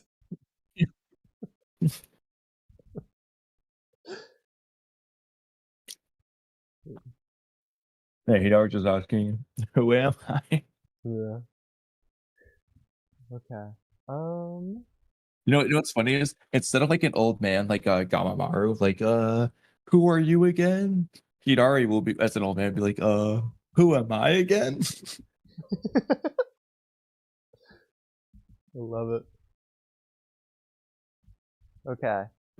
So, if I can find the picture. Here's one. Okay. I thought this was a funny topic. So, can you look at my screen right now, or no? No, but you can describe it. Maybe we can come back to it. I feel like the whole thing is the description. Or, sorry, the visuals. I completely butchered. I was gonna say, I don't see them wrong.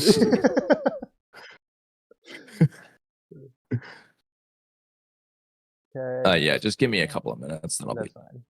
Yeah. Was this me or you? Okay, I wrote this. I have a dream theory.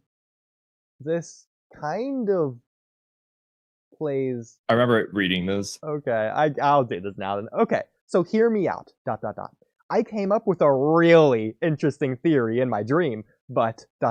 It's a very obviously dream-made theory. So in the panel, where we see Shibai ascend to godhood, he was in a very particular stance, with his arms shrugged upwards to his side. Only an almighty god can wield omnipotence. That one time Ishiki shrugged, he used omnipotence! Really, in my dream, he did the shrug stance while flying above Konoha, looking down, which made a lot more sense and is so much cooler. But I like the idea that him shrugging was him using omnipotence. Dude, I love it. I know. That's the whole theory. And then we get to the actual dream part of the dream. I then proceeded to somehow have omnipotence in a gun, like an alien laser beam shooter. And I healed a lady's gallbladder by shooting her with omnipotence. My favorite part, if I remember, I think it was Muriel from Courage the Cowardly Dog.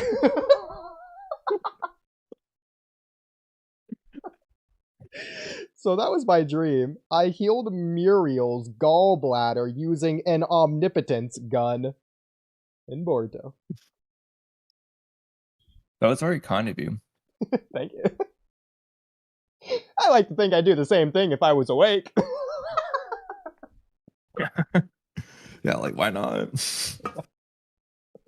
So, scale of 1 to 10. Actually, we should keep this as a theory, remove the dream parts, and present it to Immortal, and see if he... Yeah. Okay. Okay. We're doing it. Especially the shrug part. Yes, yes. Okay, I love that. I love that. So Maybe much. not the Maybe not the omnipotence gun, but Yeah. Okay. I'll even. that'd be awesome, bro. I know, bro. Okay. I love that idea. I think he'd like it. I don't know. We'll see. Write down immortal next to it. Okay. Let's do this. I love it.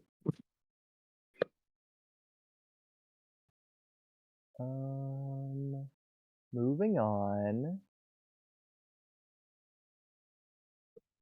Okay. This is kind of an interesting one. I wish Mello was here for this. Maybe I'll keep this one. Maybe I'll move this to intro topics. I don't know. So, in terms of Boruto, his personality and looks have changed. Everyone's memories of him have changed. His genetics are 100% different, allegedly, and celestial beings refer to him as Boruto Otsutsuki. The only ties he has left is those unaffected by omnipotence. So really, Kawaki, in terms of family, so like basically Kawaki and like Sarada and Sumire is the only ties to Boruto Uzumaki he has left in terms of his identity. So It's Ada and Damon. well, besides, I'm not gonna count them as Boruto's identity. So at what point do we consider this just straight up not Boruto Uzumaki anymore? Or just a different Boruto in general? Ship of Theseus kind of thing. Do you know what the Ship of Theseus is? Yes, but I don't really remember it. Okay, I'll just describe it really quick. So the Ship of Theseus is like an old ship that like over the course of 10 years, it like got worn down. And so over time, they replaced a single board at a time until at 10 years, every single board of the ship had been replaced. So no part of the old ship remains at all. At what point do you consider that a new ship? Or do you? Okay, yeah. Applying this to Boruto. Yeah, I mean honestly though, that's style of question can be asked. It's like when we say, "Oh, it's only been 10 chapters. Give it time." At what point do you say it's been enough time? Like, that type of question. It's like, bro, That's an it's annoying way to word it. It's just up to whoever's talking. Yeah. So what do you think about that, just in general? I'll put that in intro topic so we can ask that of guests, but how would you answer this? Do you think Boruto Uzumaki, or like, do you think this applies, that it's the physical things, or do you think it's like Boruto's idea of what Boruto Uzumaki is? I mean, I'll start with just like the boring answer. Never mind omnipotence. This would just be a different Boruto anyway. Like just 3 years later. Not the same kid. Yeah. Like realistically. And of course with omnipotence, I mean, at the end of the day, omnipotence, directly or indirectly, it does change who he is, just like the way he acts and everything. This just is a different person now. Like without omnipotence, Boruto would just be a different person. Okay. That's just how it is. Now, obviously, in the sense of like the people's memories and all that jazz, I would say that honestly doesn't matter because Boruto at his core would still be Boruto, and that's what matters. But his person, like who he is at his core, has changed because of omnipotence, like and the stuff that comes about because of it, not because of their memories, but like the indirect aspect.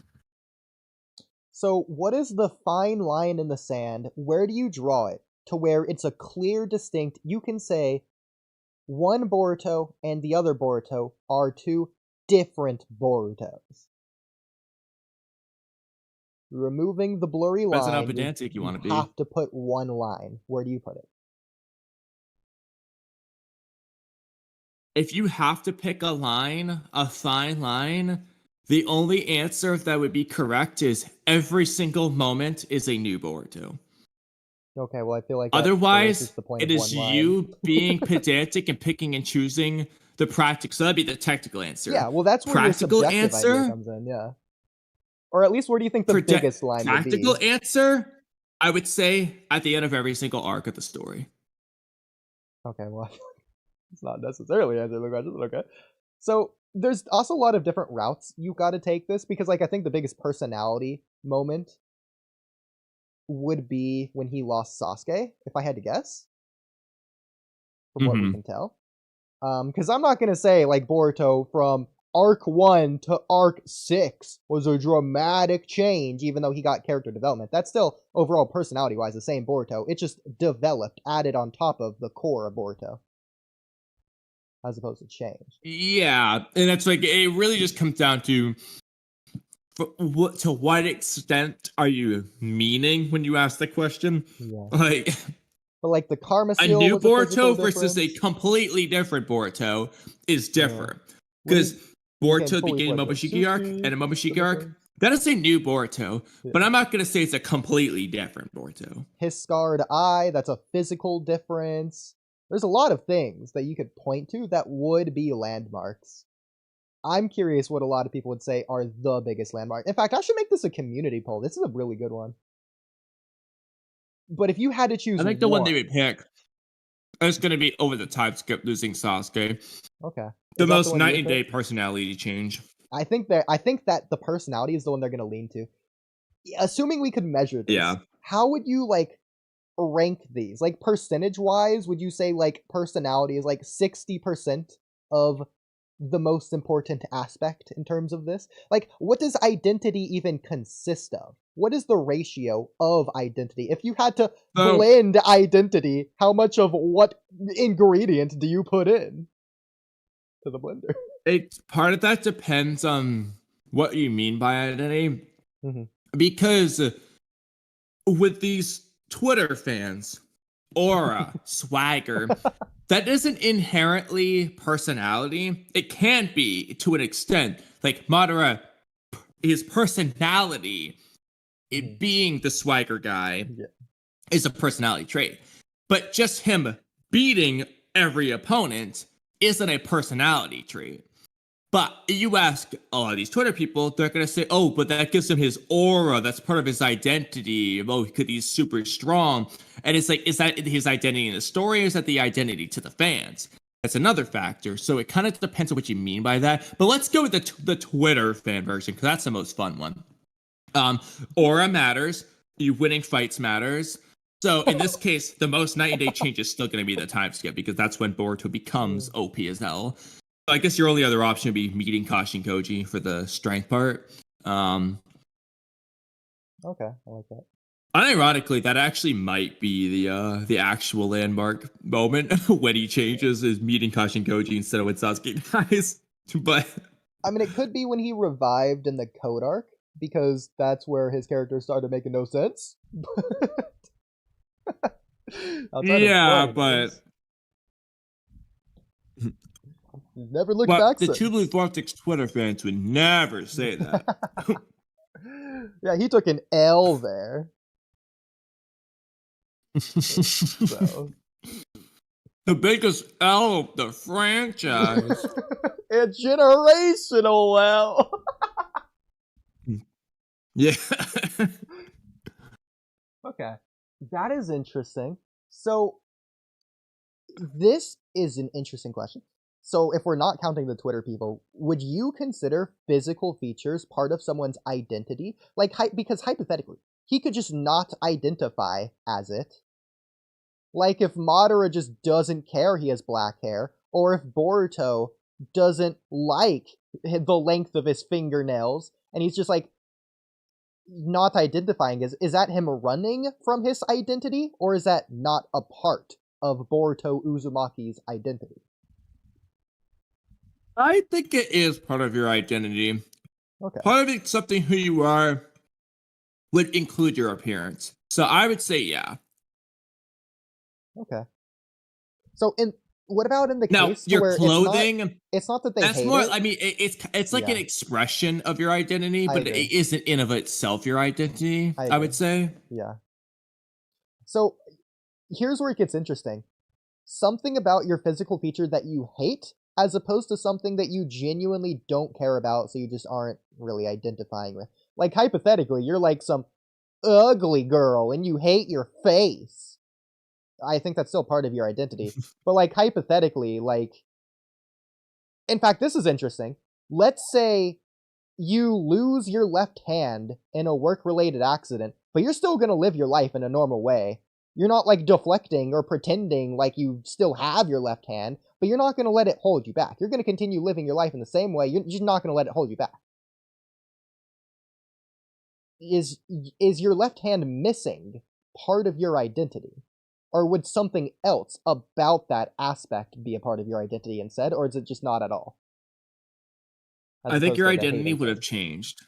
I agree. I think your identity has just changed. I agree. Okay. Even though you're trying to live the same life, what about that? Let's say you even are living the same life. You aren't letting it hold you back. It's still a new... It's a nearly identical identity, but there is still that difference. Like, the fact of the matter is, you are no longer going to shoot a basketball with two hands or pick up a plate with two hands. You're always going to do it with the one hand you have. Like, there are things that you will do different. Even if it's practically the same, it is technically different. And so it is technically a different identity. Okay. You are different now. Interesting. Because I was thinking those might be so insignificant, menial things that they just might not count.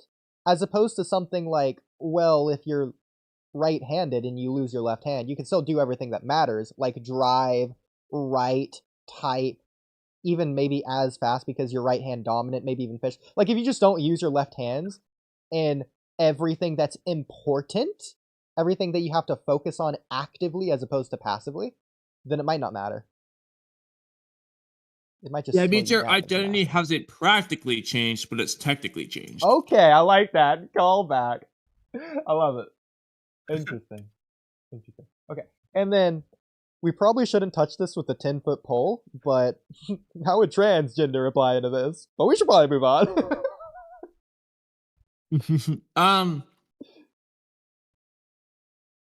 Just to say a little bit, that one's tricky. Yeah. Because the point is kind of that you're saying, well, let's just say you're going from guy to girl. You'd be saying, like, well, no, I am a woman. But I guess, no, I think your identity still changes because it goes from being a woman in a man's body to woman in a woman's body. So, yeah, your identity would still change to an extent. Yeah. In fact, I think in this case, the identity would be trans rather than man or woman. So I guess that label is good. Shout out the trans community. Yeah, but... We are either way, though, the identity would have changed. Okay, another interesting one would be the genetics. So as we know, Boruto, like, physically, his appearance doesn't change based on his genetics. For some reason, that doesn't make sense based on Which doesn't make sense. That's not how that works. Yeah, I know. But, like, he is apparently 100% Otsutsuki, even though his physical appearance, his personality, nothing's changed. They just say he is. Is that a part of his They say identity? he is when 13% of it, when 18% of him is still Boruto. Well, that's human. besides the point. Wait. Based on what they say, it's not, so... Sometimes. Real quick, Apex Caliber, thank you for the donation, says, guys, is Boruto immortal as Sasuke? No aging. Well, definitely no to the no aging part, because he definitely aged. Oh, like after a certain age, I guess. Oh, you know, I'm going to say no still, because in the Momoshiki arc, at least, unless they're going to retcon this, the point was the chakra fruits and chakra pills are what kept them immortal and from aging. Yeah. So if you're not eating chakra pills and chakra fruits, you will age and you will die of old age in Boruto. It's the fruits and stuff that keeps you there. So I don't think it matters unless Boruto starts, you know, popping pills. In fact, I don't believe Kaguya was actually immortal. Bro, she was freaking aging. They just said she was immortal. I think she was immortal to damage. Like, the regen, that's all it was. Well, ignore the regen. If she's hit with Indra's arrow, she's not tanking that. She's just straight up dying. Do you agree? Probably, because unless her ability is really this broken, I believe she probably needs at least one Kaguya atom left, like in atom form. I don't think so. To regenerate from there. I think it's the if same that as Madara. atom is ripped apart, I think it's done. She's done. She's completely eviscerated. I think she needs to have at least some of her to regenerate from. So hypothetically, if all but her left foot is destroyed, yeah, she might be able to regenerate from that. But if all of her is destroyed, I don't know, unless they explain some omnipotence magic schmagic, I would think she's dead at that point. If you eviscerate her like Momoshiki did to Boro, you're done. Nothing you can do about it.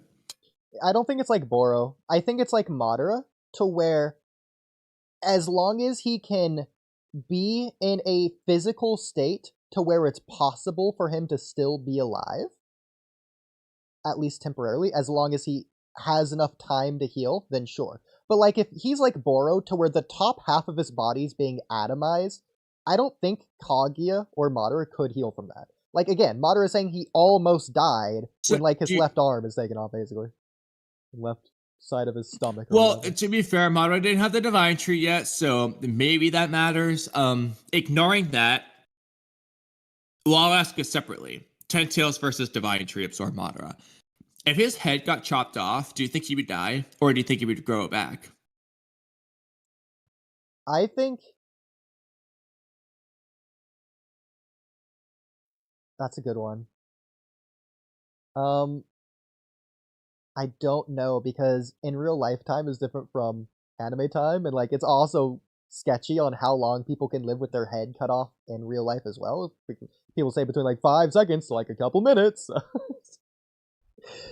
I think the better question is whether or not he can do it, but whether or not it's like physical possible to even regen that much in general, or does he not have enough energy to regen that much of his body?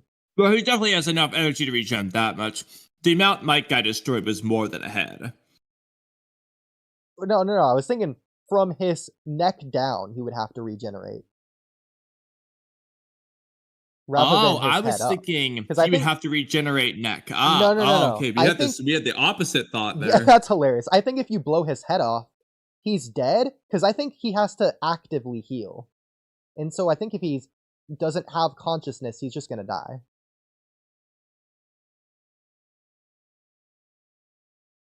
Yeah.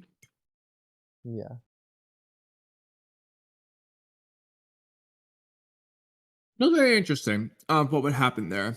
I mean, it really depends on the nuance. Like, is it like Boro and Victor, to where he can just, as long as he has part of himself, he's fine? Or does he need to be like in a livable state, or at least livable for long enough to make that work?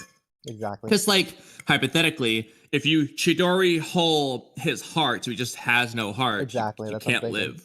Well, would he just die, or would he just regen his heart? I don't know if he would or not, because you're right. I mean, granted, Obito just lives without a heart, so I don't know how that one works. I'm not going to count Obito with that. I think that's just plot-induced ridiculousness. Because, like, you consider that to, like, Hinata. Like, I'm not, it's not the same series at that point. I'm sorry to say it. But I agree. So Madara is going to be in a critical condition to where his state of being, he's going to die in, let's say, 10 seconds from either blood loss or blood flow stoppage, or I guess just shock of his body. He'll fall unconscious if he doesn't regenerate his heart in time. But hypothetically, if he can regenerate his heart within that 10-second period, I assume he would live. But again, he's going to be in critical condition until he's fully healed, I would imagine. Yeah, like he's not going to be able to fight or anything. Yeah. Would you agree? I mean, I could see either one, so I'm not sure. Because both make sense, and I say, well, obviously the one you just explained makes more sense. But the other one makes sense in the context of, okay, you got characters like Boro and Victor doing this regen that makes no sense. So it's in the series. From their core, well, at least Boro is, so I'm not going to count him. Victor is Otsutsuki shenanigans. I'm not going to count that either. I'm going to just chalk that up to nonsense Shin. Well, so is Madara. That is also 10 tails of Tsukushina.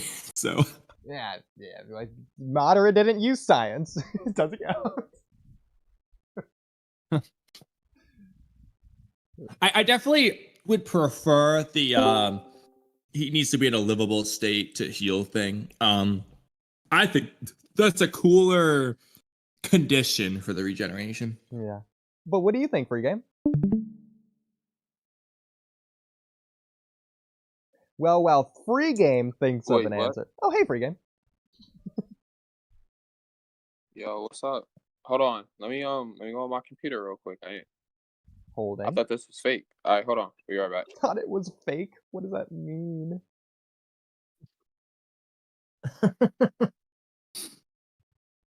Okay, so this is a hypothetical, Kamui, but going off of the previous discussion. Assuming Momoshiki and Ishiki are blood brothers, does that mean Kawaki and Boruto are now literally genetically I brothers? wish you left it. Oh, like, can you change it to Naruto and ask Free Game it? With the Naruto version that you originally had? And just see what he says. You need to change it though, so that way he doesn't read it and see what you meant. Okay, how do you want me to change it exactly? To just put Naruto instead of Boruto. The way you originally did. Remember when I commented? Do you mean Boruto? Sure. I think Free Game needs added somehow. Okay, yeah. How do I do that even? Do I even have that Free Game added? How do you? Yes, another one. So he has an alt too. Do I have to add him as a? Do you want to just go to the podcast stage? Yeah. Okay.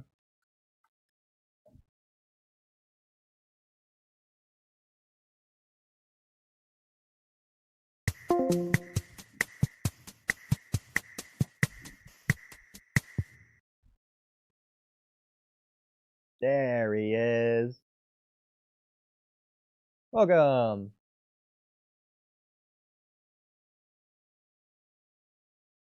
Or not. Am I the one that can't hear?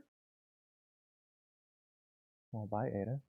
I hear Oh, you. you hear Can me? you hear me? I hear you.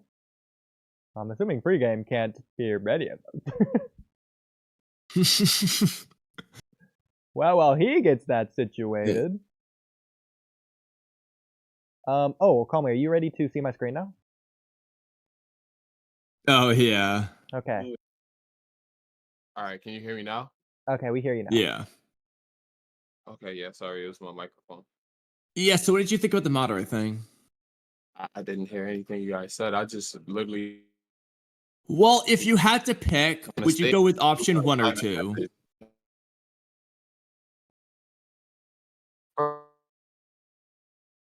Sorry, was that option 1 or option 2?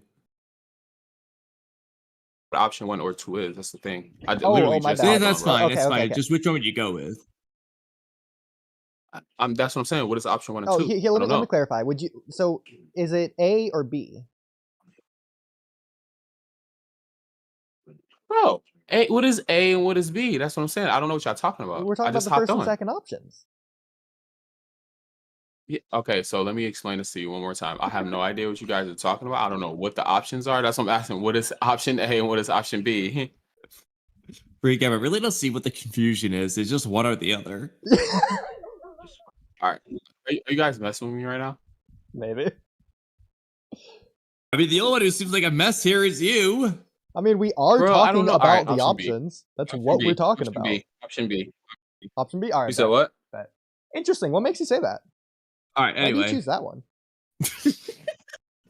Why did I just guess, bro? Because I just got tired of asking you guys what the hell am I picking? Well, honestly, I like that answer because that is the answer we were enjoying more. But I was just curious if you had any theories to support your evidence. No, like that's She's just shot in the dark. You know, if you had to, no. yes. I understand. No, that's serious though. What are you guys talking about? What's the topic? I don't know what I'm talking about. Like, how about give you explanation for? Okay. You're about to say, go ahead. It was about Madara's regeneration. So just to keep it really simple, Right. Option A is hypothetically, let's just say you blow up most of Madara. All he's got is like his left leg. This is Jubi Madara, by Can the he way, regenerate from that? Right. Yeah, so 10 Tails Sorry? Madara. To clarify. Yeah, 10 Tails Madara. So can he just heal as long as he has part of himself still there? Or option B, he needs to be in a livable state so that he can heal, or at least he needs to be in a state where he can live for the 10 seconds he needs to heal and then live from there. So as an example, if you cut a hole in his heart, so he has no heart, no lungs too, we'll say. Let's just say he has 10 seconds to live before he would die. As long as he can heal in 10 seconds, he'll live. If he can't, then he would die. That was option B. Which option do you think it is? A or B? Oh, okay. Making more sense, but just one more thing just to clarify. You just talking about regular Madara or Edo Madara? 10 Tails Madara. 10 Tails. Oh, 10 Tails Madara. Yeah. The one that fought So if Night Cow. he only had one leg, or if he got hit in his heart, he regenerate completely.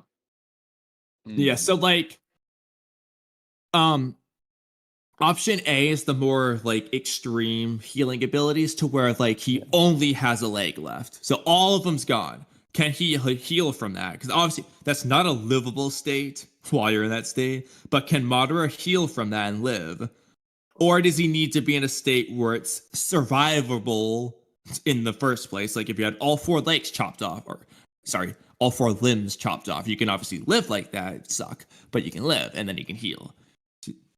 Versus only the limbs, you can't live like that.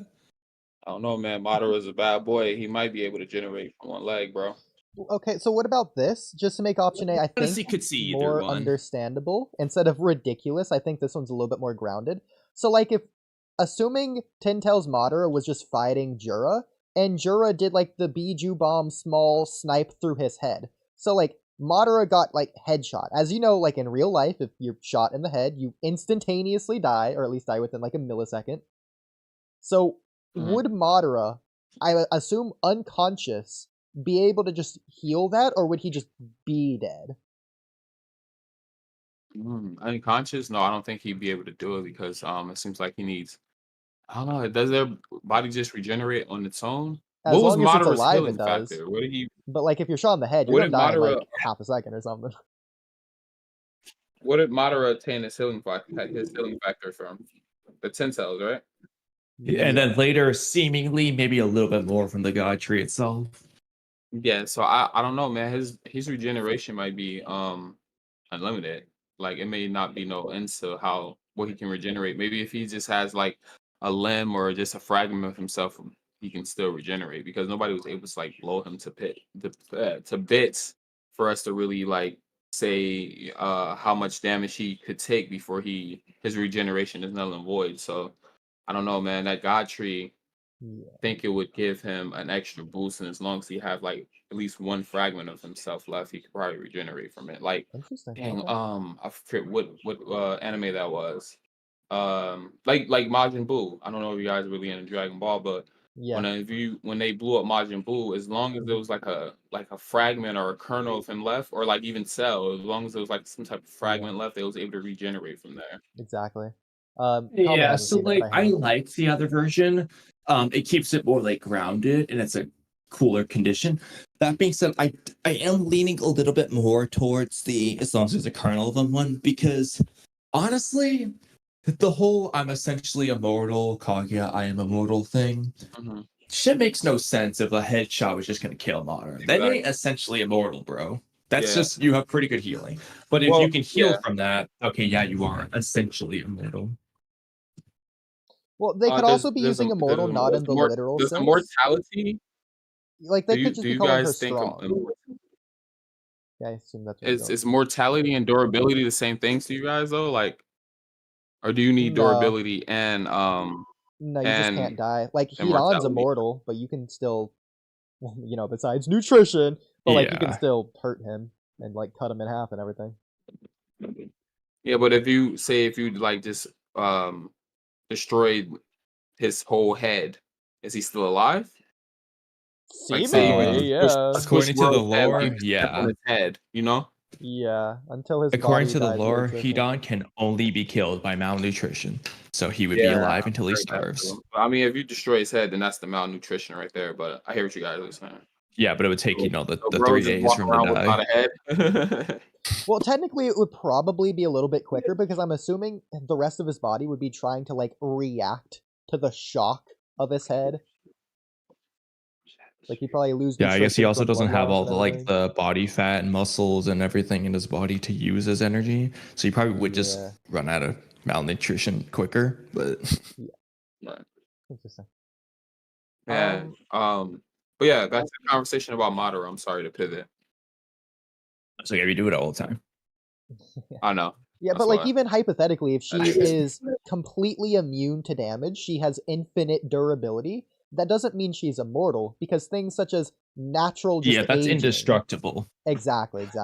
That's indestructible versus immortality. Yeah. Yeah. Gotcha. But yeah, I just feel like Madara, the whole Madara like being immortal thing, it just feels really like, no, you're not, bro. If the headshot could have killed him, so I gotta lean towards the as long as part of him's there side, just because I just feel like that just seems so ass otherwise. Right. Yeah, I agree with that. I don't know if the immortal thing is meant to be taken literally, as in like life. I think it could just be like a representation of like their power, almost like a title. I interpret it as, bro, it's gonna be nigh impossible to kill me. Now, obviously, if you eviscerate him with a gigantic massive percent gun or whatever, then fine, you can probably kill him. But for the normal stuff they were using, like, no, you ain't killing me, bro. Exactly, but that's how I would look at it. It might be in reference to the region. In fact, it probably is. But like, I'm just saying, there's a very strong interpretation out there. Like, because this would apply to like, let's say, Tsunade fighting Kid Sakura. Tsunade's immortal compared to Kid Sakura. No, you wouldn't say that. You would. It's a term of power. It's a title. People do say that. No, it's in anime. no. Okay, Mister. You would I've not seen use 5 it like anime. that. What anime uses immortal Made in the that Abyss. context? Like in that. You watch more than Bar, so There you go. It's also Blade of You the watch more Immortal. That's the Bar. tough one. There's a lot of shows. Yeah. By the way, definitely. just a real quick question. Mhm. Do you guys hear an echo on my microphone? I think that's a Like, can you guys hear? No, I like mean, I can don't you guys- notice. Can you guys hear yourselves talking? So I have my Oh no.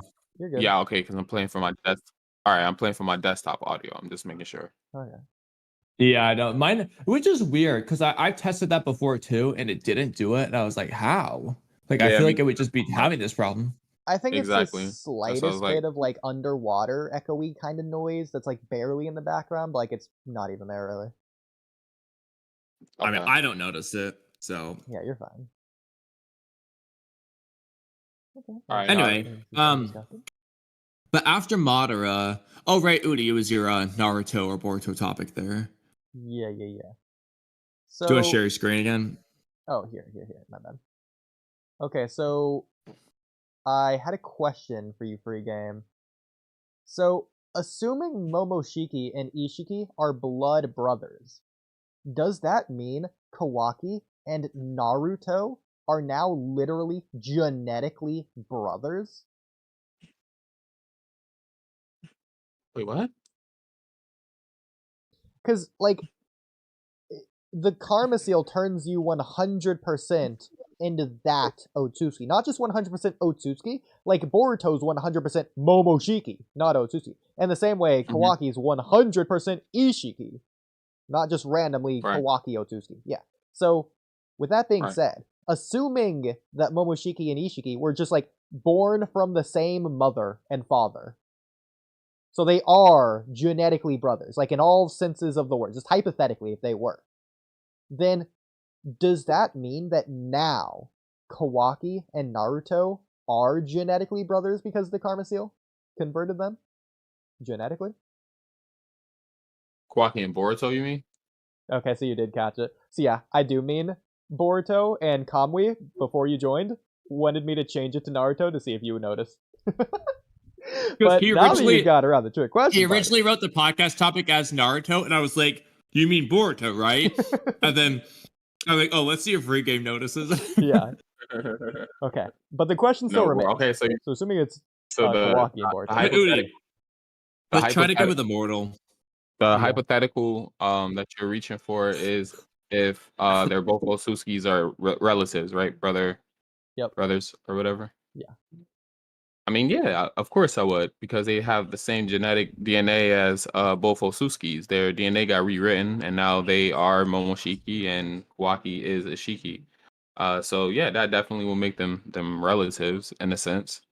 Okay. Honestly, I want it to be true because it's kind of like if it was Naruto, Sasuke, and Jiraiya thing to where they're like brothers, but then it turns out they're reincarnations of brothers. In this case, they're just genetically modified into people who were also brothers. Yeah, like understandably, you took their whole DNA. So Boruto and Kawaki consider themselves like brothers in the same way that Naruto and Sasuke did. But assuming Boruto and Kawaki just never even met, they don't even know who, like, they're just strangers. In this case, they would still literally be genetically brothers, regardless of relationship.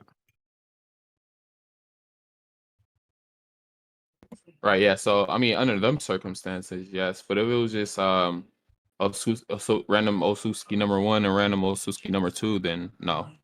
They would just be the same type of creature. That's all. Exactly, yeah. I completely agree. Yeah. So it depends on whether Momoshiki and Ishiki are brothers, but I would like them to be. I think it's cool. Yep. I doubt it. Okay. So how do you think those Otsutskis are related though? Wasn't Kinshiki's Momoshiki's like, he just said he was his predecessor, or Momoshiki was his predecessor. Oh, how does it work? I think predecessor is beforehand, right? Kinshiki's his guardian. So he's like a father figure, but he's not his literal dad. Oh, that's his uncle, bro. Okay. I think I like the uncle theory, but it's not confirmed. I think it's gonna be just I'm like just the Hyuga. joking. Bro, y'all cannot pick up on my sarcasm. That's crazy. No, Kamui well, can. No, I think it would be awesome if he was his uncle. But no, I think it's the same why as the hell Hyuga, not? to where it's like an elite clan that like they keep the bloodline pure and all that. So I think that's what they're going for the Otsutsuki. If I had to guess. Not that any of the Otsutskis we know are related. I think there's just a lot of them. Yeah, it's probably just like a whole plethora of them. They're most likely they're just a whole bunch of creatures, just like the Naruto world or whatever. They probably have like a warrior class, like the Saiyans or whatever. Yeah, exactly. Mello was bringing up the idea that they have like a warrior class, and then they just have like the regular farmers and stuff. Yeah, the Shinju might be the origin of the Otsutsuki in some kind of way eventually. But I guess we'll have to wait and see. I still think it's Shibai / the original God Tree / one and the same. But yeah. Yeah, I mean, it's one of the 3 possibilities we mentioned. Like, there's the 10 tails just turn into Otsutsuki. There's just an original divine tree that got there, and then a human ate a chakra fruit becomes an Otsutsuki. Or the funny Yoroi one where one person just absorbed everyone's chakra, and it was fundamentally the same as a chakra fruit, and they became an Otsutsuki that way. Yeah. Okay, so I'm sharing my screen. Man, I still haven't read the last chapter. That's crazy. Oh, that is crazy, yeah. You haven't read it? Nah, under certain circumstances, I'll tell you guys later. Okay. Well, on a lighter note, this is a funny topic. So omnipotence didn't affect the full Earth in a 360 degrees. So as we see, omnipotence shot out in a wave. Not like an orb or anything, but a flat wave. It's going around the Earth like Saturn. So only the sun belt, essentially, of the Naruto universe is affected. Anything in the northern or southern hemisphere is completely fine. Outside of, like, the North and South Pole, of course. Thoughts? How did it get to Coach Dimension with the 10 tails then? It went through the claw grime. Or the claw mark, I mean. Yeah. Easy. But thoughts? Yeah, I mean, it's still possible. I even mean, now. I don't think they're gonna do that, but that'd be hilarious. Because, like, oh, well, the land of wind is affected. Yeah, the land of wind, that's right next to the land of fire. That's going to be right next to the same place on Earth. Yeah, it would be affected, I agree. It could have been... the thing I'll say is, instead of Koji foreseeing omnipotence, he could have just been immune because he was just in one of those locations if they're going to go that route. Yeah. Well, it is constantly updating, so that might be a problem, but it's whatever. Figure it out. So you're saying just because a ring hit that certain portion of the earth that the people that were in that portion weren't affected, but you also have light beams that are coming from the top and the bottom as well. So what does that mean? It just means most the North likely and means South that it's- Pole are also affected. Yeah, exactly. So I think the whole world will be affected with that. Well, no. It seems like it's permeating. It seems like it's permeating from the core of the earth and just sprouting, popping out, and that's why you got that Saturn's belt right there. No, because this is a 2D circle. Your hypothetical would be a 3D sphere around the Earth. It'd be like a dome-like structure encompassing a full 360-degree direction on every direction. No way. Why? That's cap. Because if you look at the picture of Saturn and it has a ring around it, that's a 2D picture you're looking at. So you telling me that Saturn is engulfed in its rings? Saturn isn't engulfed in its rings. That's what you're trying to say about this picture, though, because we're looking at a 2D picture. So you said, in sense, it would pretty much be engulfed in its ring. And no, I don't think that's plausible. No. I don't mean 2D as in the literal anime frame. I mean 2D as in the circle of the purple omnipotence ring going around the Earth. Yeah, it's a ring of light, though, so it could be flat. It is flat. Exactly. Well, what are you that's my talking point. about? I don't understand. I'm confused. Break game. honestly- maybe you'll have a better chance at explaining this. Well, what I was gonna say actually is it seems like with the omnipotence thing, there's like a flash of light from the moon thing, which is similar to Infinite Tsukuyomi with the light aspect. Everyone when hit by the light gets affected. But with that in mind, obviously they can do anime mumbo jumbo nonsense, but okay, Infinite Tsukuyomi is a different question, but at least for Ada's, if it is the moon flashing, does that mean that only where it was nighttime got affected and the other part of the world where it was daytime wasn't affected? Or were they all hit by the flashlight too? I love that. Now with Infinite Tsukuyomi, the same question because it's also the moon shining. So if it's sunlight in a part of the world, were they affected? Well, I guess the problem there is the moon still exists, so I guess the moon can just shine anyway. Let me ask this though. I mean, would it serve any would it serve any positive for her if it was like around the world? Because all they need to do is change the memories of everybody that Boruto, Naruto, whoever came in contact with him. I'm not sure if Naruto has been around the whole world. It seems like this is the villages and then the other 5 nations. Then do you think it's more beyond that, or is this they encompass the whole ninja world? Like this, the whole world. There is more out there, like the land of Radaku's very far away. But unless Boruto goes there, it's not going to make a difference. Which Ada wouldn't care if Boruto goes there because Ada's in a way neutral with Boruto. Anyways, so yeah, and honestly, those people don't give a fuck. Yeah. Yeah, so what utility would it serve for them to be under omnipotence? That's the question, basically. I'm saying it wouldn't. So, but I don't know if Ada was, Ada wasn't over here like thinking this through, like let's pick and choose who's affected. She just accidentally affected like the world, so I think she may have just accidentally done the whole world. Well, but hang on, because I have she another can control it. Yeah, that makes sense.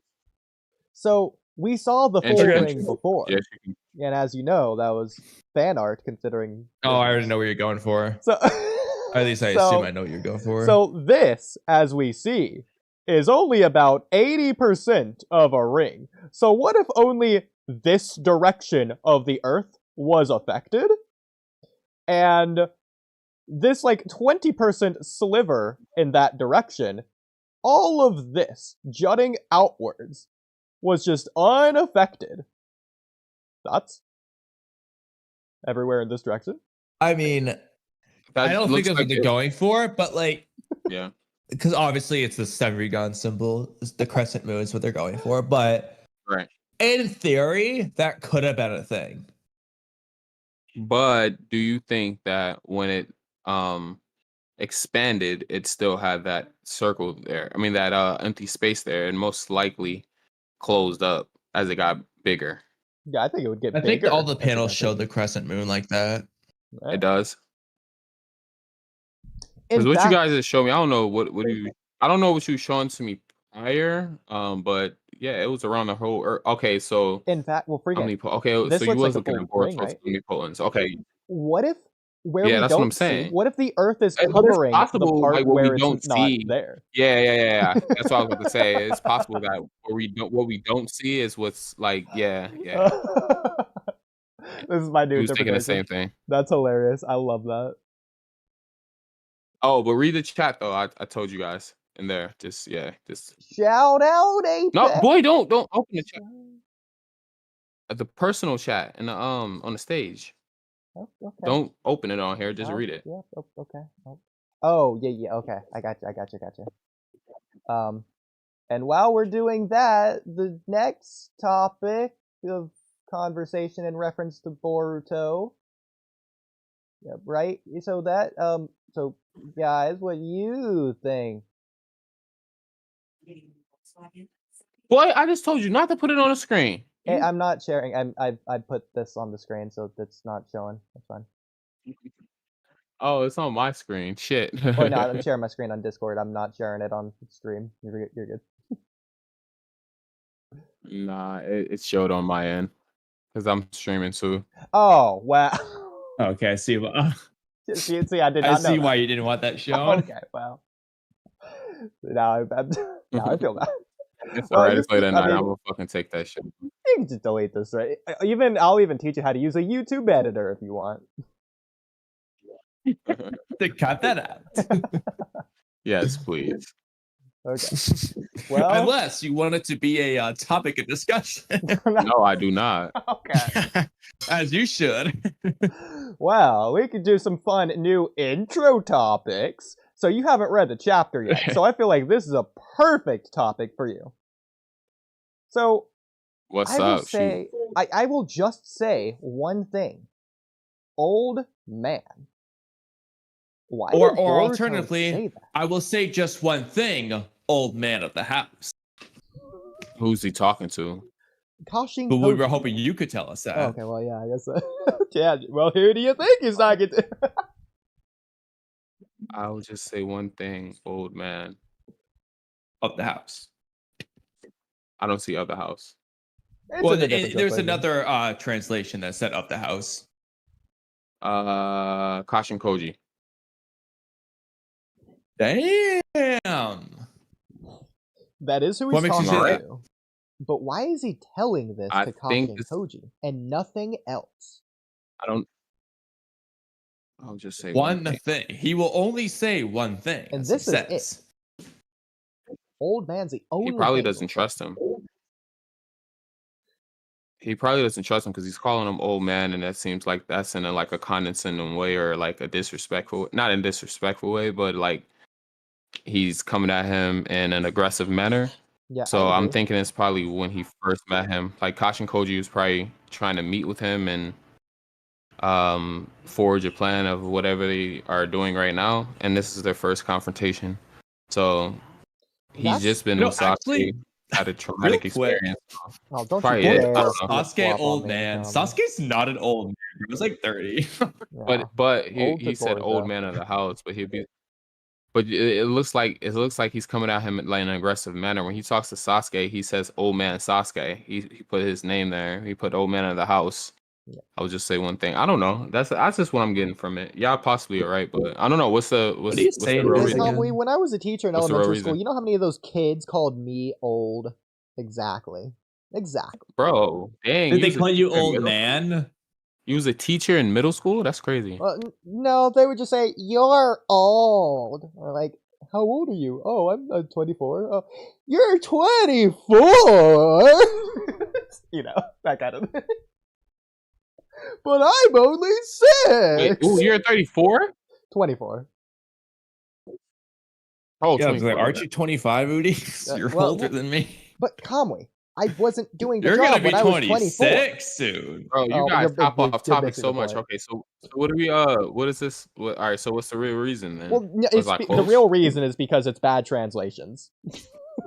that's the real reason. The other one he says in the other one he says Mr. Koji. And he also says, "Just know, Mr. Koji." That's it. I will say just one thing, old man. Oh man, see, you're giving me false panels and stuff, so I can't yeah. even analyze it correctly. That's the point. You're like, what's weird though? But this is what's weird though. So like, I have to wonder in the Raws, does it say I like Koji, you guys podcast, or bro. does You it guys... say old man? Like, who made up the thing? Did Viz make up Mr. Koji, or did the fan translations make up old man? It's probably Koji Oji-san. It was probably like just somebody who wasn't super fluent in Japanese, because Japanese is kind of hard to translate into English. So it's probably just a mistranslation and them trying to bring it from Japanese to English as best as they could. It's like, but I feel like they would recognize, like Kashin Koji's name. Well, it's like the same way true. that like That's Naruto true. says Granny Tsunade. He says Tsunade Oba-chan. He's probably saying Koji Oji-san here, like Grandpa Koji. Okay, I guess so. They just dropped the Koji then. Yeah, they just from the fan translation. I hear what Kamui saying. Like, they don't say old man Koji, they just forgot his name. I know. I'm not saying it wrong. I'm just adding that context. Okay, yeah. What is likely the case. That's cool, though. No, I don't have it in front of me, so. But no, I completely agree with you. I think it is a distrust thing. In fact, I completely disagree with what Mello was saying earlier. And when you randomly agreed with him on this, Boruto doesn't just trust people who are allegedly falling under not immune to omnipotence anymore. I'm assuming you meant Shikamaru there. Bro's been a jerk and nothing else to Shikamaru. He's been the most shady, distrustful person of Shikamaru ever. No, that was before. Once he figured out, like, once he explained his theory with omnipotence, Boruto was pretty cool with him.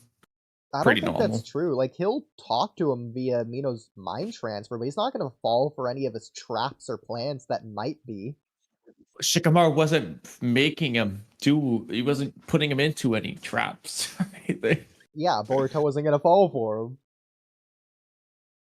Yeah, I don't think he's going to fall for him anyway. I don't think he's falling for Koji's trap. What I was saying with the Koji thing is that Koji might be like, for example, I don't think Koji's like a mustache twirling villain or something, but I think Koji might be more, in the mindset of we got to kill Kawaki. Yeah. Whereas Boruto's going to not want to do that, which can bring them into opposition on that one point at least. Yeah. That's more the mindset I was looking at with that. Not that Koji's grooming him or anything. Almost, I would parallel this to the scene of like Naruto and the 5 Kage Summit, to where they're trying to figure out how to break the news to Naruto about Sasuke, and even Sakura lies to Naruto.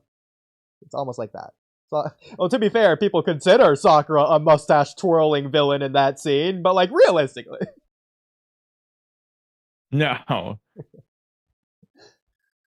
Oh, my God. I don't think it's the same as that one, but, yeah. Well, I think it is, at least realistically, but not in concept, to where Sakura's intention was to not hurt Boruto, whereas Koji's intention is to get Boruto to do something. I said Boruto, I meant Naruto the first time. Yeah, no. Yeah, Sakura was doing that to protect Naruto. Yeah. Whereas I don't think that's what Koji's doing, to be honest. Yeah, I think it's the opposite. We don't know for sure. We don't know if Koji went on to explain later the potential Kawaki stuff, or if he's kept that hidden because of Boruto's goal. I think But it's either way, I possible think that he keeps he's stuff hidden. yeah. But I think it's that's also tricky. plot-induced stupidity, / because the plot demands it, he just can't know everything, such as the fact that Boruto's about to be sniped, or that's even a possibility. It's not even a thing of like, oh, the future changed when he invaded Konoha, or what. He has the toad on his shoulder the whole time. At any point, Koji could have updated him. There's just So many part of things that like depends on like, I mean, yeah, because it's like if that was Koji's plan, was just Boruto was gonna die, bro's got a terrible planning. like, well, okay, then what are you gonna do? like, Yeah. so yeah, I mean, honestly though. Okay, should we just start getting into more of the actual chapter 13 stuff? You put a podcast topic in there earlier that like I was ready for. That's Do we the just get into one chapter I wanted to talk actual... about, the long one. Yeah. Really quick on that note, I also want to say it's kind of weird how in this chapter they show that Boruto just needs to touch the toad and he can reverse summon, and the entire time Koji just let him sit there instead of reverse summoning him. Like, he's arrested now because Koji just didn't reverse summon him. Yeah. Well, okay. I got crazy. I've got the dumbest thing ever, and then a potential counter to it. The dumbest thing ever. Coach Boruto has to put his hand on the toad's back. So if the toad is on Boruto, it's not his back. Absolutely stupid if that's a difference, but it's the possible. toad could just turn upside down. But yeah, you got the workaround before I said it. The workaround is that the toad just sits upside down. It's on his back. You know, I have something that would have been an interesting plot twist that I think you're gonna love. I just thought of it right now. Koji intentionally didn't do that because he was waiting, in fact, maybe even manipulating Boruto to get in this position in the first place, waiting for Kawaki to grab the toad so he could reverse summon Kawaki for whatever intention plan that he has going forwards. I just love that as an idea. Well, he did a real bad job of that one. Or what if he did a bad job at that because he reverse summoned the toad. No, I'm saying this is a rewrite, not as a theory. Oh, okay. I thought that would have been really cool. What if he just reverse? What if he just like let him reverse summon there? What if you just let him reverse summon there so he can get him to the dimension where the 10 tails is, or where they reside or whatever? Orochimaru's lair is where they're hiding out. I mean, that's what he should have done. But yeah. Yeah, like I said, I haven't read the chapter yet, so I'm kind of in a blind. I mean, maybe Koji can't heal Boruto himself, but like, how did Koji heal? Just do that to Boruto, and I think Koji had it much worse. So we still don't know how. What would you guys rate in this chapter? Oh man, I'm glad that Mello didn't ask this. I think Mello rated it a 10 out of 10. So, Kamui, I don't know if you want to go first. I guess I'll just go. So I'm gonna rate this chapter a 2 out of 10. What about you, Kamui? I was stuck between 2 to 4. Before you rate, why do you rate it a 4? I mean, a 4 out of 10. Just curious. So wait. Well, Oodie said 2. So you said 2 to 4. 2 out of 10. I'm sorry. Okay, why do you rate that? I love that as an idea. So Kamui, before you rate the chapter, why do you rate it a 4 out of 10? Before you rate it. Why didn't you answer my question? Why do you rate it a 2 out of 10? Just before Kamui answers, so he can say it after, like give a full point. There isn't really any substance to this chapter, in my opinion. It didn't move the plot forward. It only gave us answers to questions we already kind of assumed the answers for anyways. So it almost feels like a wasted chapter, and I also am a little bit irritated by everyone hyping it up. Like, what happens in what this information chapter that they give us? What information did they give us that we already knew though? Well, you haven't read the chapter yet, so I don't want to like spoil anything. But everything. Oh, you're good. Just tell me. Well, I don't think he cares. Yeah, that's fair. I'll just go over everything new this chapter instead of the other, because I think it's going to be a lot faster, as sad as that is to say. Everything new in terms of developments is that Juro left. Himawari is awake and healed Sarada, and Boruto's arrested. Those are the 3 new things. Well, Jura left because Bug and Matsuri. Whoa, we'll get into that after. Boruto. But yeah. So those are like, that's all that happened in this chapter. The rest of it's just flashback. That's all basically. All right, so it's no new information. I thought before, I mean, like beforehand, from what I told you guys, thought I saw something about a Shinju, a new Shinju. Oh, that too. Yeah, I'll count that as well. I'll give you that. Okay. That might raise it. I'll give it a 2.5. I'm not going to give it a 3 because it's really cool what they did, but like who they did it with, I really couldn't care less about. So yeah. Shinky? Yeah, like he's cool. I mean, but Shinky was introduced as like a OP character for his generation, though. So like, yeah, but like he was already leagues above Boruto and the other Shinobi of the Leaf. All things it's not really a random character. Well, like Moegi was also random. Has Shinky, hold up. Has Shinky ever been introduced to the manga? Did they ever display Shinky in the manga? I don't remember. Unless it was like to where he doesn't do anything in the manga. He's just like in the background. Basically. So he's been in